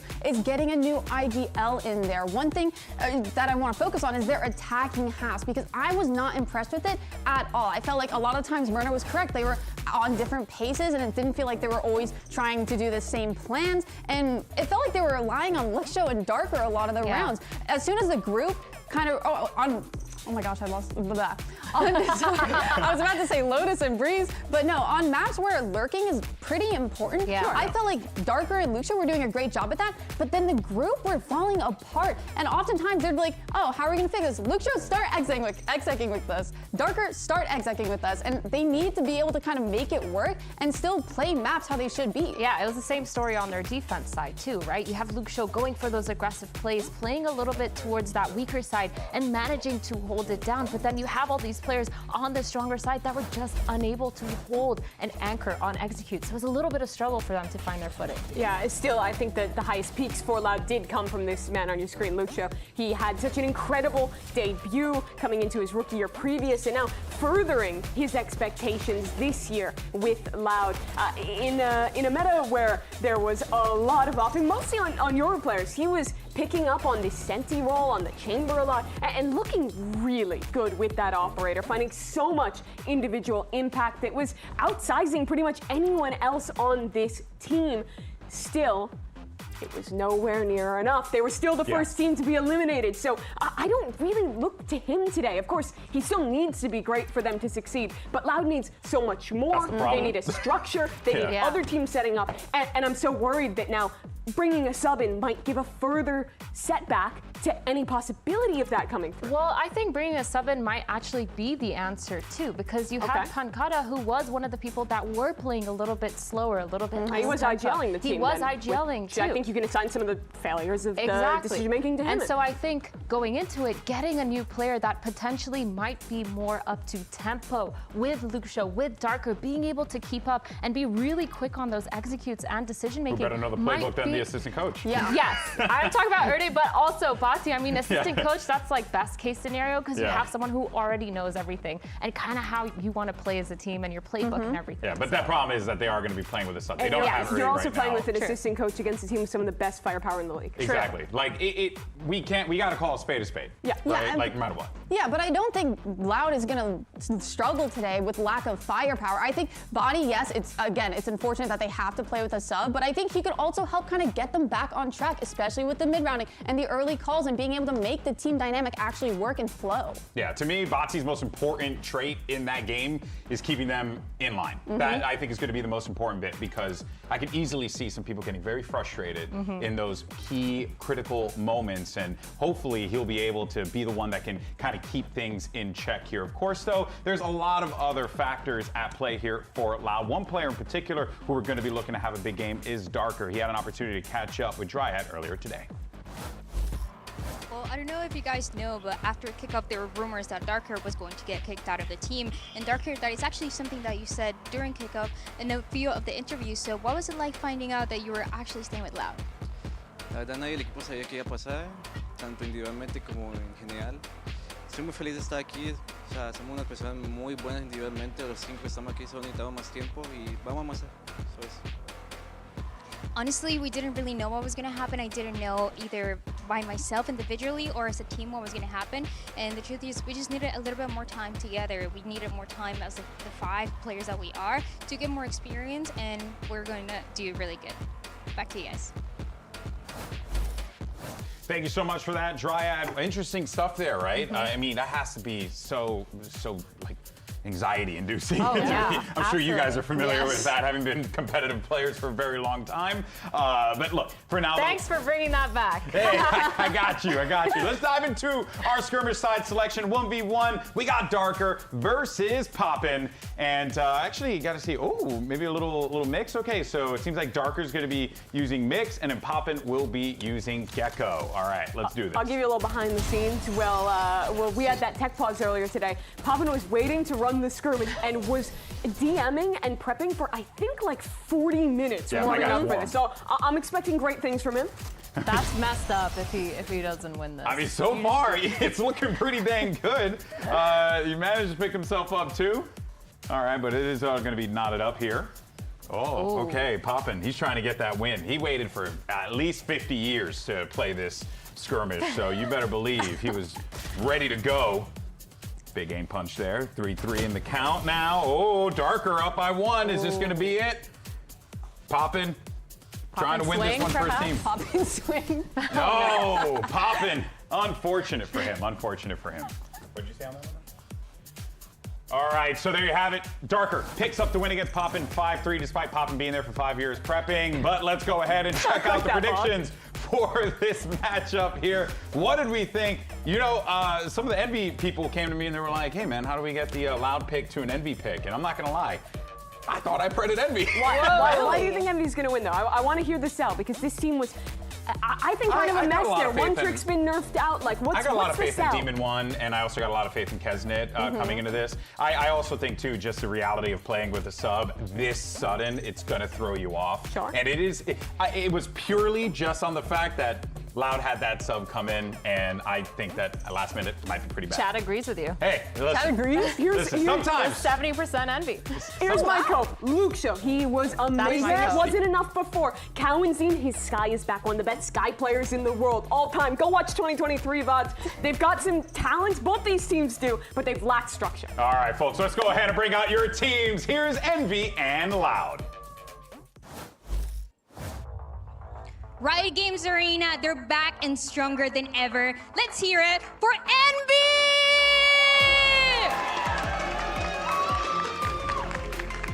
Envy being led by the two veterans, as a matter of fact. You got Keznit and Demon One being the first ones to make their way out here, and you're really going to be looking at those two guys to have massive output today, but let's not forget the rest of the lineup there as well. I mean, Athena, right? All eyes are on Eggster. What is this guy going to play? We don't know, but we're excited to find out. It's definitely a secret that I want to find out because I think Envy, they have this chance to be extremely creative. They've had to pug it out and play as a team to even get to this stage. And now that they have not that much to lose, maybe they're able to bring something super insane to the table.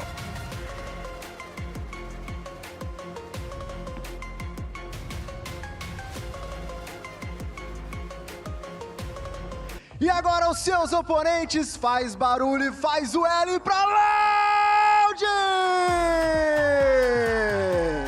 And of course, you have Loud, one of the most prolific organizations in Brazil, a world championship organization as well. But this version of Loud is very, very different, and they are looking to climb that mountain that was once climbed by their compatriots in the past. Question is, does it start here and now at stage one? They have a lot of talent, but the problem is those pesky visa issues are throwing them off for a loop, and they're having to play with a sub today.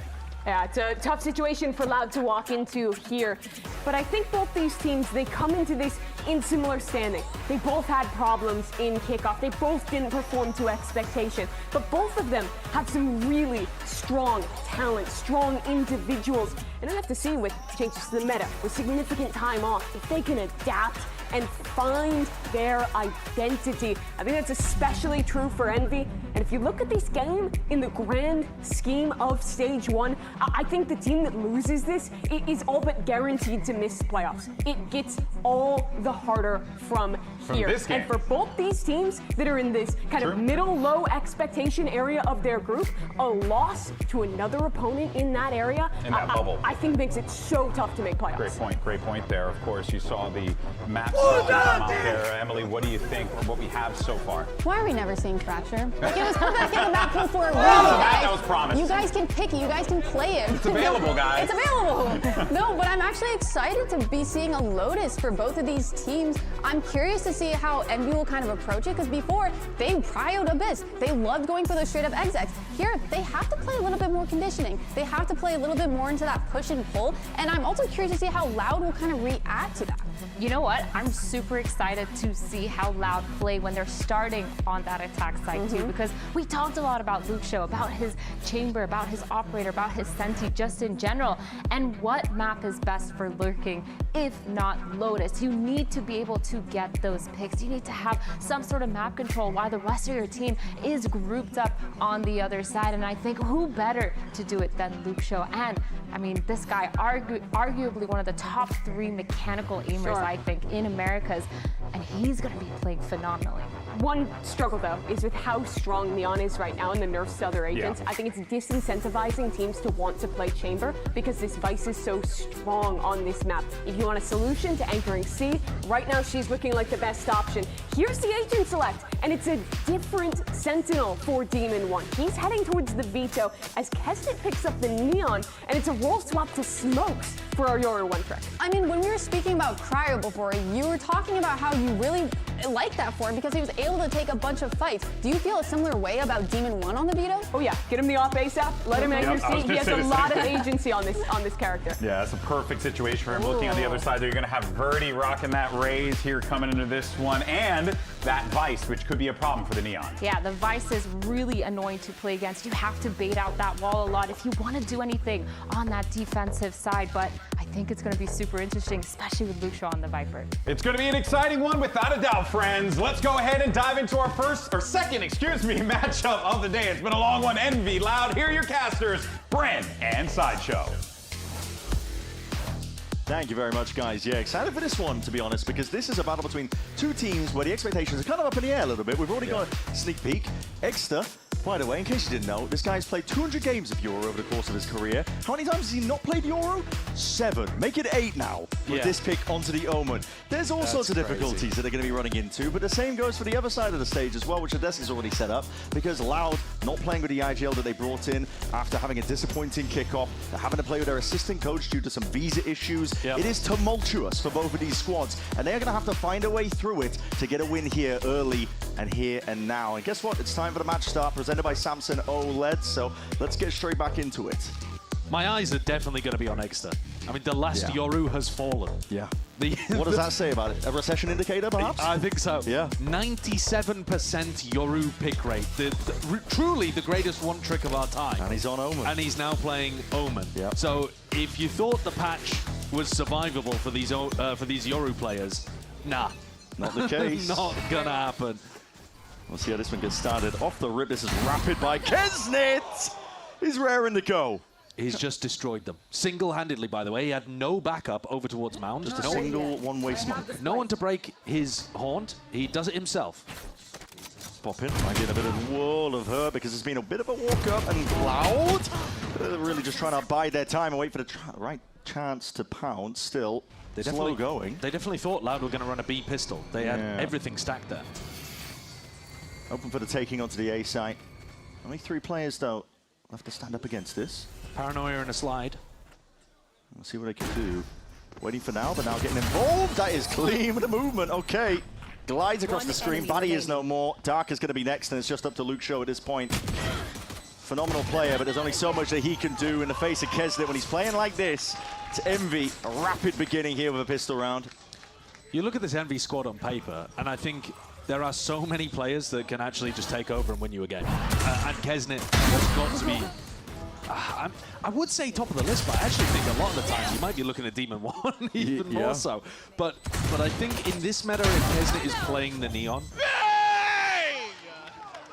I think Kesnit's the guy to watch for. Because he also plays in a way that's very limit testing. Sure. And if he's playing against a squad like Loud, who, you know, they're not playing with the full squad at the moment, they're playing with their assistant coach in, IGL in, it's been a rocky... Honestly, it's been a rocky year and a half for Loud, hasn't it? I mean, since 2025, Loud have only won 3 games. Which is a criminal stat as well, because Loud have come so close to winning games during that period. And yet, yeah, they really have known the highest and the lowest points of VCT as an organization. Exactly so. I mean, 2 of those wins as well. I don't want to keep... Go on, hop on it. Into the wound. No, go on. It was just at the beginning of kickoff in 2025. Right. So... Right. So since then they've won 1. Discounting that, it's just 1 win essentially in almost a year. Over a year. It's tough. It's tough. Well, you look at this game as well, and we sometimes talk about how these opening round robin games, you don't know what to think of them, but I think this one's fairly clear cut, and I agree with the desk. The loser of this game is going to be in a nightmarish spot for making playoffs. So it cannot be another loss on the board for Loud if they want to do something in this stage. Having some form of impact. Early days yet in the series. We don't want to be all doom and gloom just yet. No, but it sets up the tension that's inherent in this match, even when Loud are not playing at full strength. Yeah. Because both teams desperately need this win. The same could absolutely be said for Envy.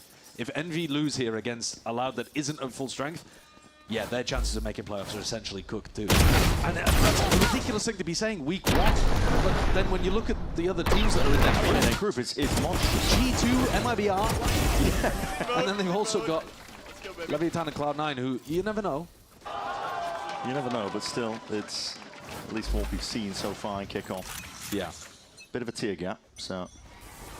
We'll see, though. This looks like a bit of a brawl now occurring. He's double TP. Yeah, Buddy. Going to put his body on the line here as well, trying to set the pace for the rest of the squad. I want to see some TikTok Omen from Exter as well. Spat through the walls, his bullets whistling past him.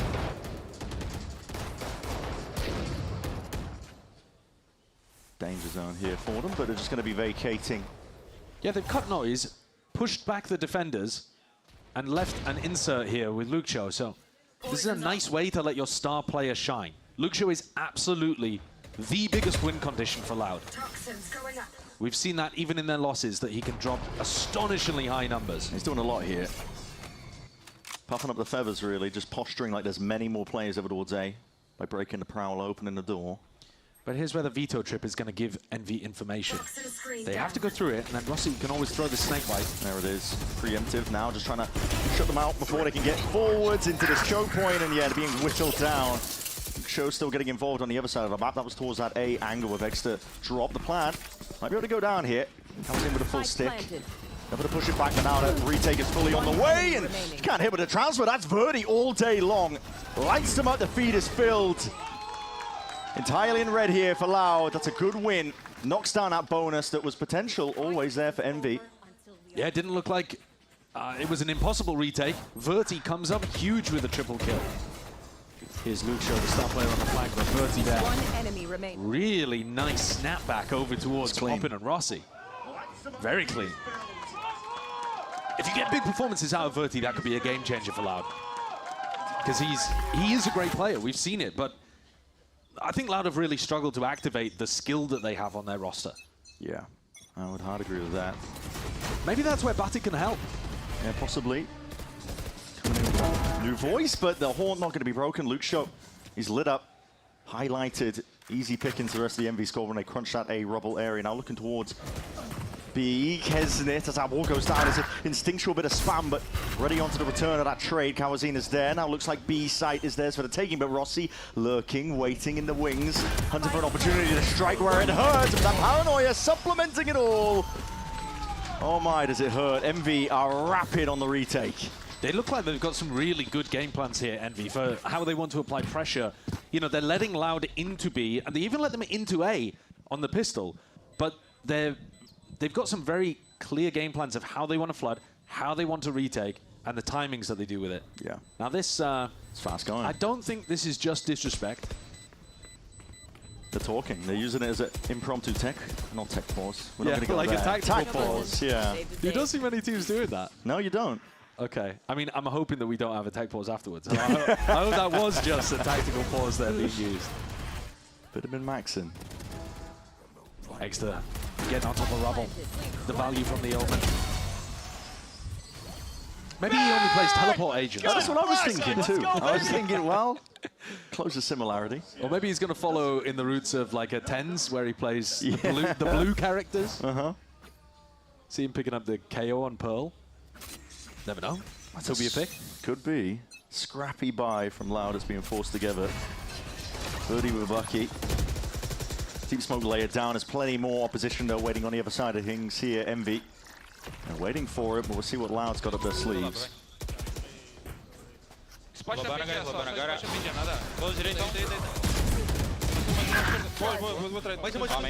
Abre junto. 3, 2, 1. Só juntar. Só juntar, só juntar. Não pode. Pode puxar do B, tá cuidando. Só vem. Pode. E Estera vai parar então. Sim, vai parar e fez já tava na B. É só juntar aqui. Vamos pela porta? Bora. Eu tenho low e um cis depois. Manda ali, liga o gol quando a gente toca o porta. Abrindo, 2, descendo. Nice try, guys. Eu tenho que jogar mais defensivo, cara. Eu tô movendo muito. It's that proactivity there from Envy that hits Loud like a truck. I think they were expecting to be able to get that area of the map fairly for free. Yeah. You know, Envy have just had a massive brawl over Mount. There's only 2 players left alive. You'd expected them to be either spread or looking to, I don't know, tuck somewhere, and instead they're just hunting for a fight at rubble. It's the pace that's taken them off, isn't it, off guard? Yeah. Envy themselves, they are running away with it so far. It's calling for the tag time out here. Needs some interjection on the side of Loud. They need to, find a way around it here. You could even play a bit slower, I think, as well. Make Envy overextend themselves. If they're going to be over-rotating to find the noise. The thing is, though, I don't think Envy are necessarily over-rotating because they also played for either a flood or a set retake. Sure, yeah. Strange. The Loud coach there almost acting as if he wasn't able to hear the team, but it seems like they They've got Clued in now. And Barty's, remember, the assistant coach, and he's literally in the squad here with them. Yeah. So this may be more just an opportunity to take some time, take a breather, and discuss what's going on, rather than get the full brain trust involved. But yeah, I think it is difficult to deal with what Envy are currently throwing at you, because there's a mix of tempos, right? In that round, they decided to try to teamfight them pretty heavily over towards Mount. But if Envy don't get that early engage, they're actually pretty happy to drop back and play for the Floods and play for the retakes, like I was saying. And as long as Exter hasn't used his Paranoia, as long as Kesnit has still got a slide or a stun left, those retakes are going to have a little bit to work with. Yeah. I think bleeding utility out of them early could be very helpful for Loud. Try to engage without getting drawn into a massive team fight. It's a tough start, though. It is a tough beginning for a squad that really needs to put the best foot forwards. I think fake pressure to let Luke show lurk is, like, I would call that the bread and butter of how Loud would want to play this map. Yeah, leading into his talent. Here we go. Beginning to the round, occurring. Loud, not too much in terms of weaponry to work with. They're going to be a bit scattered at the beginning. They've got a lot of space over towards A, though. You're talking about those Luke Show lurks. Yeah, it's a big swap up in terms of the defensive setup, and Poppin just has to fall back here. Look at the proactivity again. He's supposed to be gathering information, and he does right inside the smoke. He's just squaring up to them inside the smoke. Meanwhile, his team was pushing B main. They've since gone back away from that, looking to see if they can fight with the door popped wide open. Kesnet's getting these open sight lines. Verdi slipped the net for now, but is he going to be much liver longer? Hold on, Bandit in hand. And I mean, listen, living and dying right by it. Envy, they are so hungry to make a statement here. As soon as there's signs of life on the map, they are swarming it like piranhas, man. Yeah, I thought that round was going to be an A retake, where Poppin just grabs a little bit of information, maybe throws a Prowler into the smoke, and then if he catches contact, he goes backwards. That's how I would expect them to be playing it. Instead, no, walks into the smoke, and then the B players come and, yeah, have a big brawl instead. Well, Loud are going to have rifles back, but Couch not particularly happy about it. There you go. All right. Now listen, I hear the crowd. I've seen these earlier on. Listen, surely this will be a quick one. Surely, right? I'm not cursing things. Well, you know, the EG 100 Thieves game went by so fast, we were just thinking, let's add a little bit of time in here. No, we'll get it sorted, I can see the problem, though. Demon One's got his keyboard the wrong way around. Surely that's a rookie mistake, man. Yeah. You're not going to be able to tell what buttons you're pressing if you can't see the letters on the keys. We'll find out what the issue is soon enough, I'm sure. I mean, what have they got to complain about? They're 5-1. Yeah, exactly. Yeah. Just greedy to want more. No, we're all going, you know, a little bit insane here. Yeah, we're going a bit kooky today, It's a silly day. Extras. It's a silly day. Extras. Ezra's closing his eyes, thinking of Yoru. Yeah. Lie back and think of Yoru. Yeah. Think of the better times. God, remember Ascension? God. No, we'll be getting into it, I'm sure, soon enough. Yeah. We'll find out what the issue is. It's a nice way to begin the stage, you've got to imagine, for Envy, because they're one of those teams that have got high expectations of themselves, I think. Yeah. Because they won in Ascension, they wanted to come in and prove that they were capable of performing at a tier 1 level, and then the players that they've added in are kind of known for their belief in themselves, let's put it like that, their self-confidence. So Absolutely. It's a great way to start. Well, while we dig into this a little bit more, let's hear from Poppin in the meantime and learn what he learned all from kickoff.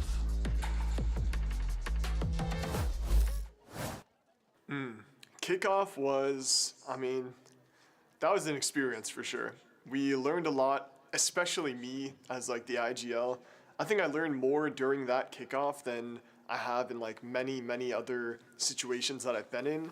And it was a lot about just learning, I would say like more about people and how I need to kind of express what I need more. And I would say last year, it was very easy to kind of get everything done the way I'd like to.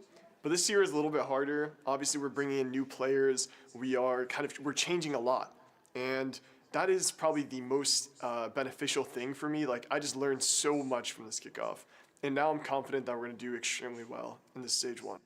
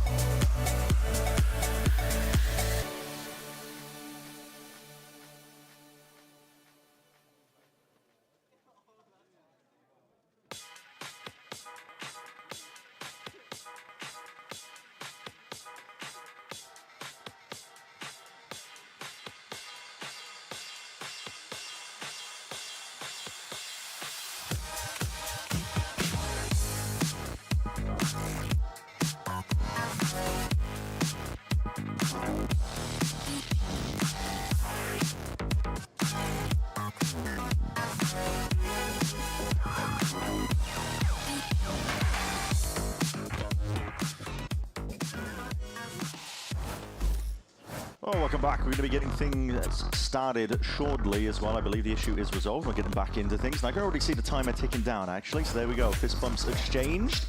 Ready to get down to business here. 5-1. It's the current scoreline for MV. Finally a buy round online and a plenty of ults where that came from for Loud. Yeah, I think it's really interesting, even just the piece that we just heard from Poppin, actually, his little interview where he's saying that they learned how to manage things during kickoff. Oh, Kesnet has fallen instantly. Just a spam from Luke Shaw over towards A main. That's going to help Loud get back on the board. Yeah, they want to be eager for this one, but they are disjointed at best here. Unable to really trade it out and not enough bullets for the job at hand. Luke Shaw, there's a lot there. Push back the horde that was approaching him. A lot of util as well going to be expended. Rossi's overstaying perhaps here. I don't know, Angle could be overextending. Wants to gear up and take that fight. He's going to be punished as a result of it. Team 1 and Extra left to pick up the pieces in a position like this. It's a plan for backside. Loud already know what to do. Yeah, it's a nice reaction from them. I think at this point it's about trying to convert this 4v2 without using too many of these ultimates. Yeah. Bit of a jiggle. One way to get them in as well. Crosses up onto the angle, but Loud fully ready for this one. High lows in the appropriate angles. Bit of a fake TP. Sees though is going to be stunting it for now. And he's still looking and willing to make a go at things here. They got money to spend, money to burn, and almost there with a spray control. Kawazine dropped down to 6 HP, but a round win for Loud. Necessary one of that. Yeah, and relying on Luke Show to get something big on the board over towards A. Loud get to keep all 5 of their ultimates, so they could actually get some kind of comeback going here. A snowball potential. Okay, cool. Thanks. Scenic shot. It's good to see. We're keeping in touch with what Extra's up to on the moment. No, live check-in. Kesnit's pulled out the operator. Maybe looking to get him posted on a bit more of an aggressive line, but you've got to be worried about that Viper wall in your face. Yeah. And for Demon 1, I think a great opportunity to pop the evolution and stop some of the Loud ults. Kesnit's waiting here. Looking for those signs of life and just misses the shot. Takes a bullet to the dome. Swing. Lucky to be alive there. Went through the wall. Saved by the bell.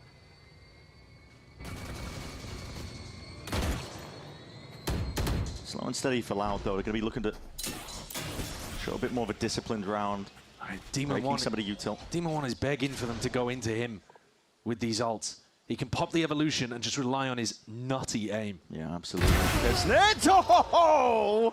He more than makes up for it from prior. It's 2 players down in the blink of an eye. Followed up as well from that Envy to 1-2 punch. Demon 1 on a perch alongside Rossi. And it genuinely is flawless so far. I mean, Envy, they are gunning for them. Wherever there's signs of life, whereas the, sound cues, whatever, they just want to chase it. Yeah, Loud doing the no ult challenge in this game, though. Why is the double swing with no progression smoke or util the way to begin the CXA? Good question. It's a really strange way of doing that. And now you've got the next round, which is a must-win because you've forced up into it, where you've still got all 5 ultimates, but you've got a Bulldog and a Sheriff now. So you've just made it harder for yourself. It's going to be brawly. Walls propped up, brought down again at a moment's notice. Kesnet sliding away, pulled from the action. High ground though, angle, Exter. Spike down A. Just pops the head of Batty. Luke Shodo is looking to maybe play off the back of that chaos. Sound cues made, but they're all going to be watching for this one. Now Wall up, Prowler's going to be broken. Stray shots over the shoulder, stun connects. He's in the danger zone now. Luke Show in a world of hurt. Popping, hunting, seeking out the kills. Steel Garden, Show stuff, but why not? We'll meet his match. Firing off into the back lines there. Darker does bring down Exter for now. Slowing once more, calling for the contact plays, but it's all watched for still. Darker has got it covered. How's he done that? Just with a Bulldog, but he's not watching that appropriate angle. Kesnet! Still here, still alive. Styling on Loud towards the end. Loud deciding to invest ultimates, down 4v5, again with bad weaponry. I mean, almost made something out of it. They got it down into a 2v2 that could have been possible, but never got a plan. I think Poppin actually does a great job there of playing aggressively enough to get a kill and actually pull the showstopper towards him as well. His aggression plays in the rest of the squad, and now Loud, their economy's broken, their ult cycle's gone, and this has been a disastrous first half. Not forcing up now, just getting a couple of buys in. But still, gap in the smoke. Kesnet can play around this one. Flick of the wrist just off that sound cue. Surely overloaded, and the pressure is too much. Surely, Kesnet! How? How is he getting out? Demon 1, he laid his life on the line. He went back for more! To allow for it, he really did. He's a madman. Loud want nothing to do with it. Yeah, don't go to C. That guy's crazy. Yeah, this whole team's crazy. Yeah, well, look at this. The off-angle Odin from Poppin. Devious. And Kesnet is just looking for more and more. They're trying to fill this B timing. Now that Demon 1's fallen, the trip is deactivated.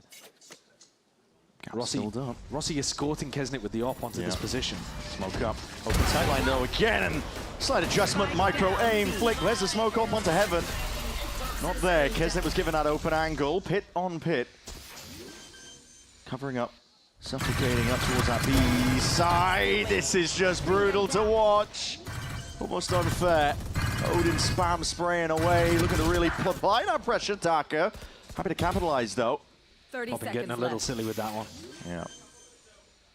Losing track maybe. Snaking around, another tap to see where the next layer of things are. But that decay damage, it goes both ways. Kicking in. Pocket to play in to go for that plan, but Kesnet looking up and around.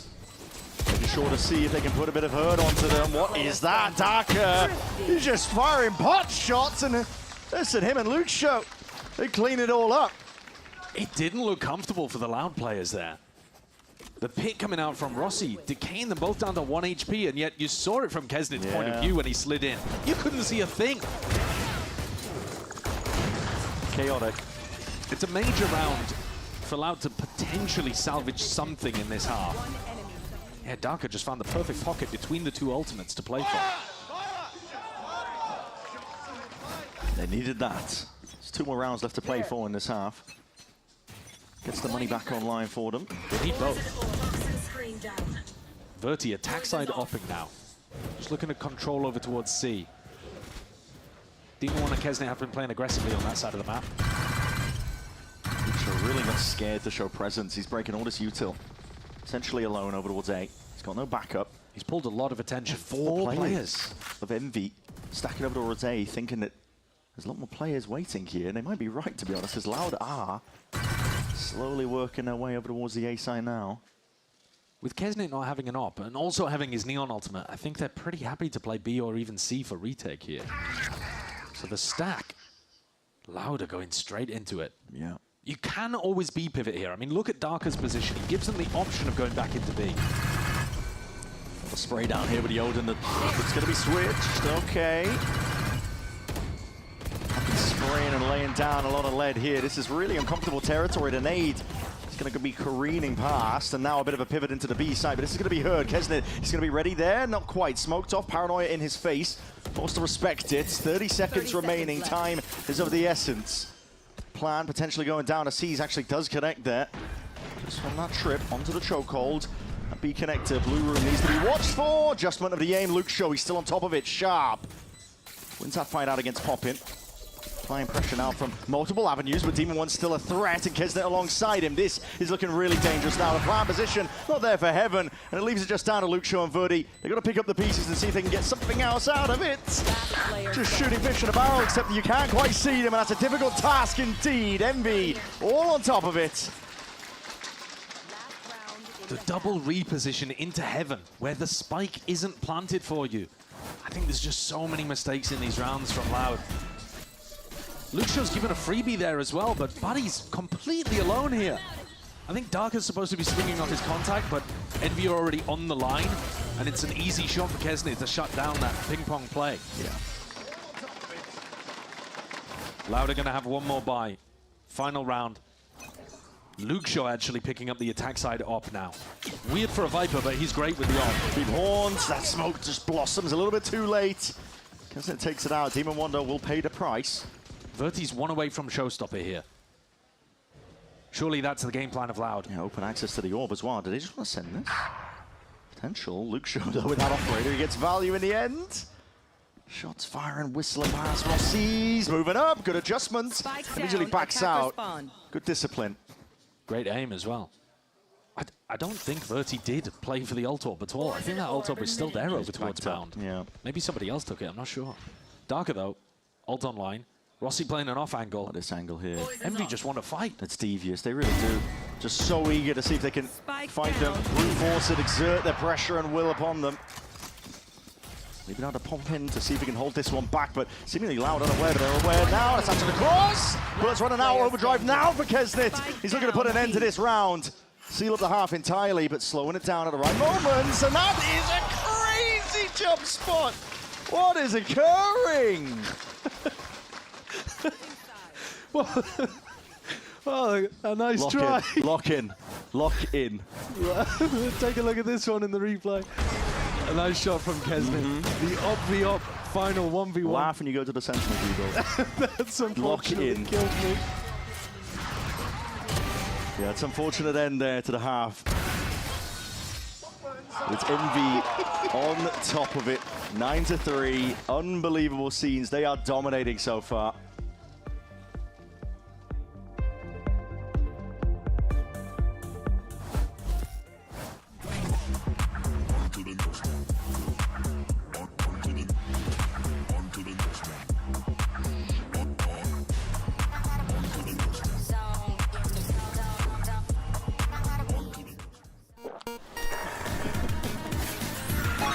Red Bull gives you wings.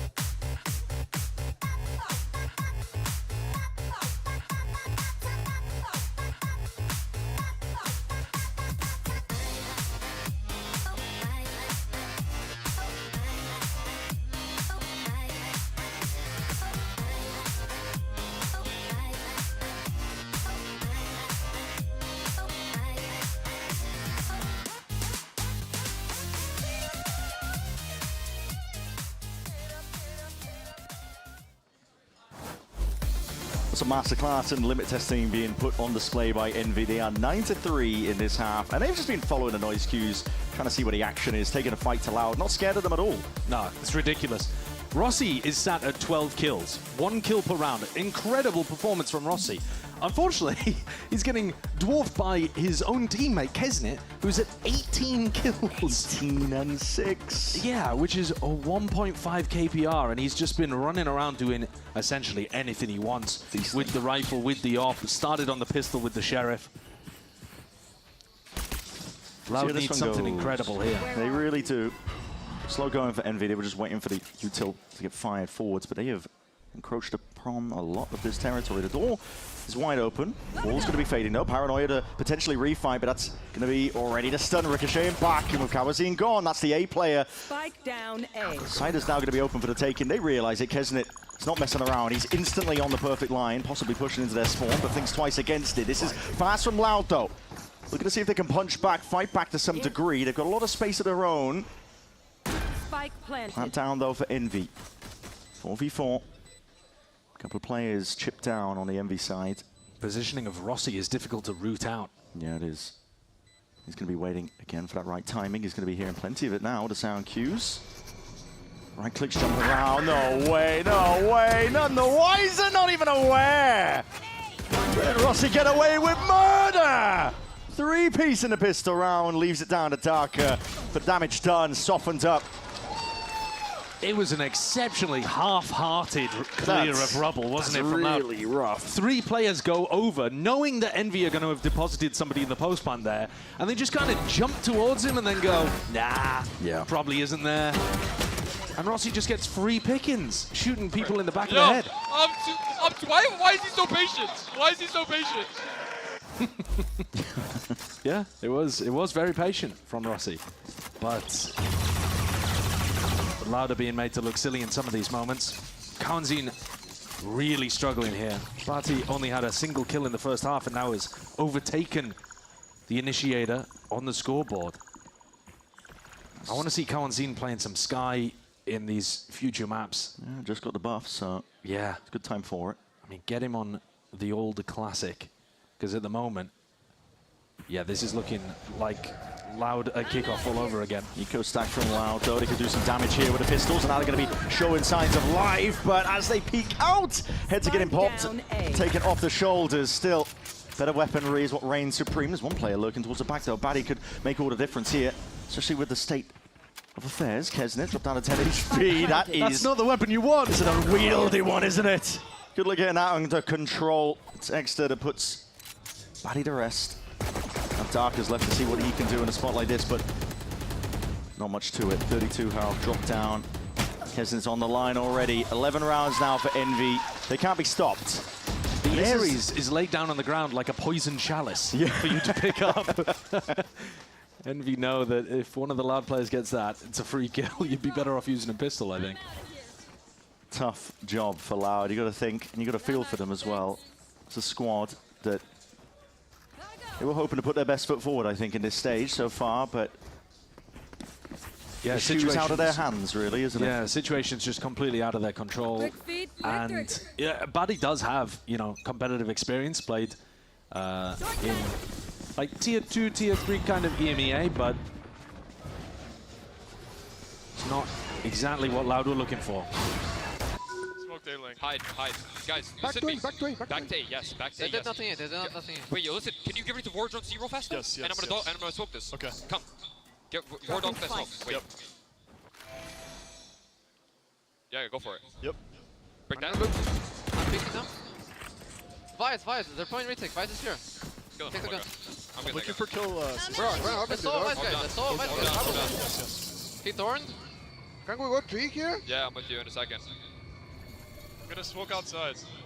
You have paranoia? You have paranoia? Actually, can you panda up? I'll panda up. Yeah, we do. He's inside. Wait, You have paranoia or no? Yo, keep paranoia. Yeah, go for it. 3, 2, 1, go. One left side, Leave one left side, right in front of you. Okay, left side. Got me. Backside. Last player Viper outside, standing. Viper outside.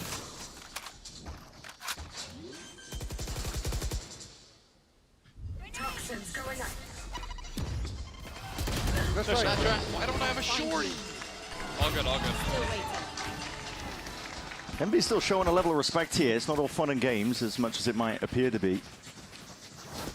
Yeah, they overstepped the mark in terms of how they wanted to accelerate into this site. Kesnet, the paranoia was not actually targeted for where Darker was. I think they'd heard some footsteps by the sound of the comms because they knew that he was playing on site. Paranoia doesn't hit him, and then really quite disjointed between Kesnet and Exter as to how they wanted to put pressure on the anchor there. So Loud pick up a fourth. Yet to get up to an ultimate. Yeah, a very, very long road ahead. They'd have to turn something around massively. The ults would help. They mismanaged the ultimates in the first half. They could have had some kind of snowball. Deep smoke going to be layered down here just to feign like they could be pushing past it one way. That's not what Envy have got up their sleeves, though. They've got different things on the mind, which is thinking towards this A site. We actually heard a snippet in the comms there from Demon 1 as well. High-low just being set up here with the rifles. Trained onto the angles, and Luke Shaw and Darker giving up the majority. Still is firing back and forth. Risky business indeed, but it leaves it into a 2v4. Loud will be happy with it. They're very happy. If they'd managed to get the spray onto Luke Shaw there, maybe the round would have felt a little more winnable. But with Darker down, this is an enormous gap on B, and Loud don't really seem to be super aware of it. Kawanzine is watching for this. It's an off-angle though, so he's not entirely out into the open. Across their placement of Rossi. No way, no way, no way! Buddy looking in the wrong direction there, not anticipating where they could be playing from, and this could just get them right back in. I don't know why Luke Shaw got off the angle. Sorry, Kawanzine got off the angle. He had to be holding that. Let's lay it down. Players starting to see if they can funnel their way in, surround this MV squad, these MV players. Couple of bullets being hot fired. Exter's going to be dropped though. Rossi remains. That means the pit's still up. But Luke Shaw, he's a menace man in his own right. That's a 4K in the round for him. Really nice. That's sick. Really nice fake spam into the pit there. So one player is looking for a wrap around the pit to enter it from an unusual angle, and then a different player is spamming into the pit to make it feel like they're playing for spam rather than going for a timing play like that. And it fed Luke Shaw a free kill. Looked a little messy in terms of letting Envy get a pit down in a 2v3, but they convert. I like that. Yeah, the vibes still seem all right. That's what I mean. I think there's a different energy right now in this game. There's a level of seriousness just when we got a snippet of the comms from Envy realizing, listen, just because you're up to this point doesn't mean the game is over by any means, and Loud are playing like it here. Might be feeling the heat though. That's a paranoid that's going to be used preemptively from all those signs of life. The C's will connect into the bag. No, missed. Ever so slightly. Baddy just sidestepping with the players. Quickly approaching Baddy. Time to shine here. Verdi though drops his way back out and away. He's going to be potentially pressured, but no. Containing the space for his team to get into position. The plant down for Envy though critically. One rifle reclaimed. There's a game of timings. Verdi is just drifting in and out between these smokes, weaving his way to find these opportunities. Now leaves it all down to Poppin in a 1v4. Not going to be getting much more than that. Traded out instantaneously. So Loud are really putting up some serious signs of life. Yeah, and they've got some nice ultimates to still be able to work with too. I want to see them utilize this. They have a chance again to put pressure on Envy's economy if they can put their ults to best use. Now, I was going to say a little bit earlier, we heard when we listened to the Envy comms that Demon 1's read was if the Vice is over towards A, they're playing A for retake. And it's not exactly what Loud have been doing, but clearly that's how like Envy are envisioning this. Looking to grab information as to what they see over towards A, and then inform Poppin where they're going. Here we see Loud swap up the defensive setup, so they've got a more standard anchor position from Darker on C. Watch for the fight as well to occur over towards A rubble. Split in terms of the presence. Looks like they're just trying to apply, make noise over towards that A rubble angle. Potentially free up the rest of the map, but they're still Loud, squaring up, eager to draw that blood. Rossi, a quick play from him, but it smokes. Luke Shaw, thinking of weaving his way in and out. No, just holding it down for now. Control of blue room. No quick flooding, but now Steel Garden was waiting for a rainy day, and a call is made. They want to fight, push forward. They got those shorties in hand. It doesn't matter. Oh my, what a shot! Demon 1 Evolution in hand. His gun was not taken away, and he makes them pay. Luke Shaw now in that 1v2, trying to spot where these players are. What is that? Extraordinary value from the star player on Loud. He's falling off a mini box and still manages to land a headshot. Should never be favored in that. No way. And that is an astonishing 1v2 to win. And that feels like it's actually pulled Loud into doable distance. Oh, here. yeah. I was all ready to talk about Demon 1's ultimate and how much value the Vito got there. Going up against a Lysol and a Razor. He's tanking. Yeah, he's tanking everything. He didn't even have to tank Verti's ultimate, but the fact that he had a rifle in hand. This, though, how's he reset his aim and managed to control that? Unbelievable, actually. Unbelievable.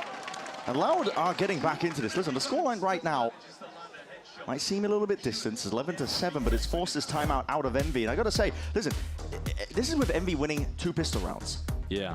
This scoreline like this, Loud are pulling this together with the gun rounds right now. They are in control of this game. Yeah, well, the thing is, the first half, they couldn't do anything even in the gun rounds, right? I mean, it's 9-3 despite the double pistol. But here, defense side, yeah, they are really finding a lot of success. And these last 3 rounds have all been retake situations where Envy bulldoze their way in, manage to get a plant down, but kind of compromise their health or their positioning or the numbers in order to get into a spot like that. It's not been clean. No. And they've often been giving away the first pick as well, Envy, by trying to create a lot of rubble pressure, actually. They lost Demon 1 doing that, they lost Kesnit doing that. Luxio's holding on to his Viper Pit for quite a while. He's had it for the last 2 rounds. Yeah. And Envy have decided to force up into this one with Kesnit having Neon ult and a Judge. Look to put some work in here. Envy, Exter leading it. TTP in, overdrive now popped off from Kesnit, but as the Thorns preemptively going to be popped off. It's a bait and switch. Batty tucked to the corner. They might not anticipate this. That's if Envy choose to commit. Yeah, the wall also missed. I think Kesnit was trying to fake like he could be taking a bit of space on site, and it just hit the door frame. In terms of map control, Envy don't have too much here. They're just creating some presence over towards Mound, threatening that they could go for a C repop. But Luxio, he's very deep right now at Rubble. Yeah. It's a weird setup to have Luxio and Darker on a deep position on A. Because your Vice setup is already there, right? So it's like, yeah, well. It is weird. There's layers to it with game plans like this. Maybe they... But he needs this paranoia. He really does. If he wastes it, it's a bit of a disaster. Envy. Looking to explode, I think, as the smoke dissipates. That's the timing that they're waiting on currently. And there it is. Rifle forward, but that paranoia does connect. TP, Batty's just trying to get out of dodge, being marked up, seized up. There is a ton to account for right now. The Demon 1 just walking all over them. Like the Terminator, man. He can't be stopped on that site. Runs over the anchor players, but a slight pocket of play, and Batty's not done, not finished. Yeah, that's quite nice. Exter maybe not quite understanding how his smoke blooms, or maybe just trying to hold the weird angle it creates himself. Awkward post-plant positions. These heads are on a swivel right now as that smoke blooms, blossoms. The bullets just barely sailing over the head of Kesnit. Needs to get the hell out of there. Repositions quickly by the Envy players, looking to see if they can get into more comfortable territory, but this is still awkward for them. Trying to dominate control over towards waterfall. And the kills are still being handed up here. There are no trades intact in sight. Inside this one trying to dominate, but Luxio with a swing. It's messy business popping. Left into a 1v1 now. He's only got 8 bullets total. Him versus Luxio. Luxio running around now. He can hear the sound cues hopping up on top of the box. And 8 bullets. That's all he needs. His gun's literally got no bullets left in it. If there had been any sort of extended skirmish there, he had no hope. But Envy get the round on the board that gets them up to map point. We were talking about Kesnit getting up to 20 kills like pretty early on in this game, right? Luxio is now at that same level himself. That's how kind of pressed this Loud comeback has been. Yeah. 4 in a row, almost 5 in a row there too. Came down to a 1v1, but Loud have got to now put another 5 on the board. Has to be in a row. There's no more second chances. Envy on the precipice of taking this map now. Up to 12, trying to make it 13, hold on! Where have they come from? Where have they come from indeed? An ace potentially, not denied. The listener damage, done entirely. I think that's just a ridiculous lineup. Bit of spam, isn't it? I'm assuming, we'll see. I mean, there's Viper walls obfuscating the sightline. Oh my God. Quite astonishing. There's just no way. I mean, he knows that they're going over to try to open the door. Yeah. Yeah. I think that's Darker's response too. Hey, that could be critical. It actually knocks Envy's economy completely down again. They were on minimum loss bonus because they won in round 19. And that was a 1v1 clutch, so they didn't keep many weapons. Sets them straight back. Kesnit was just a bucky. Luke Show is saving this ultimate for a rainy day on Pearl. Play's already in though. Darker now is going to be really tested and pressured, even against the weaker weaponry, because there is a multitude of targets to really deal with. The setup can only do so much in terms of staving them off, because he is surrounded on multiple fronts, finally going down, handing over the weapons, stray shots in the dark. Kawazine hoping for a lucky one. Not the case, quick plant down. It's always rounds like this you've got to be careful with. Doesn't matter that they're weaker buys, they've handed over 2 of the guns now, and MB are in a prime position to close out Lotus. It'd be a disastrous way for Loud to let this one fumble. Haunt, not deep enough to be revealing onto the corners. Still, they're getting the job done, aren't they? Kawazine Batty combining their might and pop in, blind as anything. It's a quick turnaround here. Loud are still alive. Good patience, too. That was a tough position for Loud to be in. They'd really put themselves in a bad spot there. On the anti-eco, player disadvantage, going up against a Bucky. Extra caught though, dead to rights, and Kawazine really picking himself up. This is an important round. He's had a struggle, but he's there. Kesnit had 18 kills in the first half. He's now got 20. Yeah, just 20. That is unusual for your attack side player that was running the entire game in the first 12 rounds. Yeah, real start drop off. But again, all MV need is one. And they have guns in their hands this time. Rifles in play. Opportunities abound now, especially when you line up like that. Entire firing squad of MV was waiting to receive some form of action, with Verdi being dropped to big kill. Weakens the A side overall. Luke Shaw, Darker, and Kawazine, all with massive ultimates. A must-win round. And they don't really look like they're in great positions to use them if Envy end A. No. And Batty's just holding out the paranoia here after contact. He's expecting this to go into a B pivot, but any B pivot would first tap the door, and that would put him in a really rough spot. Luke Shaw. Again, posturing almost single-handedly here. There's no real help for him. He's just revealing himself, but as that wall drops, so does he. Rossi takes him out. Doors open. Kawazine has got to be the playmaker, the difference maker. The spray control is not intact. Getting traded out. Darker and Batty have got to do it all. Popping, cleaning up now, and it leaves it to the assistant coach. Having to fill in. 1v4, pit down, plant down. Impossibilities, really, with Demon 1 aiming like that. 13-9. So finish we're looking at here on Lotus to open. Took Envy a little longer than I think they would have liked to be able to close out there on Lotus. Loud started getting back into it. We'll see if they got a bit of confidence from how they were playing that defense half as they go into their own map pick of Pearl. Could be interesting to take a look at as well. It's an iconic map for this Loud organization, but we'll see if they can carry some form of that forwards. I mean, you just had dominance from Kesnit in the first half, and then he was very quiet in the second. Yeah. But had those players around him to be able to step up, Rossi had a phenomenal game. It's hot and cold to a degree, but got the job done here for Envy. They're definitely tested though, this Loud team, no slouches even under the difficult circumstances. Managed to close it out 13-9. We'll be going to the next map though of Pearl, and that's Loud's pick. Plenty more to look forward to here. Do not go anywhere at all.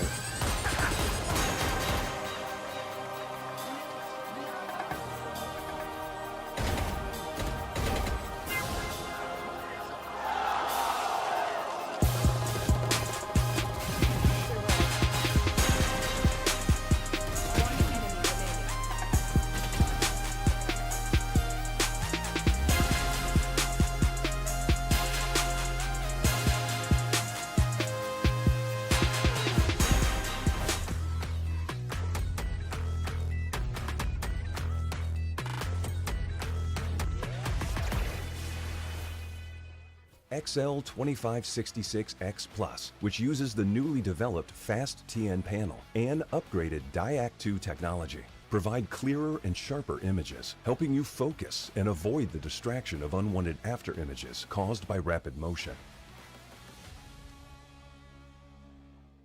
Zowie.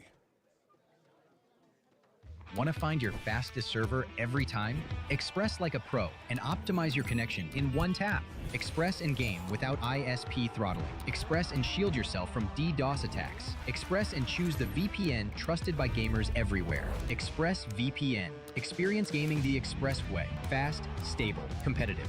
Outplay the world. It's time to Express. Unlock free cosmetics, including Lightning Kicks Buddy and more. Scan to subscribe.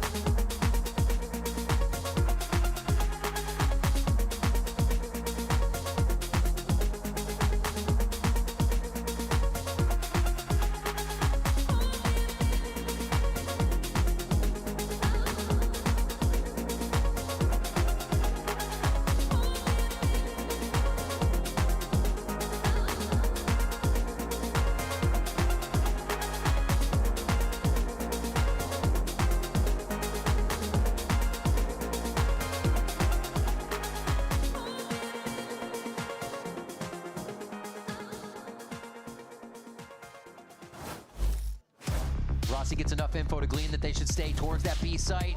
Another shot from him would be huge. He gets himself to safety. Now Rossi on 3, and he could deny the round. He's gonna bring him to OT. The ace sits just on his left. He hears it coming through. Oh my God, he hits the ace. Bagunça esse round. Vamos ver se dá pra sonhar. Puxou, pega mais um. Escapa no TP. Vem puxão pra cima do Dark. Ele fica pelo sonhando. Puxou mais todo round.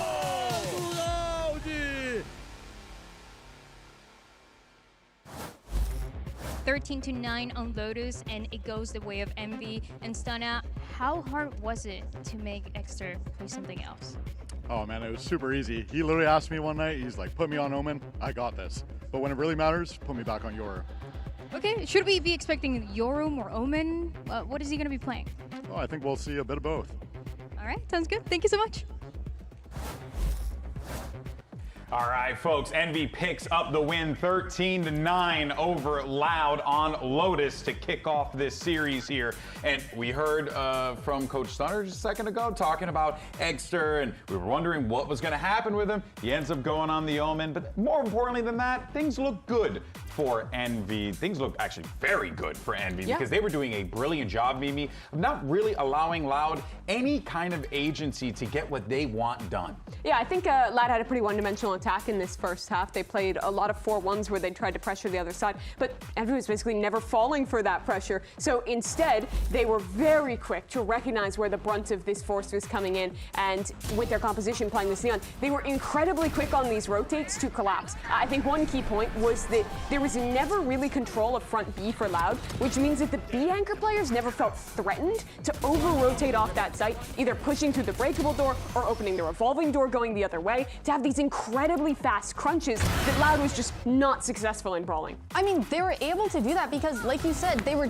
running a lot of 4-1s, especially early on. And the pressure that they had on the other side was maybe a Fade throwing an ire or dog through smoke. They never really did that push and pull that you want to see on a map like this. They didn't have any inserts. They didn't have any like really good lurks or really lurks at all, which made it just so easy for Envy to kind of predict where they're going and be able to be having those quick rotates. Yeah, and it felt like, too, the Vito was just so free to peek down long C most of the time. Even Kesnet peeking down that long C got a lot of those first early picks, and you can see the first kills here for Envy being 14. Majority of that was Kesnet with that operator. He did such a good job, but just in general, it felt like they had so much control of the map on their defensive side, which is exactly why they were so good with the rotation. I mean, even when Loud did try and start to do a lot of defaults towards the end there, they were so split on them, and Envy abused that. Envy was taking space on certain lanes of the map and just punishing. Yeah, they started peeking and punishing the ones, and then Loud just looked a little lost. Yeah, there was some hope in the second half. That 4K round that we saw from Luke Show into the incredible 1v2 clutch. It looked like they were getting their feet under them a little bit, but it was all just too little too late. When you lose both pistols in your first half, it's that bad. Exactly, and then on top of that too, you have the aimers on this squad who you want to show up. They are aiming and they're hitting their shots. Sometimes they're even getting collapsed. So yeah, Kesnet really was just on fire in this game. But this is pretty much par for the course of what we would expect from a player like Kesnet and why he's on this team to begin with. Yeah, I think that their defensive side was so good to the point where he literally was just wide swinging with the operator, even with a rifle half the time.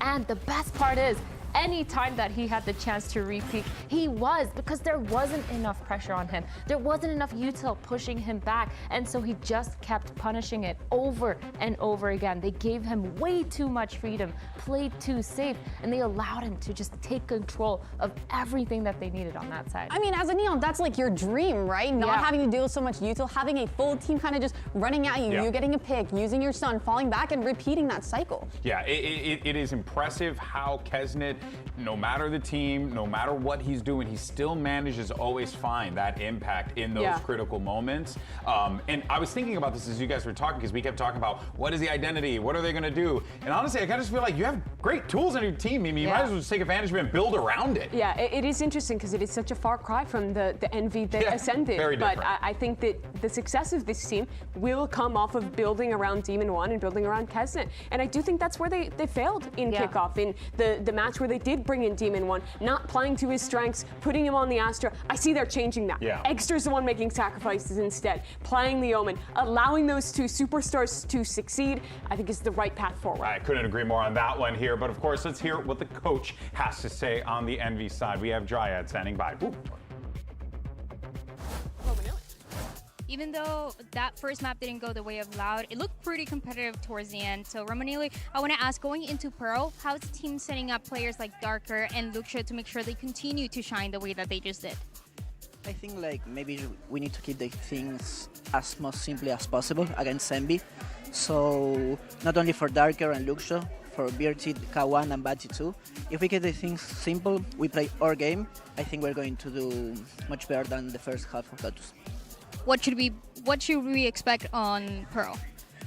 In this map, I think like a little bit more proactive on decisions, like on micro decisions. I think if we fix that in this game, all the series should be ours.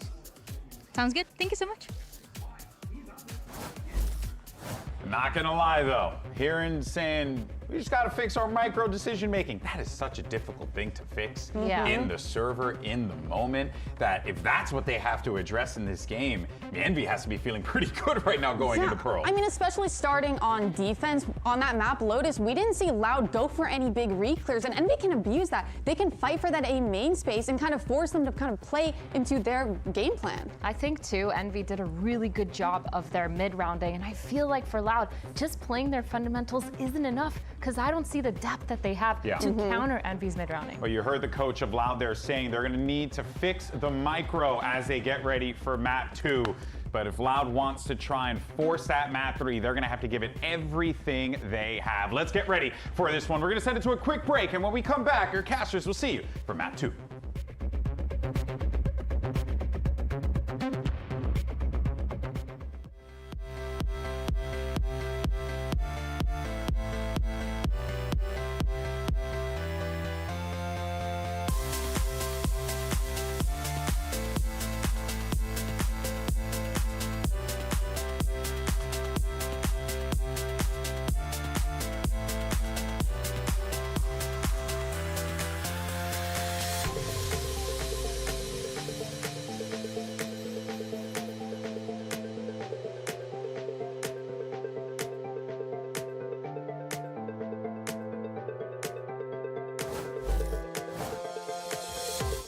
Back into the action, that's right, flip that chair all the way up because we are getting into it for Pearl. Business mode. It is business mode. Can't be in lounging mode, whatever you want to call it. Aspas mode, I guess. Yeah, Aspas mode, yeah.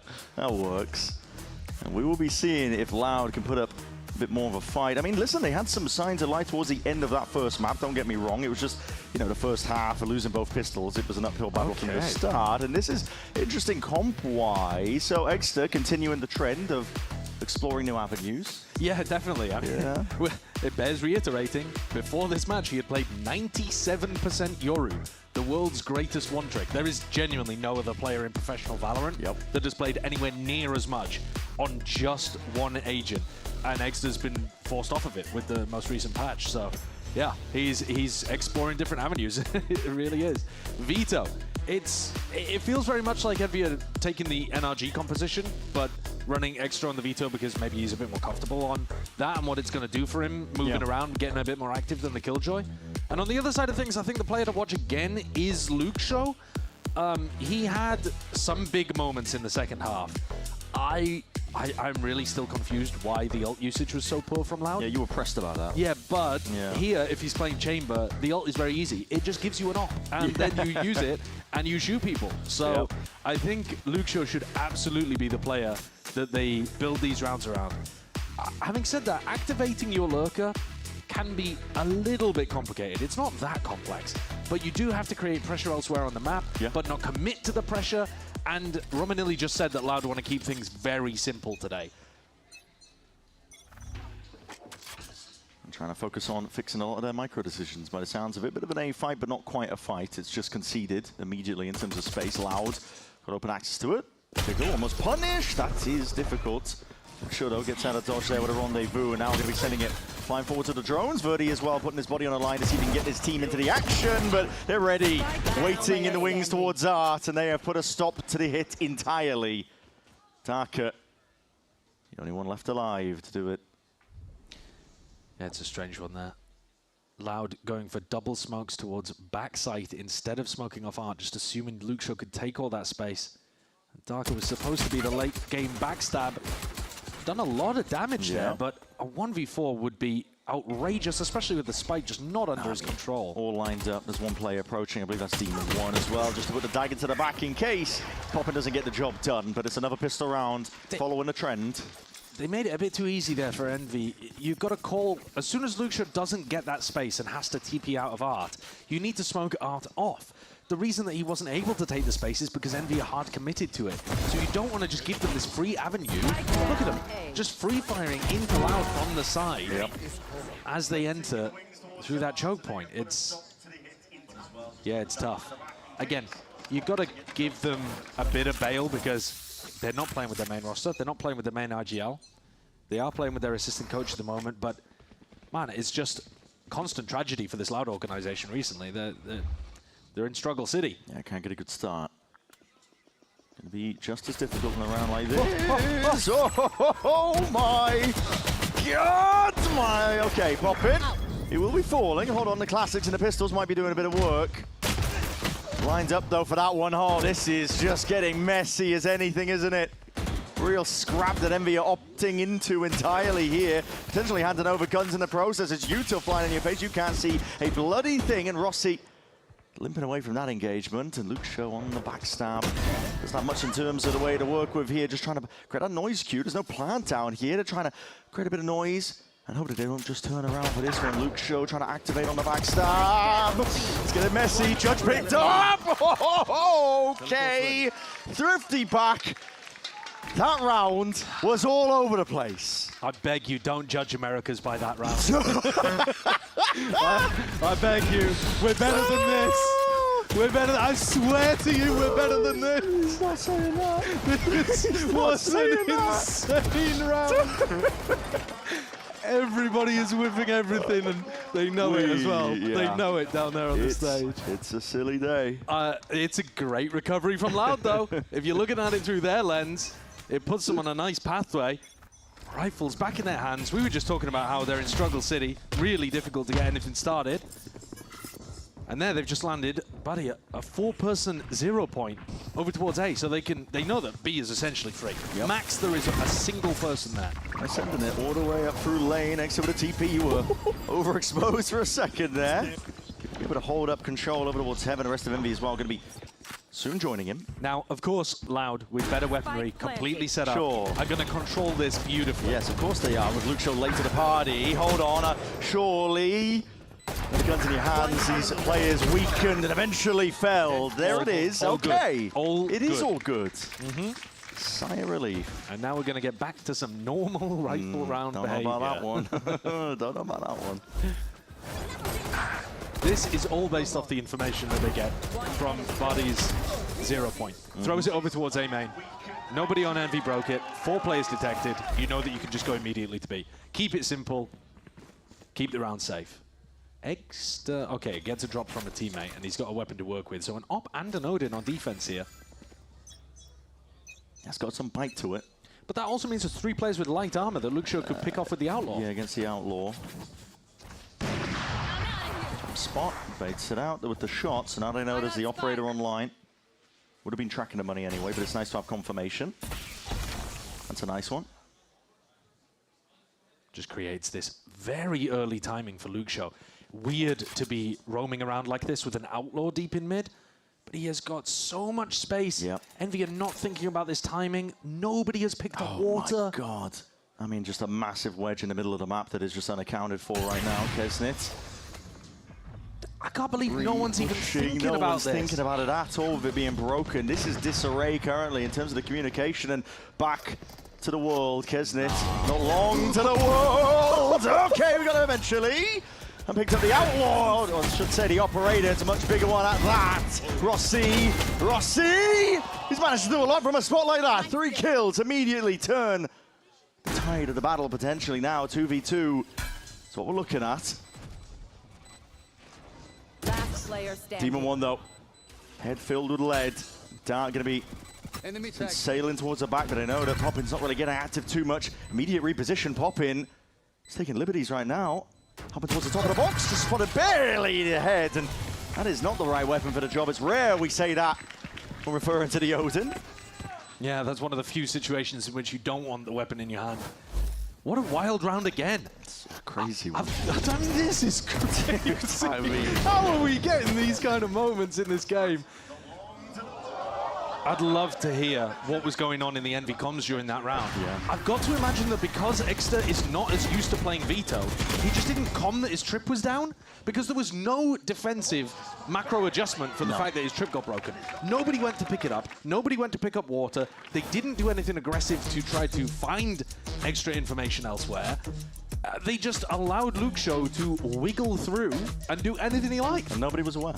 Nobody was even trying to pick up the timing behind them. I mean, instant time I'm going to be called here for Envy, but yeah, maybe you're right. Maybe it's just that uncomfortable territory for a player like Exter, who's playing new roles now, and everybody's relaxing back, thinking about what to do differently. I mean, we know what to do differently. They know as well. Yeah. Round was essentially lost off the back of that one. Pearl is a map where you need to be very careful in terms of how you keep your map control, because it's spread out, it's big. Yeah, information I think is the biggest part of how you play the defense side. Yeah. Especially now that you don't have the Yoru that can go and grab info somewhere and TP back. It's a big luxury that a lot of teams maybe were getting too used to. But also, that's the reason why you play Killjoy on this map. Yeah. The NRG composition that Envy have based or stolen their version of runs the Killjoy because you have an alarm bot and a turret to be able to give you great amounts of information to help the double drone and make sure that you have info everywhere on defense side. And Exter only has the 1 trip, and it has gotta be calmed when it gets broken. Entirely open for the taking here. There's no gamble stack from Envy. They just want to fight and gear up into mid, but hail of bullets. Got to be careful of that one. And, well, Kesnit. It's a stunner. It really is. Gearing up for more. He's got players by his side. Deep drone to set him up potentially a little bit further. It's going to be broken. Posturing down, potentially overextending themselves. But Kesnit, never outdone. This guy's shining right now currently. Refract back, it's Sheriffs across the board. Why not? Put it on a bit of a show for us today, Envy. Highlight reels and clips abound. Dark is left in a 1v2 and he is quickly surrounded.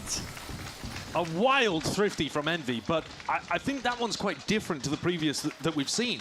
I feel like a lot of the thrifties that we've had in this game so far have been the team fumbling with the anti-eco and making mistakes and getting overwhelmed. This one was some astonishing shots coming out from Kesnet. Yeah, raw individual skill. Yeah, which you are going to get from Envy. Just showing Luke Show that if he takes an honest gunfight against him rather than shooting him with an outlaw in the back, that he's got it on lock. That's a crazy round. You want to play? A lot of odds online allowed to get a bit of a reset going into this. TP? Oh, that was cancelled. Yeah, he wasn't fast enough there. Next is revealed. This is a really difficult spot, and Luke Show quick to punish. That's the kind of situation where the Yoru would be able to get out of that.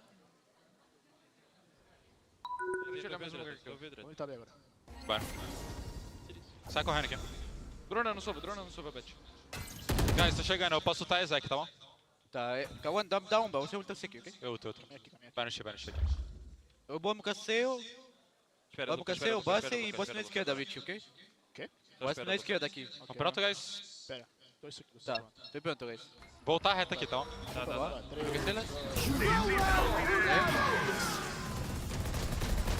Morri, reza em mim. Guys, volta correndo, volta no shield e depois corre pra base, tá? Alguém no show, mano, alguém tem que puxar o mapa, se eles estavam perto pra fazer. Vamos contato aqui, Tá, vamos aqui, vai. Eu espato o museu depois. Manda, volta errado. Vamos ter pra cá museu. Volta, botei perto. 30 seconds Vai no museu. É placa. Vai estar museu. Bota aqui. Boa, Clinton. Só volta. Museu, Jojin. Guys, vamos comer museu depois, tá? Flash. Vamos comer museu depois quando essa ult acabar, guys. Vem. Eles têm o já tem que fazer alguma coisa aqui. Ó, espera acabar. Para e vai pulando, vai pulando. Vai pra direita agora, vem. Direita, vem, guys. 3, 2, 1, abrir. Last player standing. One enemy remaining. É que não tá. Poppin does an excellent job there of just mowing them down with the Odin. Got onto an angle, playing the Cosmic Divide to a beautiful spot as well from Demon 1. Really isolating those players in back walls, but I also want to draw attention to this ult combo that they went for. Look at this. So throwing out the Teo ult at the same time, look at Bati. Bati is completely stuck there. Yeah. You've got combos to slow people down. You've got a saturator you can throw in. I mean, if you wanted to, you could throw an Astra stun on top of that. You're forcing them into the site, but if they do get hit by any of the slows or stuns, they are cooked in that spot. Yeah, really preemptive heads-up play there from Envy. They were very aware what was being cooked here. Salvo was also going to be pressed down here. This is an all-in fight over towards that A main area, but not taken for now. Pause, but Loud looking to see if they can gear up, but Paddy's way ahead of the rest of his team here. There's no trade intact. 30 was dropped at a moment's notice. Team of 1 really making a mockery now. He's running all over them here next. But it wants to do it. Statement of a round here by Envy. Could have been an overfight, to be honest with you, but they just barrel in. All three of them committed in the same way. And Darker's in an unwinnable spot again. What a round from Demon 1. His aim looks beautiful to watch. Yeah, crispy. But that's the kind of thing that I think was off a little bit at kickoff, was that you could tell some of the members of Envy, I mean, I would say mostly the older members of Envy, wanted to do these kind of rounds where they fight further than you would expect. And sometimes people were just not on the same Bro, they can't wavelength. guard me, bro!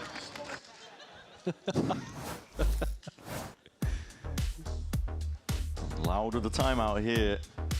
It's a weird way to take the A main fight. I mean, it's living rent-free in my head just seeing Batty just swing with no util as a KO.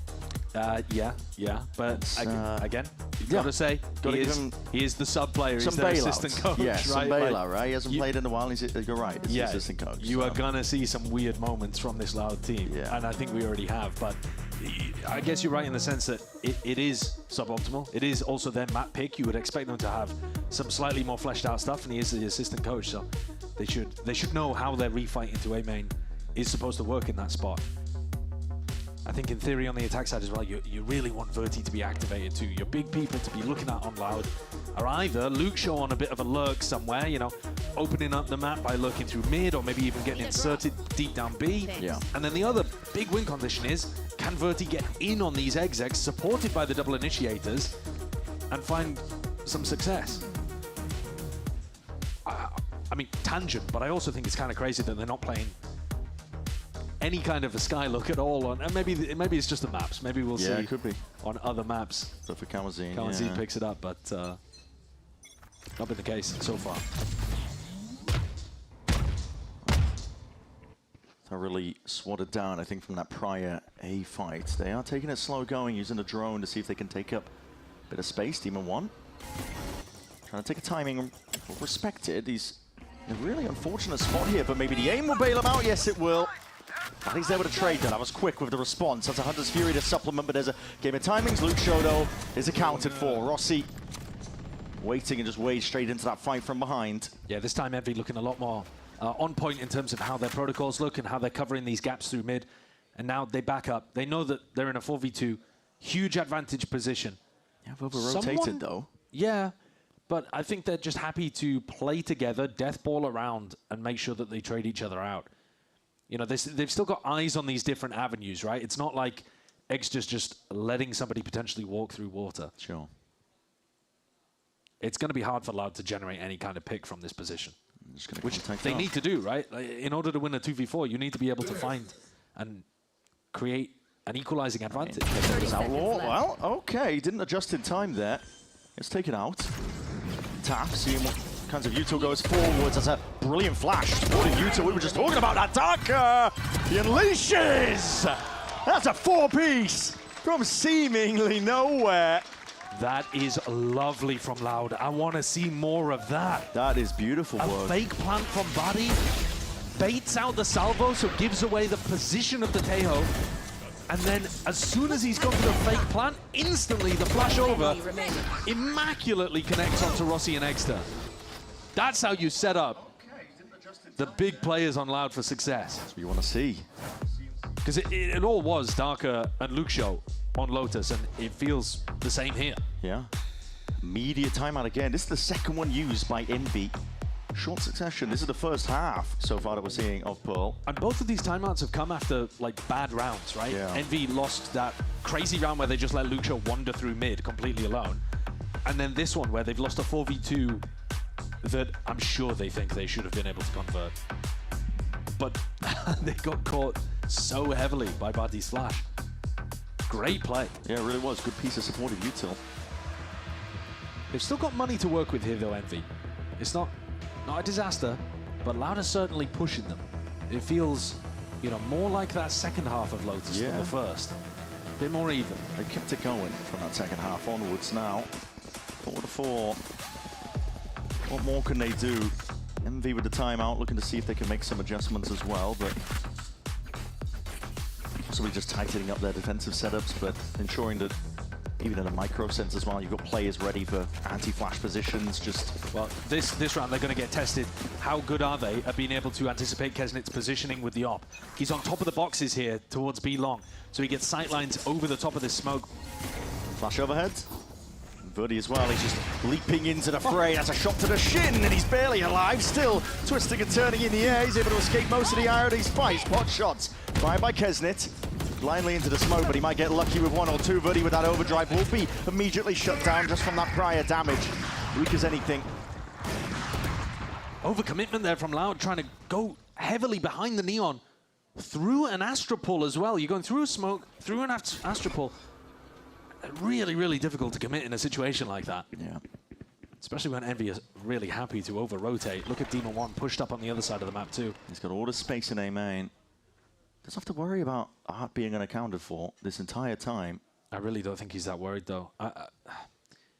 He's been so confident in terms of how he's taking the fights. He's just relying on his aim. He's got no way to get out of this other than just brute force. More players where that came from, but Kawazim with that recourse style was ready for it. Returns the fire almost immediately. Pop in. This is next time up, and it was Darker in Astral form. He wasn't quite ready to be able to respond. It's a spike drop down. 30 seconds remaining. 30 seconds left. Cosmic Divide does cut up the site. Gotta get a bit of a move on here. Plant committed. And we're just looking to see if they can wait for this wall to dissipate before they start to engage.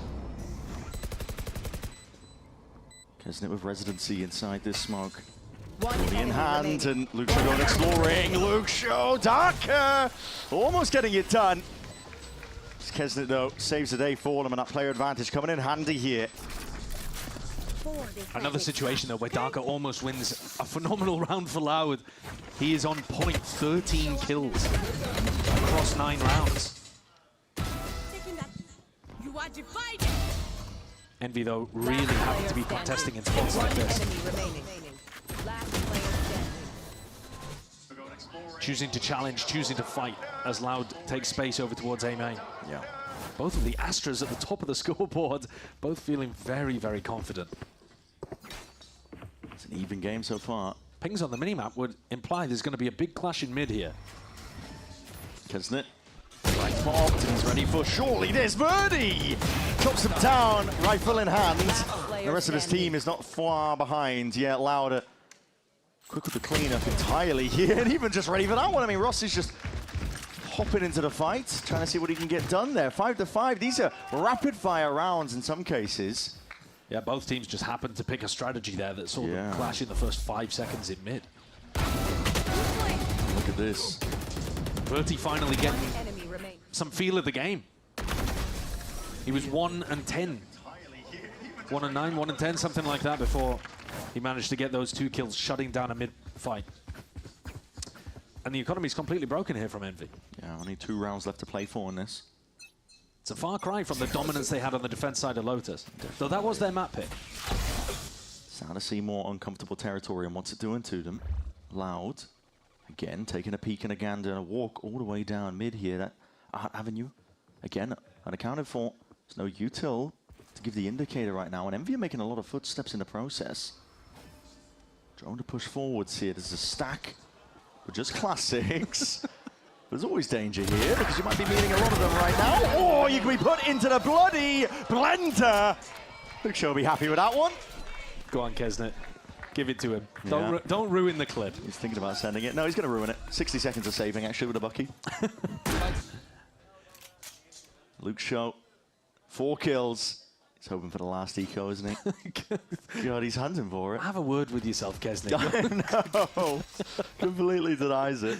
Oh, Luke Shaw would love to get this. He gets his ult online for the next. They already got final Kamanzine and round. Bati's ults online through this round as well. So, yeah, Loud have actually generated themselves a really nice ult bank to be able to get an advantage at the end of the half. He's so far away from the spike. It's criminal.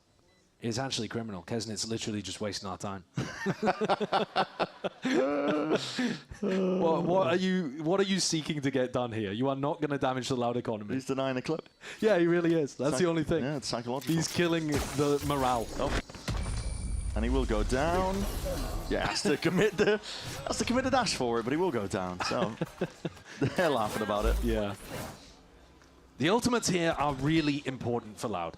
They need to make the best of this opportunity that they've given themselves to find an advantage and go up 7-5.5. That would be the best that they've done across the match so far, right? But it's about using the ults well. And I think that is something that they did so poorly on Lotus. Do they have a game plan that uses... Everybody's going to be moving forwards now. That is the Hunter's Fury, and a good tag as well from that long-range dart. Kesnet tight to the corner, won't be able to survive it. The shot's going wide, but that's a lot of util used in response. The knife towards the back. Flash overhead, waiting for the right timing on this one, but again, Envy have bodies in the right place. Pop in, putting up a stalwart of a defense, and he has shut them down. The door in their face. Pull where that came from. Team 1 though. Oh my! Slingshot it back, and Poppin's left. Weakened Luke Shaw. This late lurk activating, surely there's a level of awareness. Knife out for Poppin! He doesn't have a clue! Luke Shaw does it to them again, threads the needle, and converts the round. Almost saw a round from Poppin, the eponymous swing, doing work. Yeah. But Loud do capitalize. They do use their ultimates, they find that advantage, and actually are looking pretty good headed into the halftime break here. 7-5 considering he lost the pistol. Did thrifty it right back after, but still. Louder in a prime spot.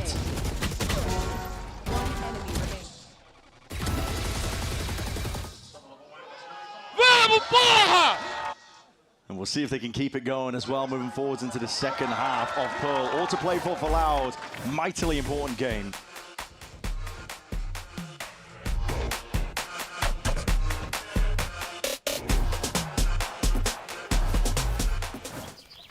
not much longer now, and I will also take to the skies. Me too. You? No, you will always be a worm. Just wait and see. Red Bull gives you wings.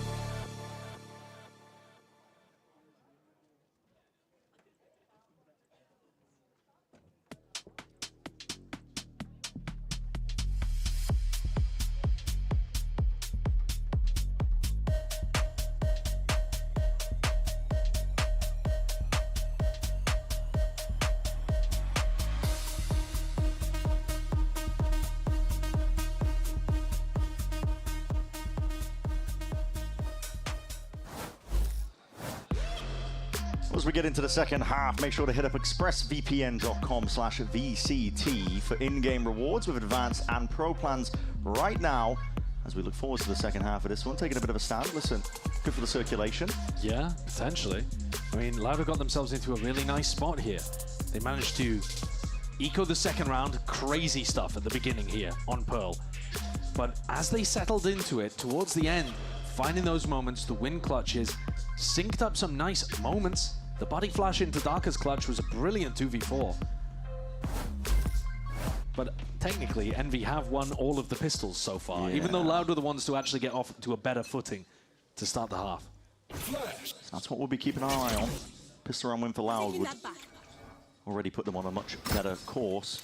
As good as this map is so far for them. Luke Shaw is revealed. Doesn't overstay it though, immediately going to be drifting back with that TP.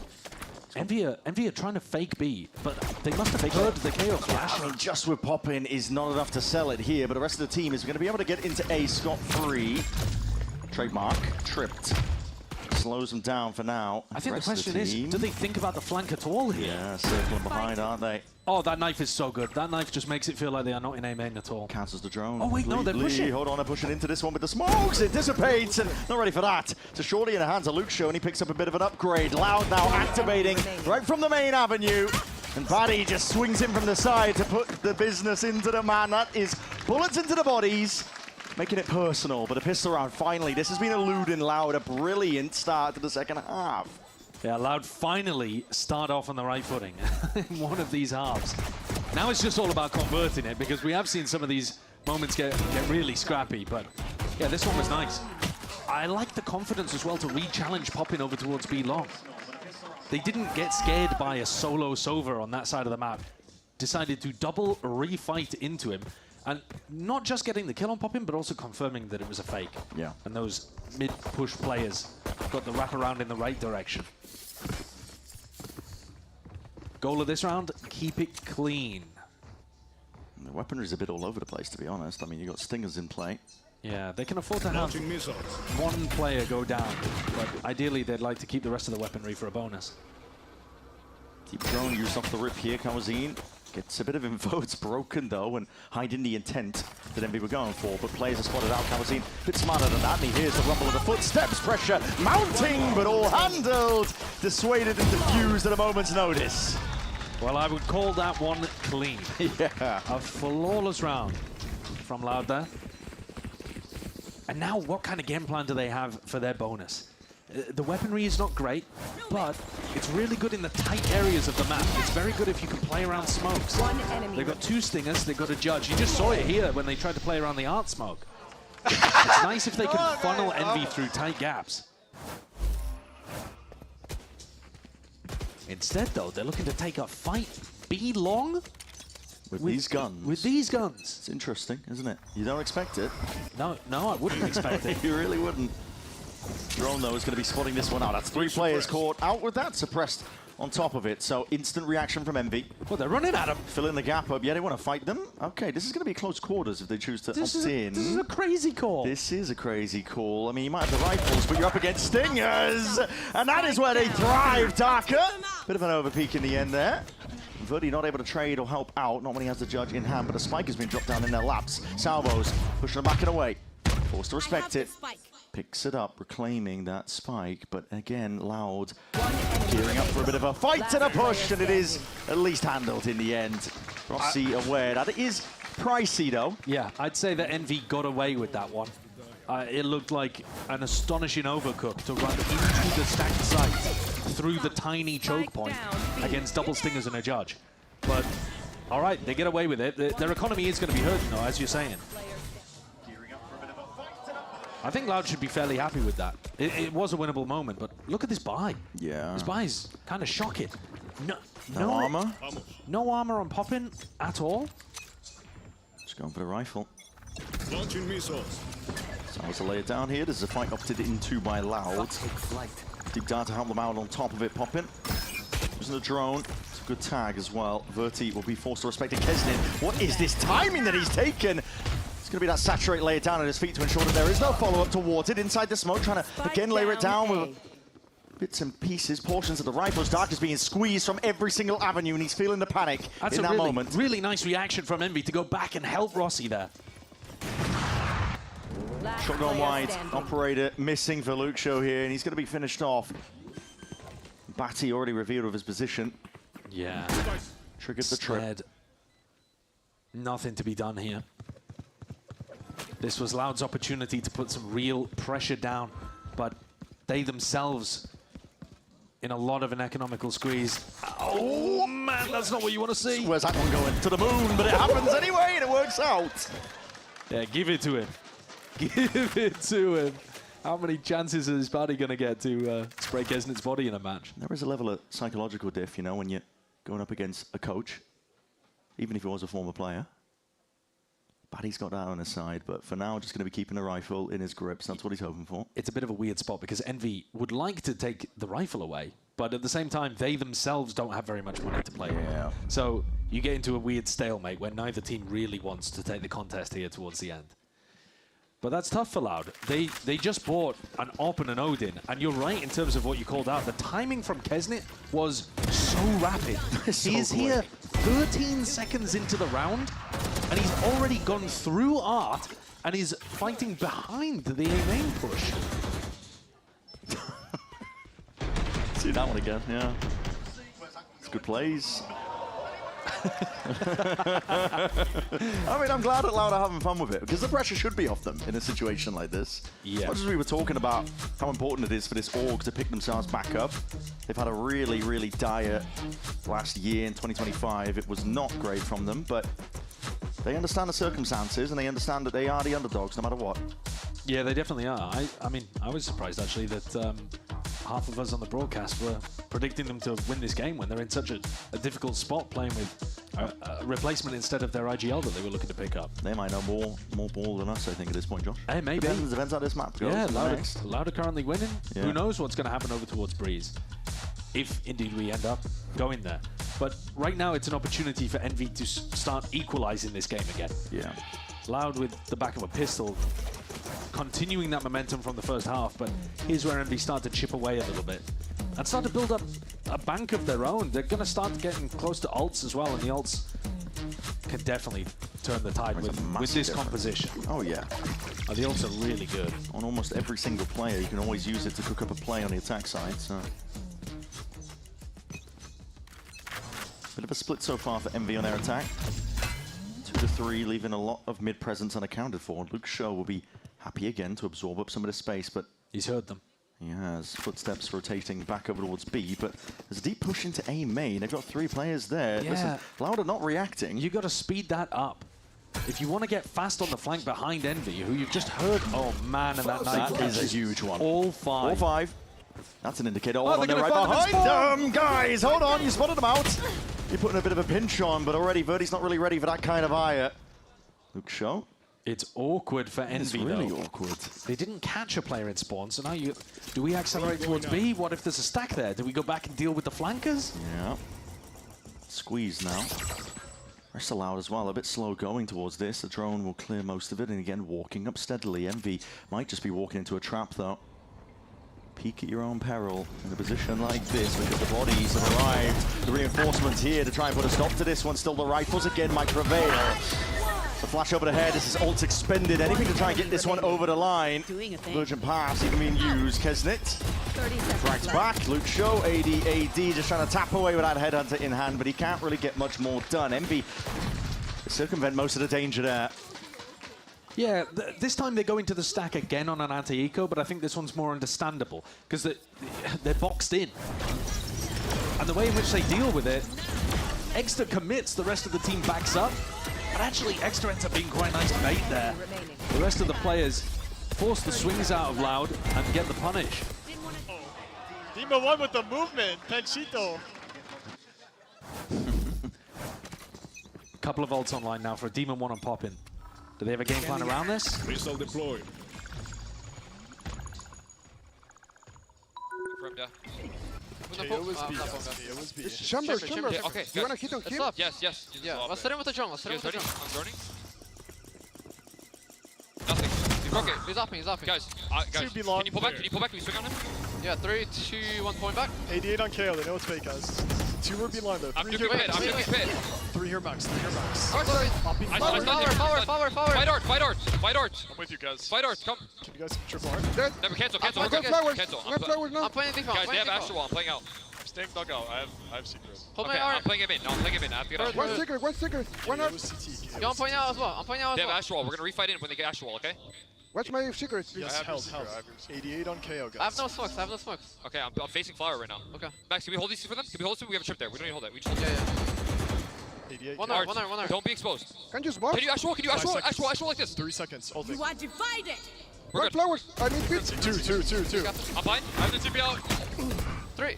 Time. I'm good. I'm really good. Run through. Default. Right side. Good sick. It's taken. Nice try, guys. Nice try. It was a really nice try, guys. They saved the up. Guys, it's okay. Rossi really vocal in those situations. Incredibly vocal. Setting up, where he wanted the Astral Wall to come down from Demon 1, allowing Kesnit a little pocket to play around. But at the end of the day, even though they were aware that there was going to be a Cosmic Divide retake coming through, they didn't actually have the bodies in front of it to be able to fight. Despite the fact that they were coming, we have to push forwards when their Astral Wall comes in. In the end, Verti just caught them pushing into those spots. Enormous mistake from Poppin as well, trying to fight with an Odin down B long, while his team had commed that they wanted to take the fight in A main. And you could see that he was frustrated with himself, kept comming. Guys, I did some damage to the KO. Yeah, it was little interjections. Just a reminder of the impact in the round. Yeah, I've been there. I've definitely been there. No, he's won, guys. He's won. Still, for Envy, it was feeling a little bit chaotic at times in the communication. Actually ready for this? Shot going wide there for Luke Show. Not done yet, though. He's pressing even further forwards. Launching missiles. A drone for Rossi to see if he can clear off that angle. It's just a salvo, but this Luke is Show's not budging. This is an interesting one from Exeter, isn't it? Trying to create this forward line of information with the attacking trip, because it's a throwable. Yeah. It's quite nice. In theory, you've got information if they go walkabouts in mid, though you don't cover double door. 3 players here, though. And a rotate of Barty. Yeah, I think they heard a footstep.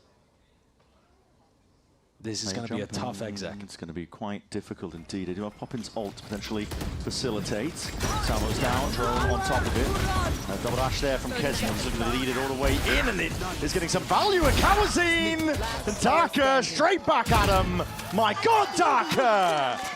Not outdone at all. This is a map where he is lighting them up. 26 and 12. Darker looks amazing individually. Loud's macro, though, getting that stack into the right place at the right time, completely reading what Envy were going for. And they had that double hold in art as well, so they knew that there wasn't a lurk in that area. Darker's mechanics look great today. So good. That is so good. Who's at the top of the scoreboard, map 1 as well. His stats for the series overall are going to be outrageous. Yeah. Frying right now. It's pushing MB into difficult territory. They used to be in the ones to take control of a game. It's a bit better this time, actually, from Envy. They managed to dodge the majority of that KO knife impact. Only 2 players seen, but it was a duelist, so still going to inform the rotate. There it is. Rolling carpet's going to be laid out towards our backward position. This is really dangerous, Darker. And there's a saturate. Great combo. Good util indeed. Envy finding a way forwards despite a bit of a shoddy buy. They've got the ults to at least bail themselves out here. To press Loud into a 3v4. Loud just holding on with the null command. Cutting. Waiting it out, Baddy. Eventually it's going to be dissipating. Salvo, second wave of things, a pocket to play in. Baddy's just trying to avoid this one, jumping up, and really the damage there. Kawazine trying to stand his ground. Baddy trying to slip the net, hoping that he was unaccounted for. But Rossi had his watchful eye onto it. With a Guardian as well. Tough weaponry for Envy to win an incredibly important round, but it saves them. Their economy's still not in a great spot. Both teams are looking poor right now. Loud, though, in a better position. Wow, Rossi, oh my god, maybe? Look at the buy that both teams are working with here. Rossi's going to keep the Guardian. Yeah. On the other side of things, a hero rifle and Luxio with an ultimate, so, you know, it's not that far off. It's a little bit all over the place here. Salvo turned to the corner now. You can see that overdrive popped off. Gearing up for the fight. This is Loud opting into it. To be punished as a result, but risks need to be taken when the money is tight. If there hadn't been a full 5 players there from Envy, maybe Loud would have found more success. Yeah.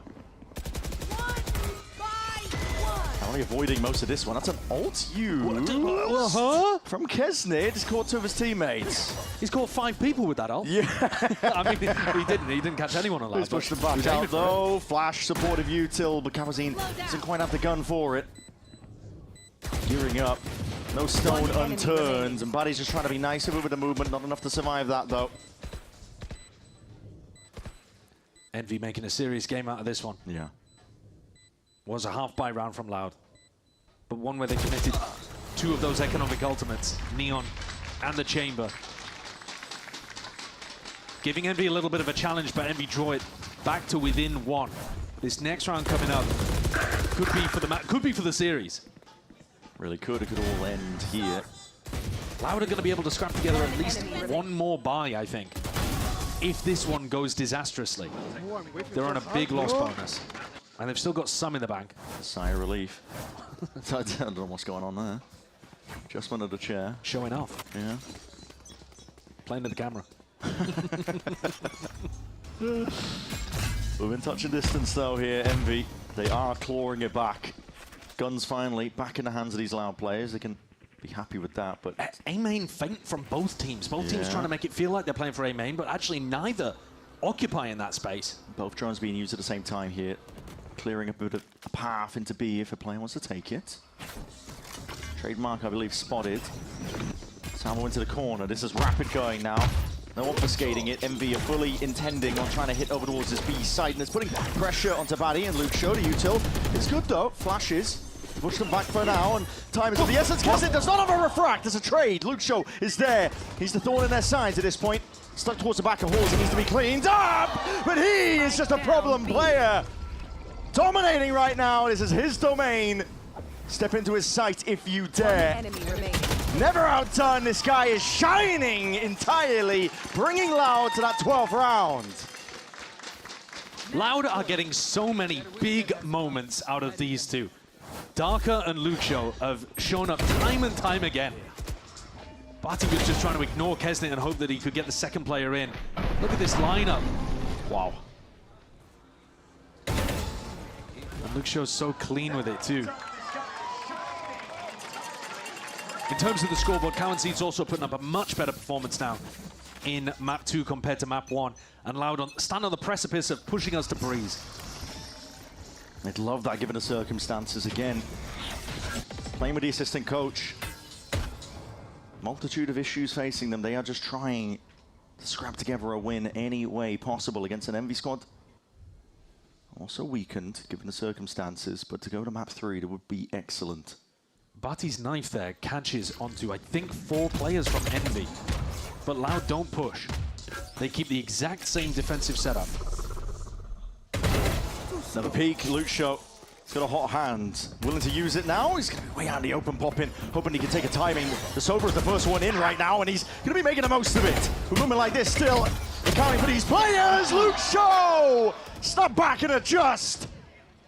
Puts them straight back to that spectator seat. And for Loud, the precipice here to move all the way to Breeze. A third map for them.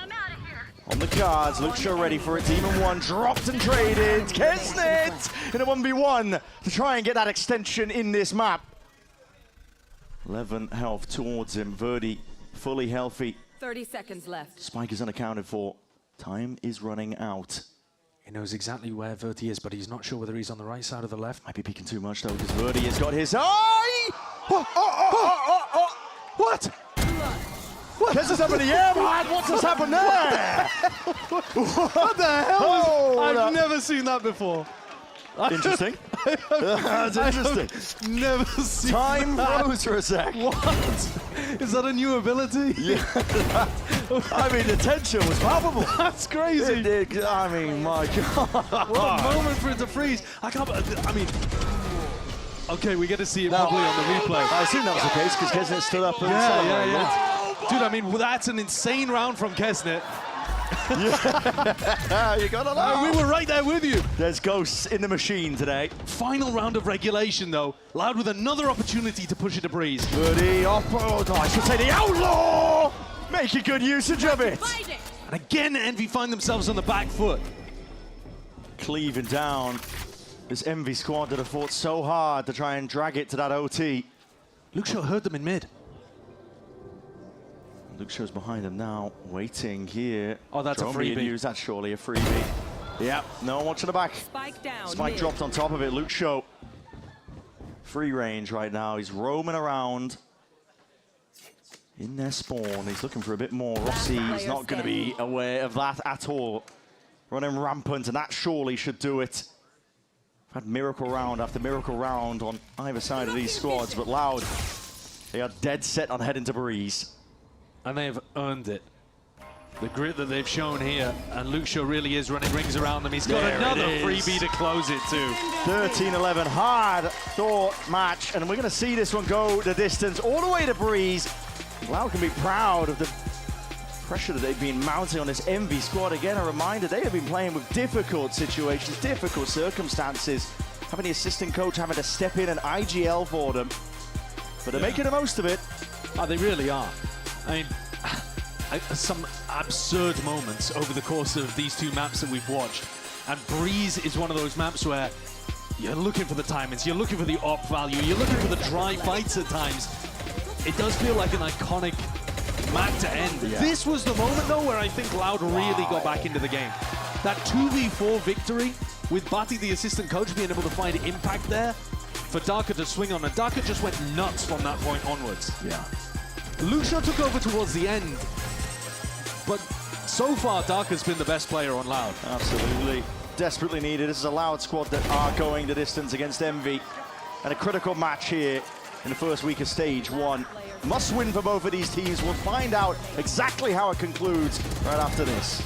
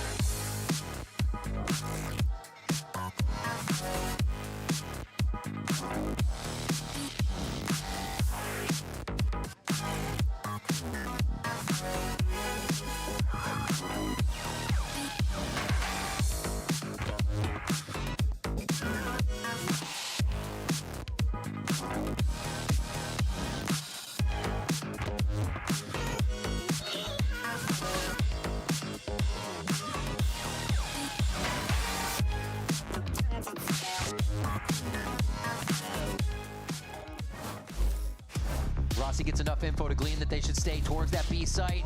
Another shot from him would be huge. He gets himself to safety. Now Rossi on 3, and he could deny the round. He's gonna bring him to OT. The ace sits just on his left. He hears it coming through. Oh my God, he hits the ace. Vamos só esse round. Vamos ver se dá pra sonhar. Pichou, pega mais um. Escapa no TP. Vem pro chão pra cima do Darker. Ele fica sonhando. Pichou mais um. Round.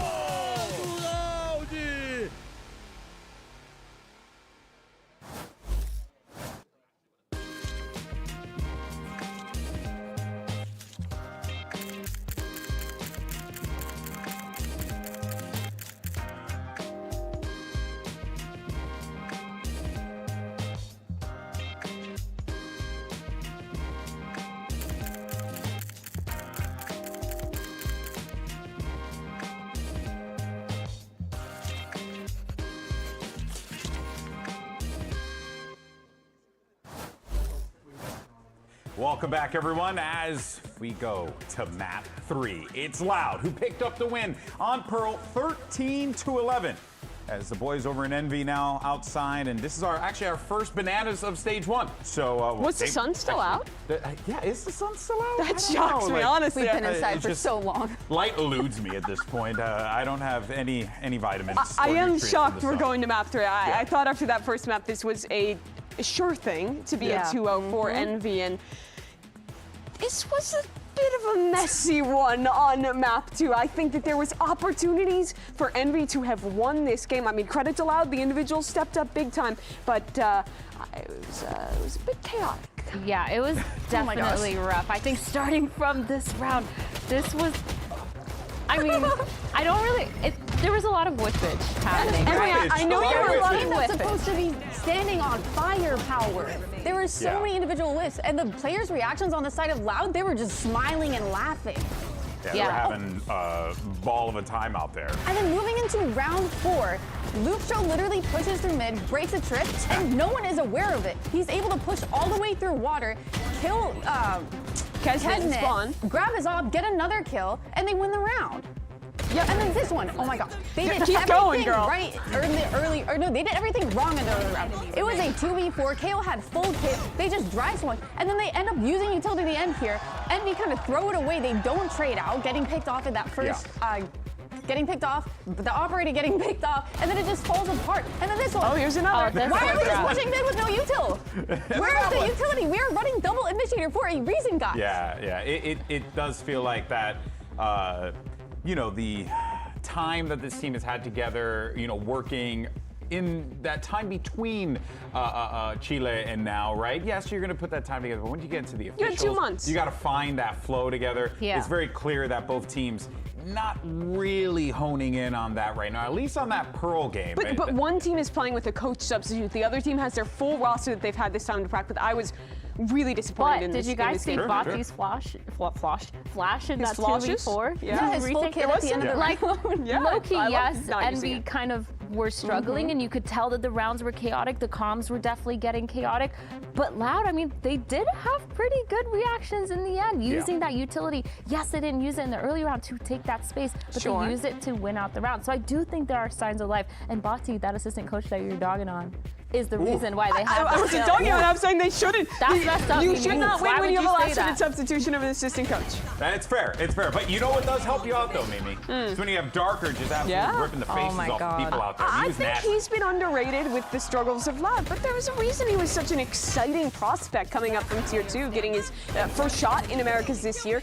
Even though Loud didn't really do anything kickoff, he was playing great individually. He stepped up again in this map. I love the mechanical expression and the amount of rounds he can actually make plays while also playing on this controller role. I think that, well, the team has struggled. Darker has been consistently impressive. I think he's just been so good too at getting these multi-frags, absolutely abusing those angles like that one you just saw. They're just holding that little sliver. And I think having that confidence to take a lot of ones is probably the best way to go when you're playing against a team like Envy, where you can abuse the fact that maybe as a team they haven't been together as long, they haven't made that identity super clear, especially when the whole reason that they're here, which is that Yoru play, is completely out of the picture. I mean, no doubt at all. His mechanics are insane. The multi-kills that Mimi was kind of talking about were phenomenal. But Envy need to put up a lot more of a fight, a lot more pressure, so that he can't just kind of be able to hold one angle and get 3 or 4. I want to go back to Envy's comp as well. I was not a fan of the direction that they went on this map.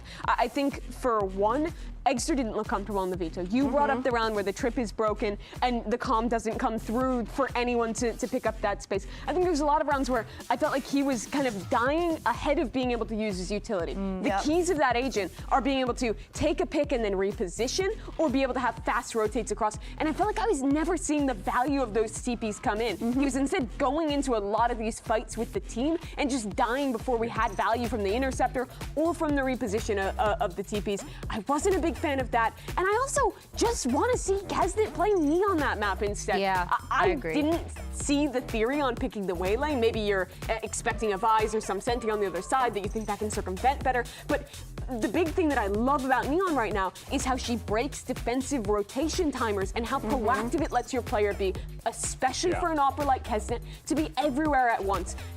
I wanted that comp to be way different. I wanted that game to be way different. Envy's got to lock in. If they lose here, huge implications for playoffs. If you're losing to Loud with a sub, you're probably not making playoffs. Yeah, that is actually so well said, but hopefully, and look, it seems like Envy, they are in good spirits, but they're going to need to shape up or ship out for map 3. We'll find out how this one all unfolds as our casters will catch you after this.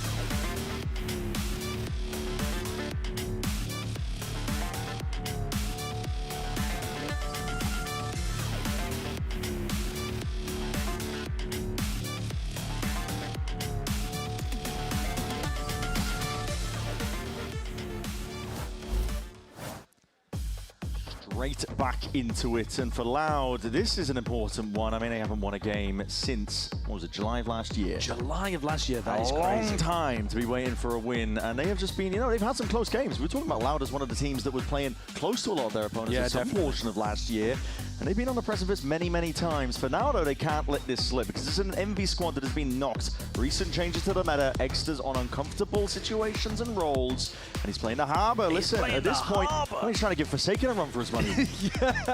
Yeah, he came into this match. I'm just going to say it again because it's a ridiculous stat. 97% pick rate of Yoru, and now he's speedrunning the rest of the agent select. Why not? Yeah. Demon One coming out and playing ISO here too. A lot of conversation about the ISO, considering that, the Sentinels brought it out. We had seen Fnatic play it, but Crashies was talking about going off about it, wasn't he? Yeah, about how he wasn't a big fan. But it does, this composition where they're playing the ISO with the Harbor is going to give them a lot of power with the attack side ultimates, I think. You can really start something snowballing. Yeah. Well, I'm looking at the other side of things, and at first glance I was thinking, well, Loud are keeping it kind of simple here, Verti on Jet, Barty gets to play the KO, and then I take a look at the smokes. No Viper. They're playing Astra Harbor here. That's really strange. Yeah, so you have... Normally, you would have the Viper wall, which you could use as a little bit of a fake pressure somewhere around the map. And it's really good on the defense side, the Viper. The Snakebite is phenomenal. So I think on defense in particular, Loud's composition is going to have to be heavily relying on the op in Verdi's hands or just shots being hit by Darker and Luxio. But they start on the attack. Let's get to it. Proactivity from Envy instantly. Yeah, immediate push. Straight past that cove, it's going to be sailing down. A couple of shots, though, raining down. And Kesnet, that damage earlier, he wasn't eager to get into the engagement there, but Exter just walks into it anyway. Right here. Kind of a wild play there from Exter. Yeah. I think he was looking to try to support Kesnet with the fight that he was taking at the spawn and didn't realize players had already pathed towards that window. Static for now, though, Envy, hoping that Loud walk into them and make a big mistake. But they're headed back to Rossi. Making moves towards A. Rossi's got a retake wall on A here, really. Blocking and he's fire. backing all the way up. Yeah, conceding a lot of space. He is alone. Doesn't know if they've compromised towards mid. Any other section, but now with a steep push from MV, they're starting to get a bit of an inclination of what's happening. High Tide rips its way across, knife against the back of that pyramid, alongside the Dart. So what are you two being used to make sure that this is clear? But MV are home, and they are rapidly approaching the flank, popping straight behind them, but accounted for in the end. This is Darker just putting him into the grave. Calling for a pause, you have 25 seconds left for Raffley to work him, but Loud, as that curtain drops, they're willing to take and opt into the fights. But this is dangerous, precarious stuff. Damage done across the board. Lots of players weak. It could come down to a game of timings. They have to go for a safe plan 12 here. seconds. Rossi's 10 circling seconds around left. them right now. Demon 1 on 15 HP. Swift Breeze will bring down these players, but adjustments there, tapping away. Loud are trying to bail their way out. These players are so damn low. Incredibly winnable right now for Rossi. 15 HP, 19 HP, Darker and Batty have got to do it all now, and they are holding their composure, but Rossi, just a little bit better.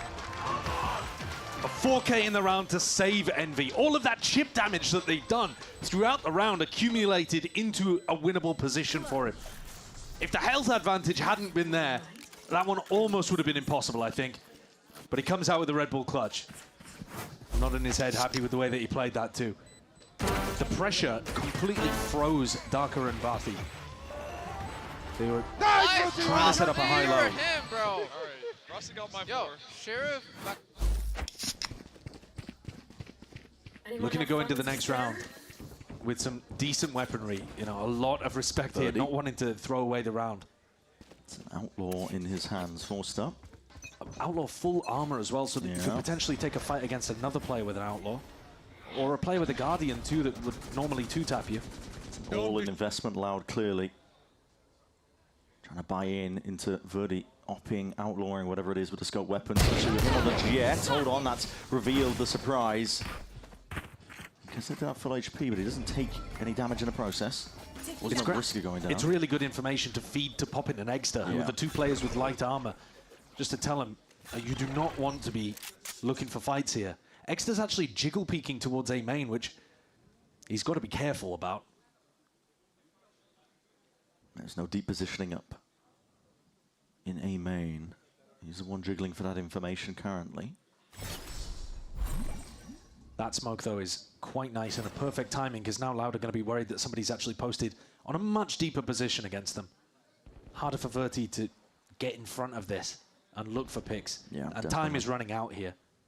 There's 40 seconds left into the round. You can play the clock as much as you want, trying to solo sell the fake with just Batty. Sends out a knife, picks up the orb. 30 Trying to put his seconds body on the line to get something done here. These players are still occupied ever so slightly. Batty will go down. Verdi, though, with that Outlaw, he does get the job done. That was Egster, that half HP target. Does go down. Kesnit trying to weave in and out, but these players have already slipped the net. But Luke Show, accounted for, at least called down. Kesnit's going to be coming into the rest of the team, but Loud swarming now. Full access towards the back of this site. Ingrained in their positions. This is going to be difficult to root out. Plays up, though, inside that smoke. There's a lot of damage done. Rossi softened up for Darker to be able to trade. Demon 1. Seen miracles from this guy. Guardian in hand, but that is too much to account for. Swiftly dealt with in a thrifty round. Right back at it. The Outlaw purchase works wonders there for Loud, doesn't it? But I can't understand why Envy have the two players with light armor the first to take contact. Egster is the one jiggling over towards A. He gets punished. Poppin goes for a jump swing. He gets punished. Everyone else would have been able to tank those shots. Whoa. Dude. That's what I'm saying. That's it, man. I mean, it spells it out. Yeah, but the next word he said was how, and I think that's the point. That's the key. Loud to do it again. They win another one of these follow-ups after the pistol goes the other way. Smokes on smokes. MV just looking to vacuum up the orbs on a round like this when they don't have the guns to work with. Rossi's pretty close, actually, isn't he, after that 4K that he got? Has to slide out the way of both of those smokes dissipated in a moment. Yeah. Really patient play here from Loud as well. Yeah, the patience does work in your favor when you have an outlaw on the attack side and it's, you know, everything for you. What I'm worried about is if they're too patient here in a 5v4. And they walk into the stack. And then they walk into the stack late round. At the end of the day, it is a complete gamble, right? There is a 50-50 here. If you flip and it lands on B, you're in trouble. And they are magnetically attracted to the wrong direction. I mean, this is going to be troubling. There is still time for them to bail, but only just, and it's ticking down. Drone looking for an opportunity to see if they can spot one of these players. Knife is going to be going down onto the floor, potentially a tag onto them, but Snakebite not doing much to really push back Paddy's all the way in. Shield's gone down and out. That is target-rich environment-wise, and listen, Loud made the most of it. It could have been really dangerous. It could have been, but there wasn't much follow-up on the Snakebite there, and Verti is finding some good success early on. 5-1, rocketing towards the top of the scoreboard with Darker. He had a struggle of a map, and I think he'll be really happy that his team helped him through it on Pearl. And now, on Jet, might be his time to shine. Envy get rifles back in their hands, and the ults are nearly there. Demon 1 is probably going to have this Isobel online at some point during the round. Loud, maybe looking for a B-pop early. They know that Rossi's been here with the Snakebite. Dance there. Rossi, though, still willing to see if he can hold it down. Eventually dealt with, though. Kamazine straight up onto it. Lucia's going to be able to hear this one. They're surely scurrying and scuttling into the sand. Lucia just trying to really gear up and take these fights. Got the rest of the team now to help him out. Takes down a shield, but no one else willing to try and offer themselves up. With Lucia going down now. That is the ult expended. Trying to drag somebody out into the gulag. Demon 1, he should be good for it. Aim is sharp, on point today. And Paddy left in that 1v3. Stun is even better, and they're just toying with him at that point. Clinical stuff. Beautiful Dambi-esque movement there from Kesnet. But it gets the job done, it really does. That's where you see the value of the ISO ultimate, right? One pick, generates it for Demon 1. He gets the shield back based on this kill that he lands here. So the shield helps him kill Lucio, then he gets the shield back, able to pop the ultimate, and they win the round off the back of that, basically. Nice. So good. Bro. This is the half as well that Envy, I think, should struggle with a little bit more. It's hard to play this composition on defense. When the sides swap, I think Envy will have a much better time. And so it's really important if you flip that around that Loud finds some big value. Their attack side opping. Yeah. I want to say again, but it was an outlaw previously. Plays pretty similarly. Quick look towards doors in mid. Viper's Pit. That's going to be problematic. But still, good first kill. Kesnet being dropped too. Verti's on it with the scoped weapons. Yeah, he is. He's been hitting these nice shots with the outlaw and the op so far. It's a B retake wall. And they're just trusting that Rossi can hold the whole of A. I mean, his back completely exposed here towards mid. They're going to throw down a bit of smoke, but luckily nobody willing to exploit over towards A. They're also not playing retake B. Stacking a couple of bodies now. Players are waiting, hiding away because they know the operator's in play, but this could be dangerous. Nevertheless, the dash fades here. Not making the most of it. The barrel potentially going to be sticking out here, so Exter, yeah, now he definitely knows. He's going to be looking to try and hold this one down now. Walls flying forwards, Lucio! That is just disrespectful. Darkler luckily there to try and help out. These players are trying to really put it, stamp out this opposition that they are seeing right now. Demon 1 being overloaded though. 30 seconds left. Buddy with the Blade Storm eventually cleaning him up. Spike picked up, Rossi is quick up onto the flank here. Window not watched for, that is a quick kill. Eddie is up, and Rossi's looking for a few more. 1v2, pure mechanical individuality. That could be what shines here, but Darker makes sure to clean it all up, ensure that nothing goes awry. It's a messy, messy round, but Loud coming out on top in some of these. Crucial one as well for them to be able to win. This was a round where Envy's economy dies if you take it. One enemy remaining. Lots of ultimates expended here from Loud as well. They understood how important that was. Darker just swings at the end. Yeah. Verti was at 22 HP. Yeah, wasn't probably able to trade that. No, no. Kesnet now with a hero rifle. And still with enough money to buy an op in the next. The same game plan from Loud. Take this operator up through mid. It makes you very worried about jiggle peeking even any of these spots. And then how do you get information about where Loud are contacting? Yeah. Very clear game plan of how Loud want to put pressure on Envy here. Make them scared to peek. Smoke's fading. Envy are definitely scared to peek here. They don't want to show the hand. 4-player stack over towards A. Drone clears a path.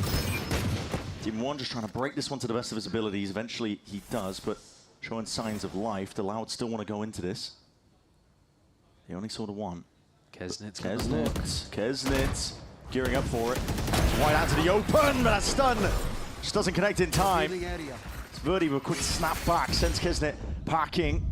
We'll see if the rifle can be reclaimed. Right now it's just a guessing game, but these players are just kind of walking straight into it. Team of 1, Sheriff in hand, shielded up. Oh my god, another ult! No way! This one rip!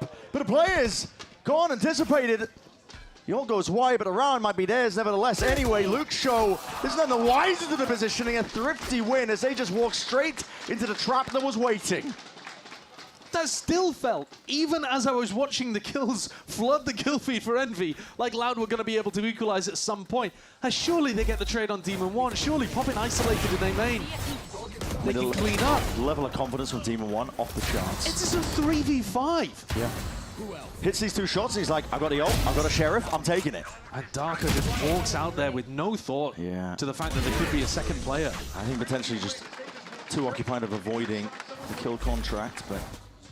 Yeah. Oh, that's a big one to lose. That's tough for Loud.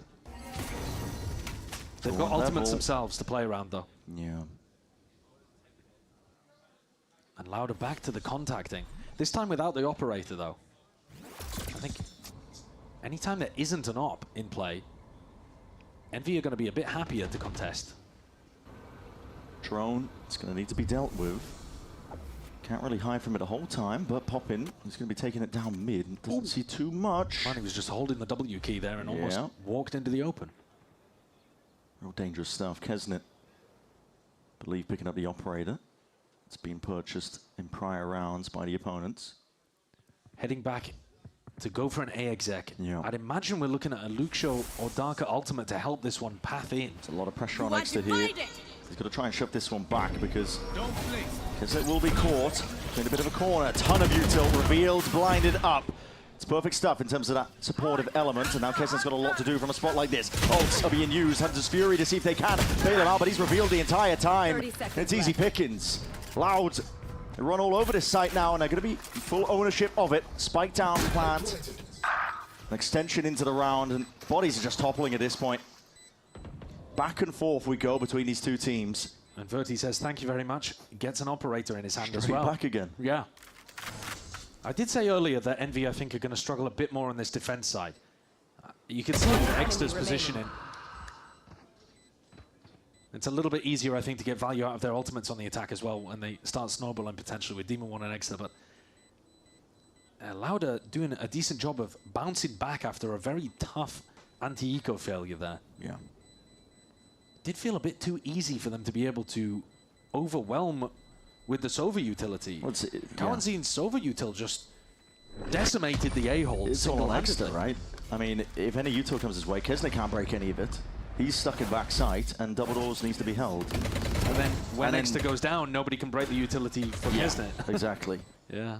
It's a bit of a flimsy defensive setup, but still making it competitive. You can see the pressure mounting on these players' faces. Exter was already struggling, I think, a little bit with pressure in kickoff. Oh, of course. Wasn't able to show his best. Like, Exter definitely can play better than we saw from him this year, even against tier 1 teams. Like, he definitely can. And now he's in. And now he's in an even more difficult situation because they've killed his baby. Yoru's dead. That's tough. Real tough spot that he's been pressed into, but he's taking one for the team by showcasing flexibility. This is a play off Exter's ultimate maybe in mid. They're looking to take contact, and Exter's holding some util in his hand. Yeah, cooking something up. Just Team 1 off of his contact. There is that deep push from Loud. They've been contesting mid pretty much every time that they've got the operator. At some point, though, Verdi got rid of it. Not too sure when. yeah, a change of the game plan, because I thought they were going to want to do that basically whenever they had the funds to be able to afford it. Heading back now into Kesnit. How good's Kawanzin's util this time? It was a big problem for Envy in the previous round. Yeah, definitely. Pretty cool smoke. See if you can take up residency. Stack of Envy bodies that gambled incorrectly. Kesnit, drone up. High Tide now going to be ripping his way through. As a Trey shot in the dark, make it a second one, but he's not going to be getting too much done with that. Has to give up access to this site. The High Tide to try and flood all the way in there, trying to take this one fast out. Near-sighted up! As that wall comes through, Bounty just slams the door in their faces, but Rossi is trying to really fight his way back. Tooth and Nail, one player though, against the Might Aloud. Going for a super fast flood approach there, Envy was. Trying to utilize Extra's ultimate, but Loud had already created these little caverns to play inside with the smokes. And you can see here from the replay, Buddy just not affected at all by the ult. Didn't get hit by the near sight, but to be honest with you, Brent, even if they had been hit by the near sight, they were already so close that I think Loud were going to be in control of that. The positioning was much more aggressive than Envy were expecting. And they're taking attack timeout. It's the first one for Envy in this map so far, and just down 2 rounds. And we've been trading, going bar for bar, essentially, up until this point here, where they're feeling like they're losing grip of the half. If you erased the first half of Lotus from your mind, I think you'd very clearly say that Loud have been the better team so far. Yeah. Now, obviously, I mean, if my grandma had wheels, she'd be a bike. But, but what I mean is, a lot of these halves, Loud have either been slightly ahead or actually had some good ideas that Envy haven't had responses to. Yeah. And, you know, this is continuing. They're getting themselves into decent spots where Envy are really struggling to find the correct solution. Yeah, Loud are one step ahead. I mean, you can already see Envy last round, they were trying to account for the attack side up. Slow contact plays in mid. They had a stack of it, a trap play set up, but Verti's already got rid of it. Exactly.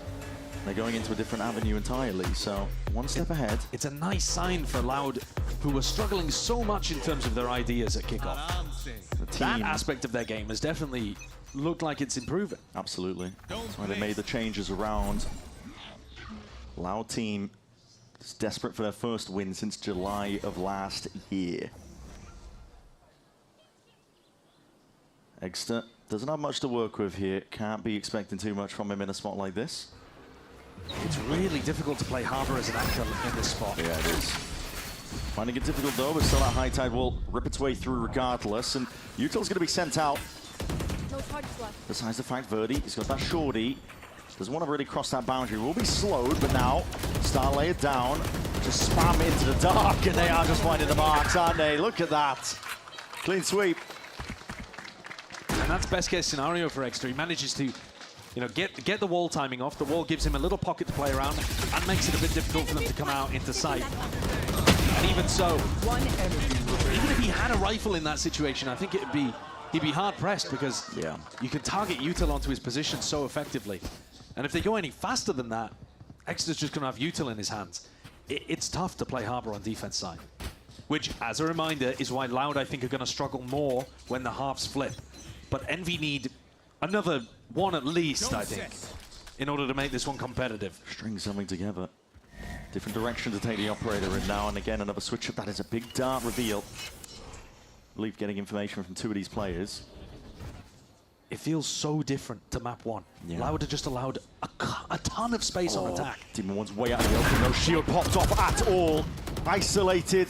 Again, that strength. Spike down mid. Trying to really play into his own hand with the aim, and this is Popper just taking liberties again. This is a rapid approach to try and backstab. That's a spike drop down. High Tide, see if you can retrieve it. Dart for a dart, spam into it, but Kawazin just follows the traces, follows the bullets. He's rewarded with a kill like that. Extra with a deep push. Slapped down to earth once more. 7 rounds now for Loud, entirely in control. I think the conditioning early on of making them afraid of this attack side off has just worked wonders. Envy cannot find the right timings to fight them. And that is what Envy's all about. On the defense side, Envy wants to fight you. But here, they're so scared of walking into Loud holding angles at the start of the round. They don't know what to do against a slow team that contacts against them. It's a very, very nice stylistic adjustment from Loud that's paying dividends here. Because think about Lotus, the way that Envy were running at them constantly, Kesnet doing anything he wanted on Neon. This could not be more different. Pure disrespect and opting into the fights, this time not working out. And again, guns aren't there. Envy though waiting behind, and who's going to be watching this one? Util is held, shield pop, no, that gives the indicator. And a spray down, Batty! Why not? Pump up the numbers, couple of eco kills. Really applying that psychological damage. 8 rounds now for Loud, a team. All smiles.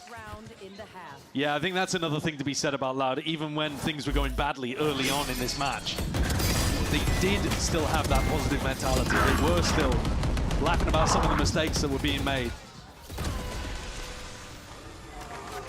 And now you can just see the difference in terms of their reactions to that round. Exactly. Envy are struggling to come up with any kind of adjustment that's going to work for them. Last round of this half. Gonna put it all on now, and it looks like they're gearing up for a bit of a scrap in towards mid again.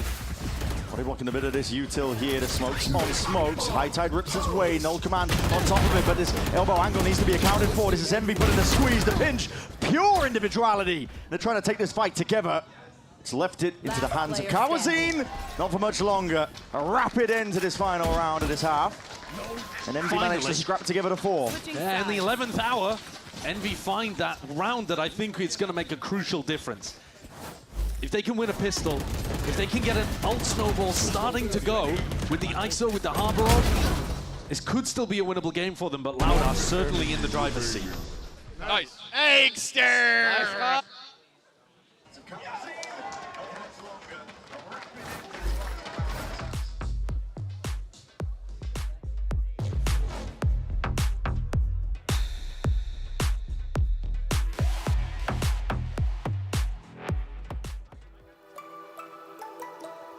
You got it right, right, right.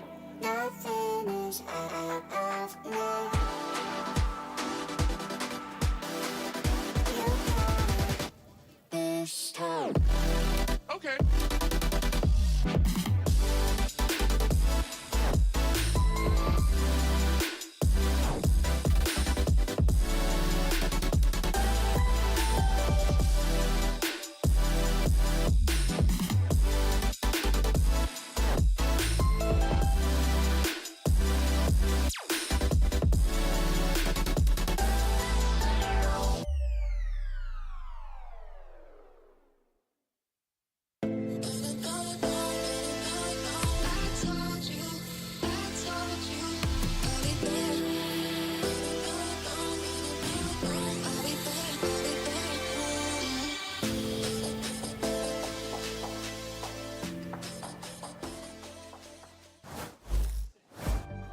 Here we go, second half underway, and this is a match that has been heating up as it's progressed right now. Loud in the driving seat. Team that has not won since July of last year. Players thousands of miles away from home, and they're on the cutting edge right now. A pistol round is how we're going to be beginning the second half. For Envy, they've got to pick themselves back up again. I think it's an incredibly important pistol for Envy too, because their composition, in my opinion, revolves around getting that ult snowball going, especially for Demon 1. This is the big thing with the ISO. It does 2 things on Breeze. One is the ult snowball. You get it going, you grab people, you win rounds on the attack. The other thing is that you can pop shield and swing into the Verti op, and you can neutralize the op in that kind of way. So these 2 key things have got to justify the pick, otherwise the composition falls to pieces, and you need a pistol round to even get yourself into that position where the ults start to cycle. Walking and contacting from both teams. It's mid taken up residency-wise, but Verti's making a lot of noise here because just from the sound of that drone, none the wiser. Envy were ready to just jump and pounce on the opportunity here, but High Tide rips his way across, and they're not ready to contest. Darker, he just shuts them down at the door! Whole squad turning up here for this one, a pistol round in the back pocket allowed. They are more than happy, they are ecstatic. The macro idea works perfectly for Envy, but the individuals are simply better today. Darker, Luke Show, Darker especially in this spot, man. He's just tucked close towards main, hitting every shot he needs to. Poppin swings out into him, immediate ding, finishes him off. He makes it look simple today. Yeah. And Envy just walking in to a spot where they have to clear multiple angles, thinking that they've got it for free. It's dire for Envy in a position like this. I think these are the rounds where I'd like Envy to be playing for ult orbs, and they're not. They're just barreling up mid. Running straight up mid, throwing anything at the wall and seeing what sticks. But the bodies are toppling regardless. Darker has been on point, on fire this entire series, all today. He's not stopping now. No, he just looks immaculate. He's been their best player, outshining even the normal star of Luke Show. Demon One gets a kill, gets a death.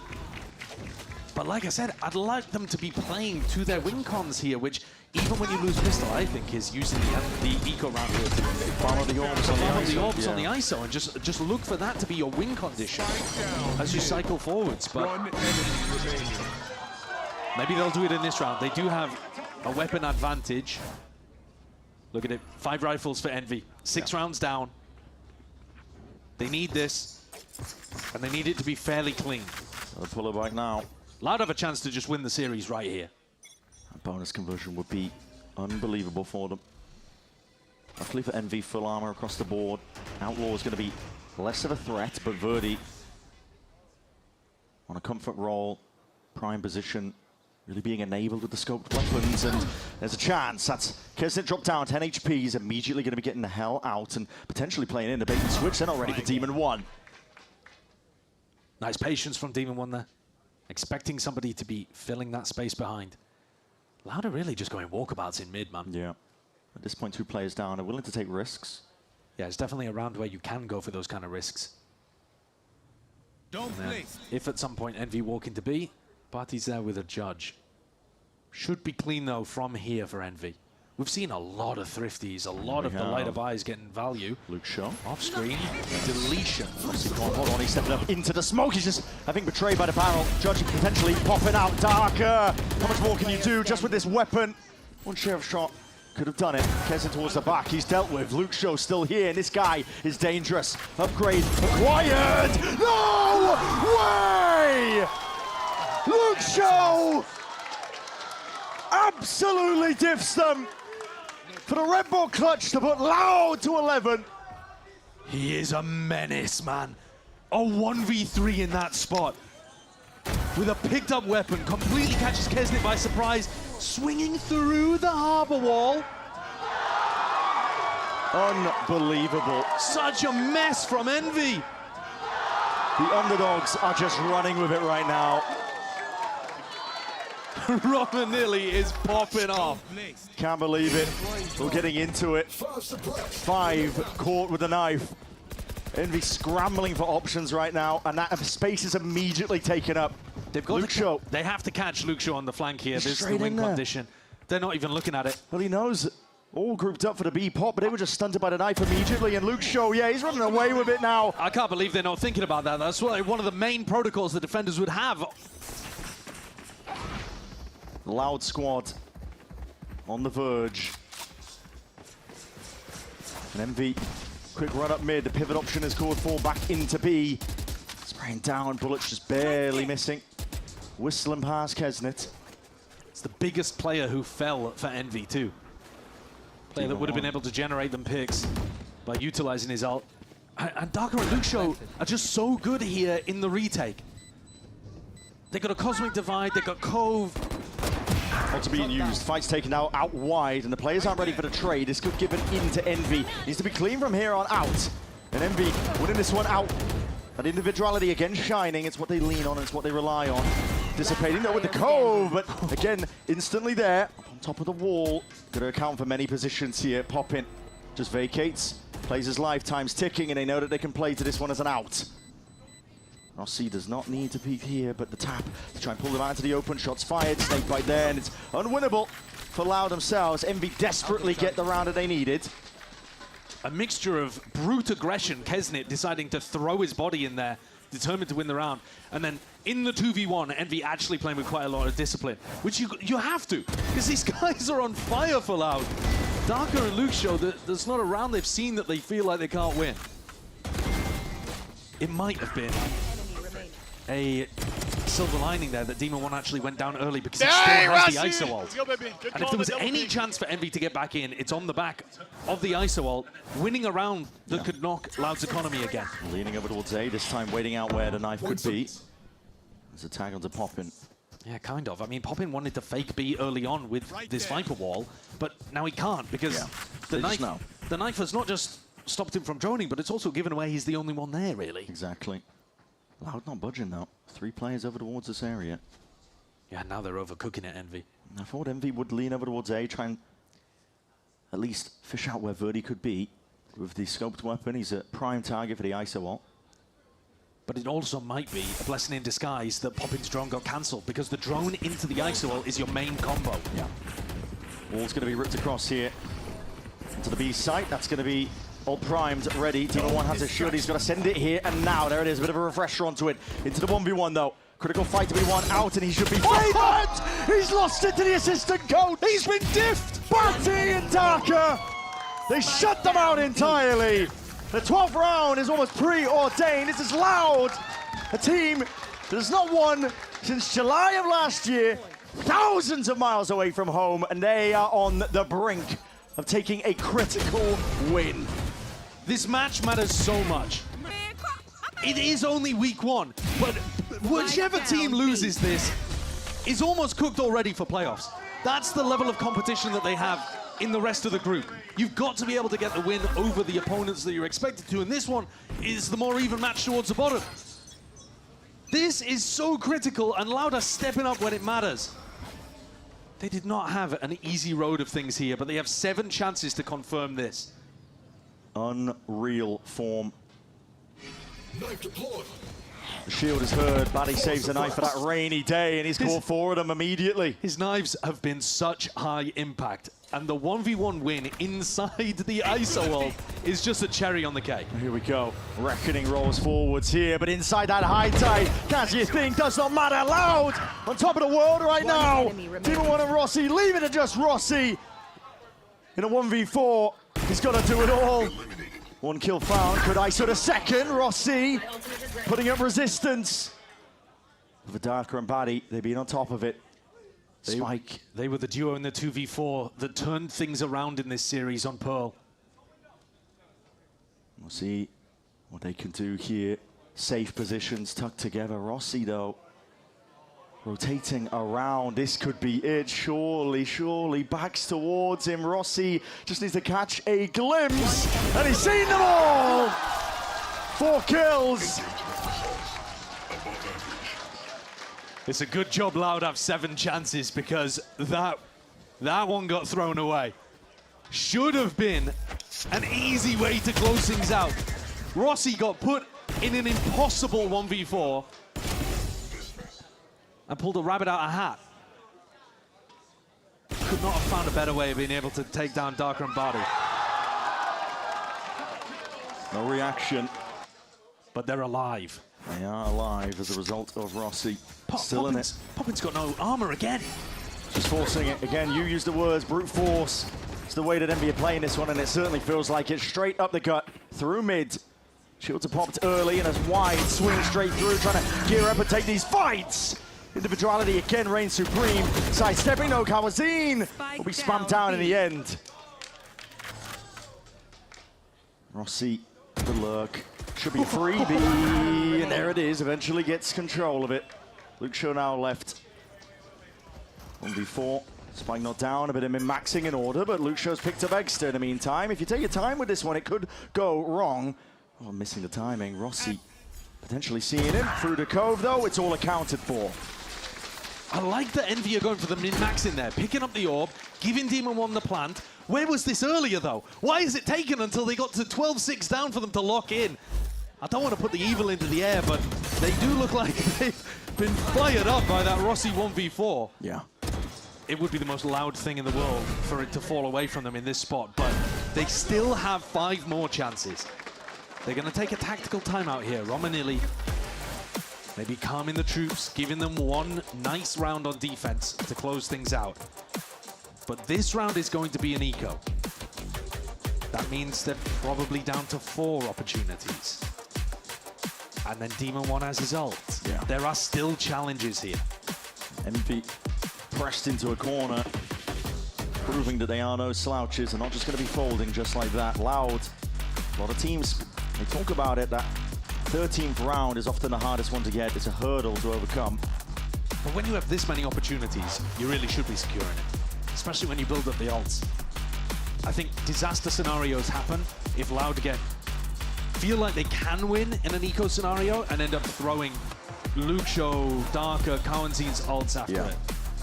The ults are actually really good here on defense, for retakes in particular. But Cowanzine can put a lot of pressure down on a site here on his own. Again, it's just about saving it for one big round. And this is not that.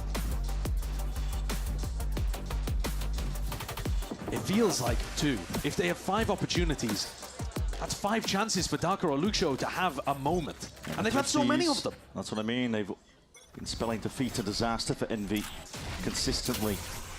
Guardian going walkabouts, taking a gander up through mid. There's Coves on Coves. That big reveal, though, from the dart. But he was not expecting that. So I'm down by 2 players. Luxo might be able to take the timing from it, but tucked tight. The risks are being taken at the right time for Loud. Batty slide off angle. He's alone here in main. Comes down to that first shot.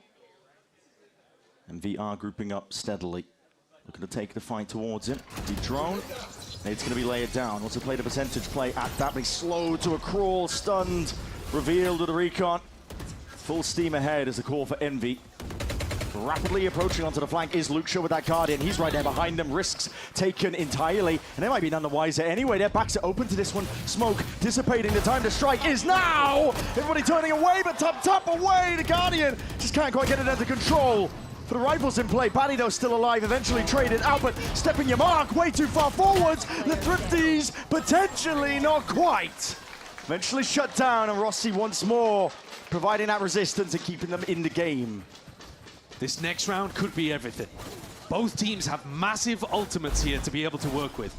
As Loud, if you are concocting a way to close this match out, you have to be expecting them to lead with Demon One's ult. So what do you do about that? How are you going to get yourself into a position where you can maybe bait it out but not get caught by it? Can you play retake with the Cosmic Divide, with the Harbor Wall? This is a test of Batty's IGLing. They're running it down, straight at the angles that Buddy likes to play, and they spotted him. Target acquired! Transfer though. It's good spray control. Luxo puts a stop to Kesdet. Hunter's Fury surely spells defeat. The kills are acclaimed anyway.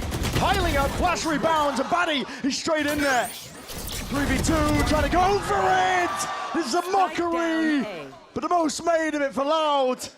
And surely this is it. 6 bullets remaining. Matters not.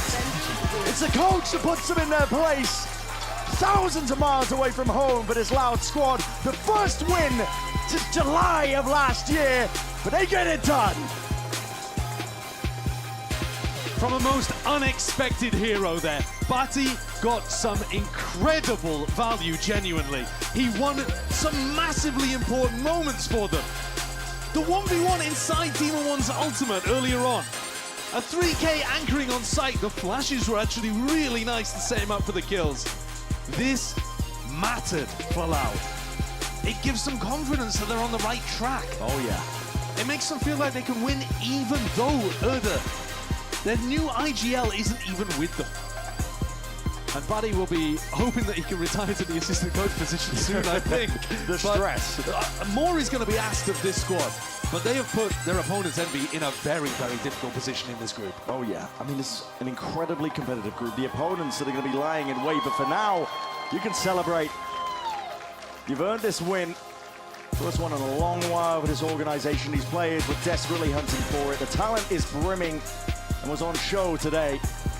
They've been so close before, but close but no cigar. This time, they managed to get themselves into such a lead on Breeze that it was an inevitability that they closed it out, and it took a big moment from somebody to get it across the line. Huge shout out, by the way, as well to Darker, who goes plus 29 across the series. Luxio as well, plus 24, but like we kind of expect it from Luxio because he's just been that guy for Loud, win or loss, and mostly losses. But Darker today went above and beyond. Stepped up for them. Many a moment here. Multitude of 4Ks that he was putting on display. Stepping up to the challenge as well that Envy were offering, because the series started out, I mean, full throttle. Envy were testing them in the gunfights constantly. Yeah, they looked out of it. I mean, if you look at the beginning of this match, there was a massive gap between the two teams. Yeah. And Loud slowly got back into the game, gained their confidence, I think, on their own map pick of Pearl, and then ran away with this one, to be honest with you. Like, what a finish. Yeah, great way to end it. Batty just styling on them. Been out of that chair for quite a while, but he stepped into the role perfectly for them, and Loud, they get that win that they were desperately hoping for. Unreal stuff for Loud, and it does set them up beautifully in their group as well. We talked about it being competitive. This was a must-win match for both of these teams overall. They get it done. For now, though, we're going to send it down to Dryad. She's down on the stage for the Verizon post-match interview. Let's take it away. An incredible win for Loud. Darker, congratulations. This is something massive for Loud because they haven't won since July, but also it is your first win in VCT Americas. How are you feeling? How did it feel to win, especially in the conditions that you were with, playing with an assistant coach? La verdad estoy muy, no sé, tengo muchos sentimientos en este momento, estoy temblando, estoy feliz, no sé, estoy muy contento de cómo jugó el equipo y cómo jugué individualmente. To be honest, I have so many emotions right now. I'm shaking. I don't know what to say. I'm just really happy with the way that the team played. And I also want to talk a little bit about your individual performance. You were incredible in kickoff, but finally those results are showing with these wins. So when you look at your progress, is this something that you were always confident the team was going to do? And how much were you expecting it, especially today? Toda la confianza que tengo actualmente es por mi equipo, o sea, estamos jugando muy bien y si tipo mi equipo juega bien, yo voy a jugar bien, solo eso. All of the confidence that I have is because of my team, and as long as my team is confident, then I'm going to be confident. That's everything that I have to say. Another thing that I want to ask too is the Loud schedule, because it's not very easy, so this win really mattered the most. But coming into it, knowing that Erde was not going to be playing just yet, what did he think? What was the preparation like? Did you got the chance to play with Bati before? Did you expect him to pop off the way that he did? Supimos una semana antes, o sea, esa semana que estuvo, jugamos toda con Bati porque sabíamos que no iba a llegar con temas de visa. Y nada, solo entrenamos y jugamos y todo salió bien. Yeah, honestly, we didn't know. We found out about a week ago that Bati was going to be playing because they had some visa issues. So we just played with him for about a week, and I mean, it all worked out. The last question that I have for you as well, with this massive win, what else can we expect from Darker? What else can we expect from Loud? Eso no lo entendí. ¿Qué más podemos esperar de ti, de Darker? ¿Qué más podemos esperar de Loud? Nada, solo que vamos a ganar todo. O sea, yo estoy muy confiante en este equipo, estamos haciendo las cosas bien. Loud nos dio la confianza de seguir todos juntos y solo eso más hay. That we're going to win everything. That is what you can expect. Loud trusted in us, so we're going to show the results. We're going to keep getting those wins. Darker, thank you so much. Congratulations once again. Congratulations. Felicitaciones. All of the languages that we got to speak here. This is everything that we have for the post-match interview. And now we send it to match point with the two Brazilian superstars. Thank you so much, guys. Ciao, ciao. Thank you so much for that, Dan, and of course, Darker. What a performance from him. I'm now joined by Luxio and Cowanzine here, as we're gonna have some fun. Before we do the fun though, Cow, real fast, you have been on this Loud team through the absolute highs and the lows. How did it feel to be able to finally get this win for not just you, but for Loud and for the boys as well? Bro, I feel good, bro, because we lost like 7 in a row or something like that. Since last, I think July. Bro, I don't deserve that, bro. I don't think I deserve that. I was not like playing like super confident the last match. So yeah, I think we are working a lot. So now we are going like to play way better like we played before. So that's also helps when Luxio's just absolutely farming, Darker's farming. You guys were insane, bro. Bati. Our assistant coach, bro. Yeah, he got the final 3 kills at the end of the game to win. He's incredible. We're, you know, going into the matchup and Bati being there, like, what were you guys telling him, or what was he telling you guys going into that matchup? Was he really just there to be a support player, or what was the conversation that you guys had when you realized you weren't going to have Erda, you were going to have to bring in Bati? So I think it was way easier than I thought, because he was a player, so he was IGL. Yeah. So it was way easier than I thought. And I mean, he's just pretty good with his aim. And bro, he talks so much. Yeah. Who was calling in that matchup? Him. Oh, Bati was calling. I was trying to say something the first time. He say, no, let me say. He was in the floor state, bro. I was trying, bro. They have operator. Let's rush here. Blah blah blah blah blah. And no, let me call. Okay, bro. Okay. That's crazy. That's some great insight. Thank you so much for that. Wow. Cool. And of course, the results speak for themselves. You guys were able to pick up an incredible win. All right. We ready to have some fun? Let's go. All right, awesome. So we got 2 talented pros here, and we're going to see if they can spot one of their own with the game that we played earlier. Here's pro or low. Don't worry, we have plenty more clips to run through here, so you don't got to worry about it. We didn't run through all of them during the tech break. So here's how it's going to work, all right? We're going to look at a clip, and all you have to do is tell us if they are low, like a low tier, low elo, or pro, or a pro player, all right? Easy. And of course, you know, it'll either be a low player from our community or a pro. So let's take a look at our first clip and see what we have here. 3, 2, 1, go. Okay. Oh, this is oh no. Is this low or is this pro? That first flash, pro. Oh, it's pro. Bro, the flash was not good, but the flash was not good. You just have to aim. You saw? What? Yeah, I saw. Yeah, I think we know because of the voice. I heard the voice in the start. So you might know who it is. All right, who is it? Go for it. Demon 1. It's Demon 1. Bro. And you would be correct. It was Demon 1. All right, that was too easy. Let's get a little bit more difficult now. Let's go to our second clip here. Let's see what we got. Also, Demon 1, what was up with that flash? Good Lord. All right. Ooh. Oh, ooh. Good. Ooh, crispy. Not bad. Hate the skin though. Okay. Yeah. All right. Who do you think? Pro or low? I think it's pro. Think it's pro? I'm gonna guess low because I don't think so much teams play chamber. So he was playing in ranks, of course, but I don't think he's a pro. If he's not pro, he's mortal. Okay. Yeah, all right. he's good. Fair. We got a pro. We got low. Survey says low. Yeah. It is controlling. Thank you so much for submitting that clip. Appreciate you. All right. Got 2 more to run through. Okay. Let's do it. All right. Here's our next clip here. Let's see what we have. All right. We are split right now. Okay. Okay. Giving himself some time, setting up that ult. Oh boy. Just killed the group. It's insanity. Yeah, Devil was so broken, bro. Maybe. He just killed one guy. Okay. That's crazy. Okay. Oh, I saw something.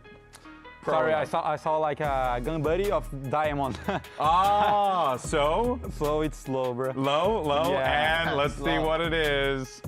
It's low. Thank you so much, Luix M12 for submitting the clip. Thank you so much. He's cheating, bro. Yeah, for real. Why does that ever happen to me in my games? That sucks. All right, next up, last one. Let's see what we got here. All right, so far, I mean, it's just clean shots. Oh, yeah. Oh. Ooh. Ooh. Those are some crisp shots. We haven't seen him. Could be flank still. Have a gun buddy up to Radiant. Oh my god, he's fast. Yeah, but could be not pro. Yeah, could be. That is a one hell of a skin, I'll tell you that much. Yeah, I like this one, bro. The cat skin is crazy. I like it. Oh, he's pretty good. That's an ace. That's good. I'm gonna guess a pro. A pro? I'm gonna guess a pro. You're gonna guess a pro? Yeah. All right, our 2 pros are guessing pro. I'm gonna join them. Let's see who it is. And survey says Zekin. Yeah, Are you familiar with that guy, right? Yeah, All right, guys. There you have it. That's pro or low. But of course, the second day of stage 1 in the books. Let's go and take a look at our current standings, see where we are right now. Because boys, Loud's got to win. It's right there, right on the category. That has to feel unfreaking believable, guys. Bro, I really have seen that, bro. Dude, and I'll tell you what, it's been a great week for Brazil as well. MIBR popping off too, right? So yeah. you know, can't hate, right? It's all it's all coming up big for you guys. Coming up tomorrow, though, we got Cloud9 going up against Leviathan, and then FURIA takes on NRG. Got predictions? Bro, I don't know. I think they're pretty good teams. I'm gonna predict like Leviathan winning because they are like our friends. Okay. And, Leviathan contra FURIA? No, contra Cloud9. Leviathan and Energy, I'm gonna guess. Energy is a safe guess. What about you? I think Leviathan gonna win, and I'm cheering for FURIA. All right, love it, love it. All right, folks, that's going to do it for us here today. We thank you so much for sticking with us through all of those tech delays. Want to give a massive shout out to the incredible team that works tirelessly to make these events happen. Seriously, without you guys at home or behind the scenes, none of this is possible. So thank you all so much for your diligent work today. And we thank you to the fans for tuning in and sticking with us. But don't worry, we're going to be back here tomorrow. Plenty more matches. But for now, here is your fast replay presented by Samsung OLED. Take it easy, friends. Another day of VCT Americas and another day of Stage 1 to see how these teams are getting ready and starting into the season. Just trying to waste out the overdrive. And there's the hit. Another one in contingency. Gets it. It doesn't have to be the operator and not even the ultimate. They go for the double swing. Nice shot by Cryo to be a third one there and anchor the entire play. EG had nowhere else to go. Just when you think it's open, Cryo and Vora getting kills across the map. Spike will go down, but here's the push forward. There it is. Cryo picks up the last two with the Phantom. 100 Thieves play it slow. They play it calm, cool, and collected to find the 13 rounds on Haven. Can the guns get picked up, though? Just out of reach is the problem. And Cryo is there ready to squash the hopes and dreams of this round. That's going to be a classic to a Guardian, and Bang takes down Bao. They're just encroaching a little bit further, and the D2 is going down. They have the orb up. What the hell? 100 Thieves get the thrifty. 100 Thieves clean it up. They'll take Breeze, and they'll take the series. Excited for this one, to be honest, because this is a battle between two teams where the expectations are kind of up in the air a little bit. It is tumultuous for both of these squads, and they're going to have to find a way through it to get a win here early. Yeah, absolutely. Kesnet! Oh! How's he done that? The Bulldog, but he's not watching that appropriate angle. Kesnet! He's looking to put an end to this round. Spot. What is occurring? Luxio now in that 1v2, trying to spot where these players are. What is that? Inside this one trying to dominate, but Luxio with a swing. It's messy business popping. Left into a 1v1 now. Luxio running around now. He can hear the sound cues hopping up on top of the box. 13-9. The finish we're looking at here on Lotus to open. There's always danger here because you might be meeting a lot of them right now. Or you can be put into the bloody blender. He's getting some value at Kawazine. And Taka straight back at him. My God, Taka! Not outdone at all. This is a map where he is lighting them up. 13-11, hard thought match. And we're going to see this one go the distance all the way to Breeze. As hell, shield pop mode, that gives the indicator. The spray down, Batty! 8 rounds now for Loud. A team, all smiles. Could have done it. Keza towards the back. He's dealt with. Luxio still here. This guy is dangerous. Upgrade acquired. No way! Luxio absolutely diffs them. Leave it to just Rossi in a 1v4. He's got to do it all. One kill found. Could ISO the second. Rossi putting up resistance. This could be it. Surely, surely. Backs towards him. Rossi just needs to catch a glimpse. And he's seen them all. 4 kills. Piling up flash rebounds. And Batty is straight in there. 3v2, trying to go for it! This is a mockery! And surely this is it. 6 bullets remaining. Man, it's not! It's the coach that puts them in their place. Thousands of miles away from home for this Loud squad. The first win since July of last year, but they get it done.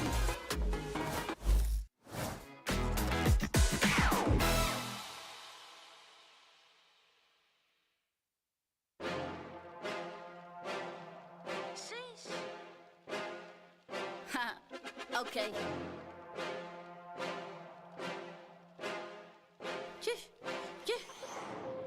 Bet it all on me. Step to the line, that's 3. Weight of the crown, that's heavy. Locked in and I'm ready. I got the green light.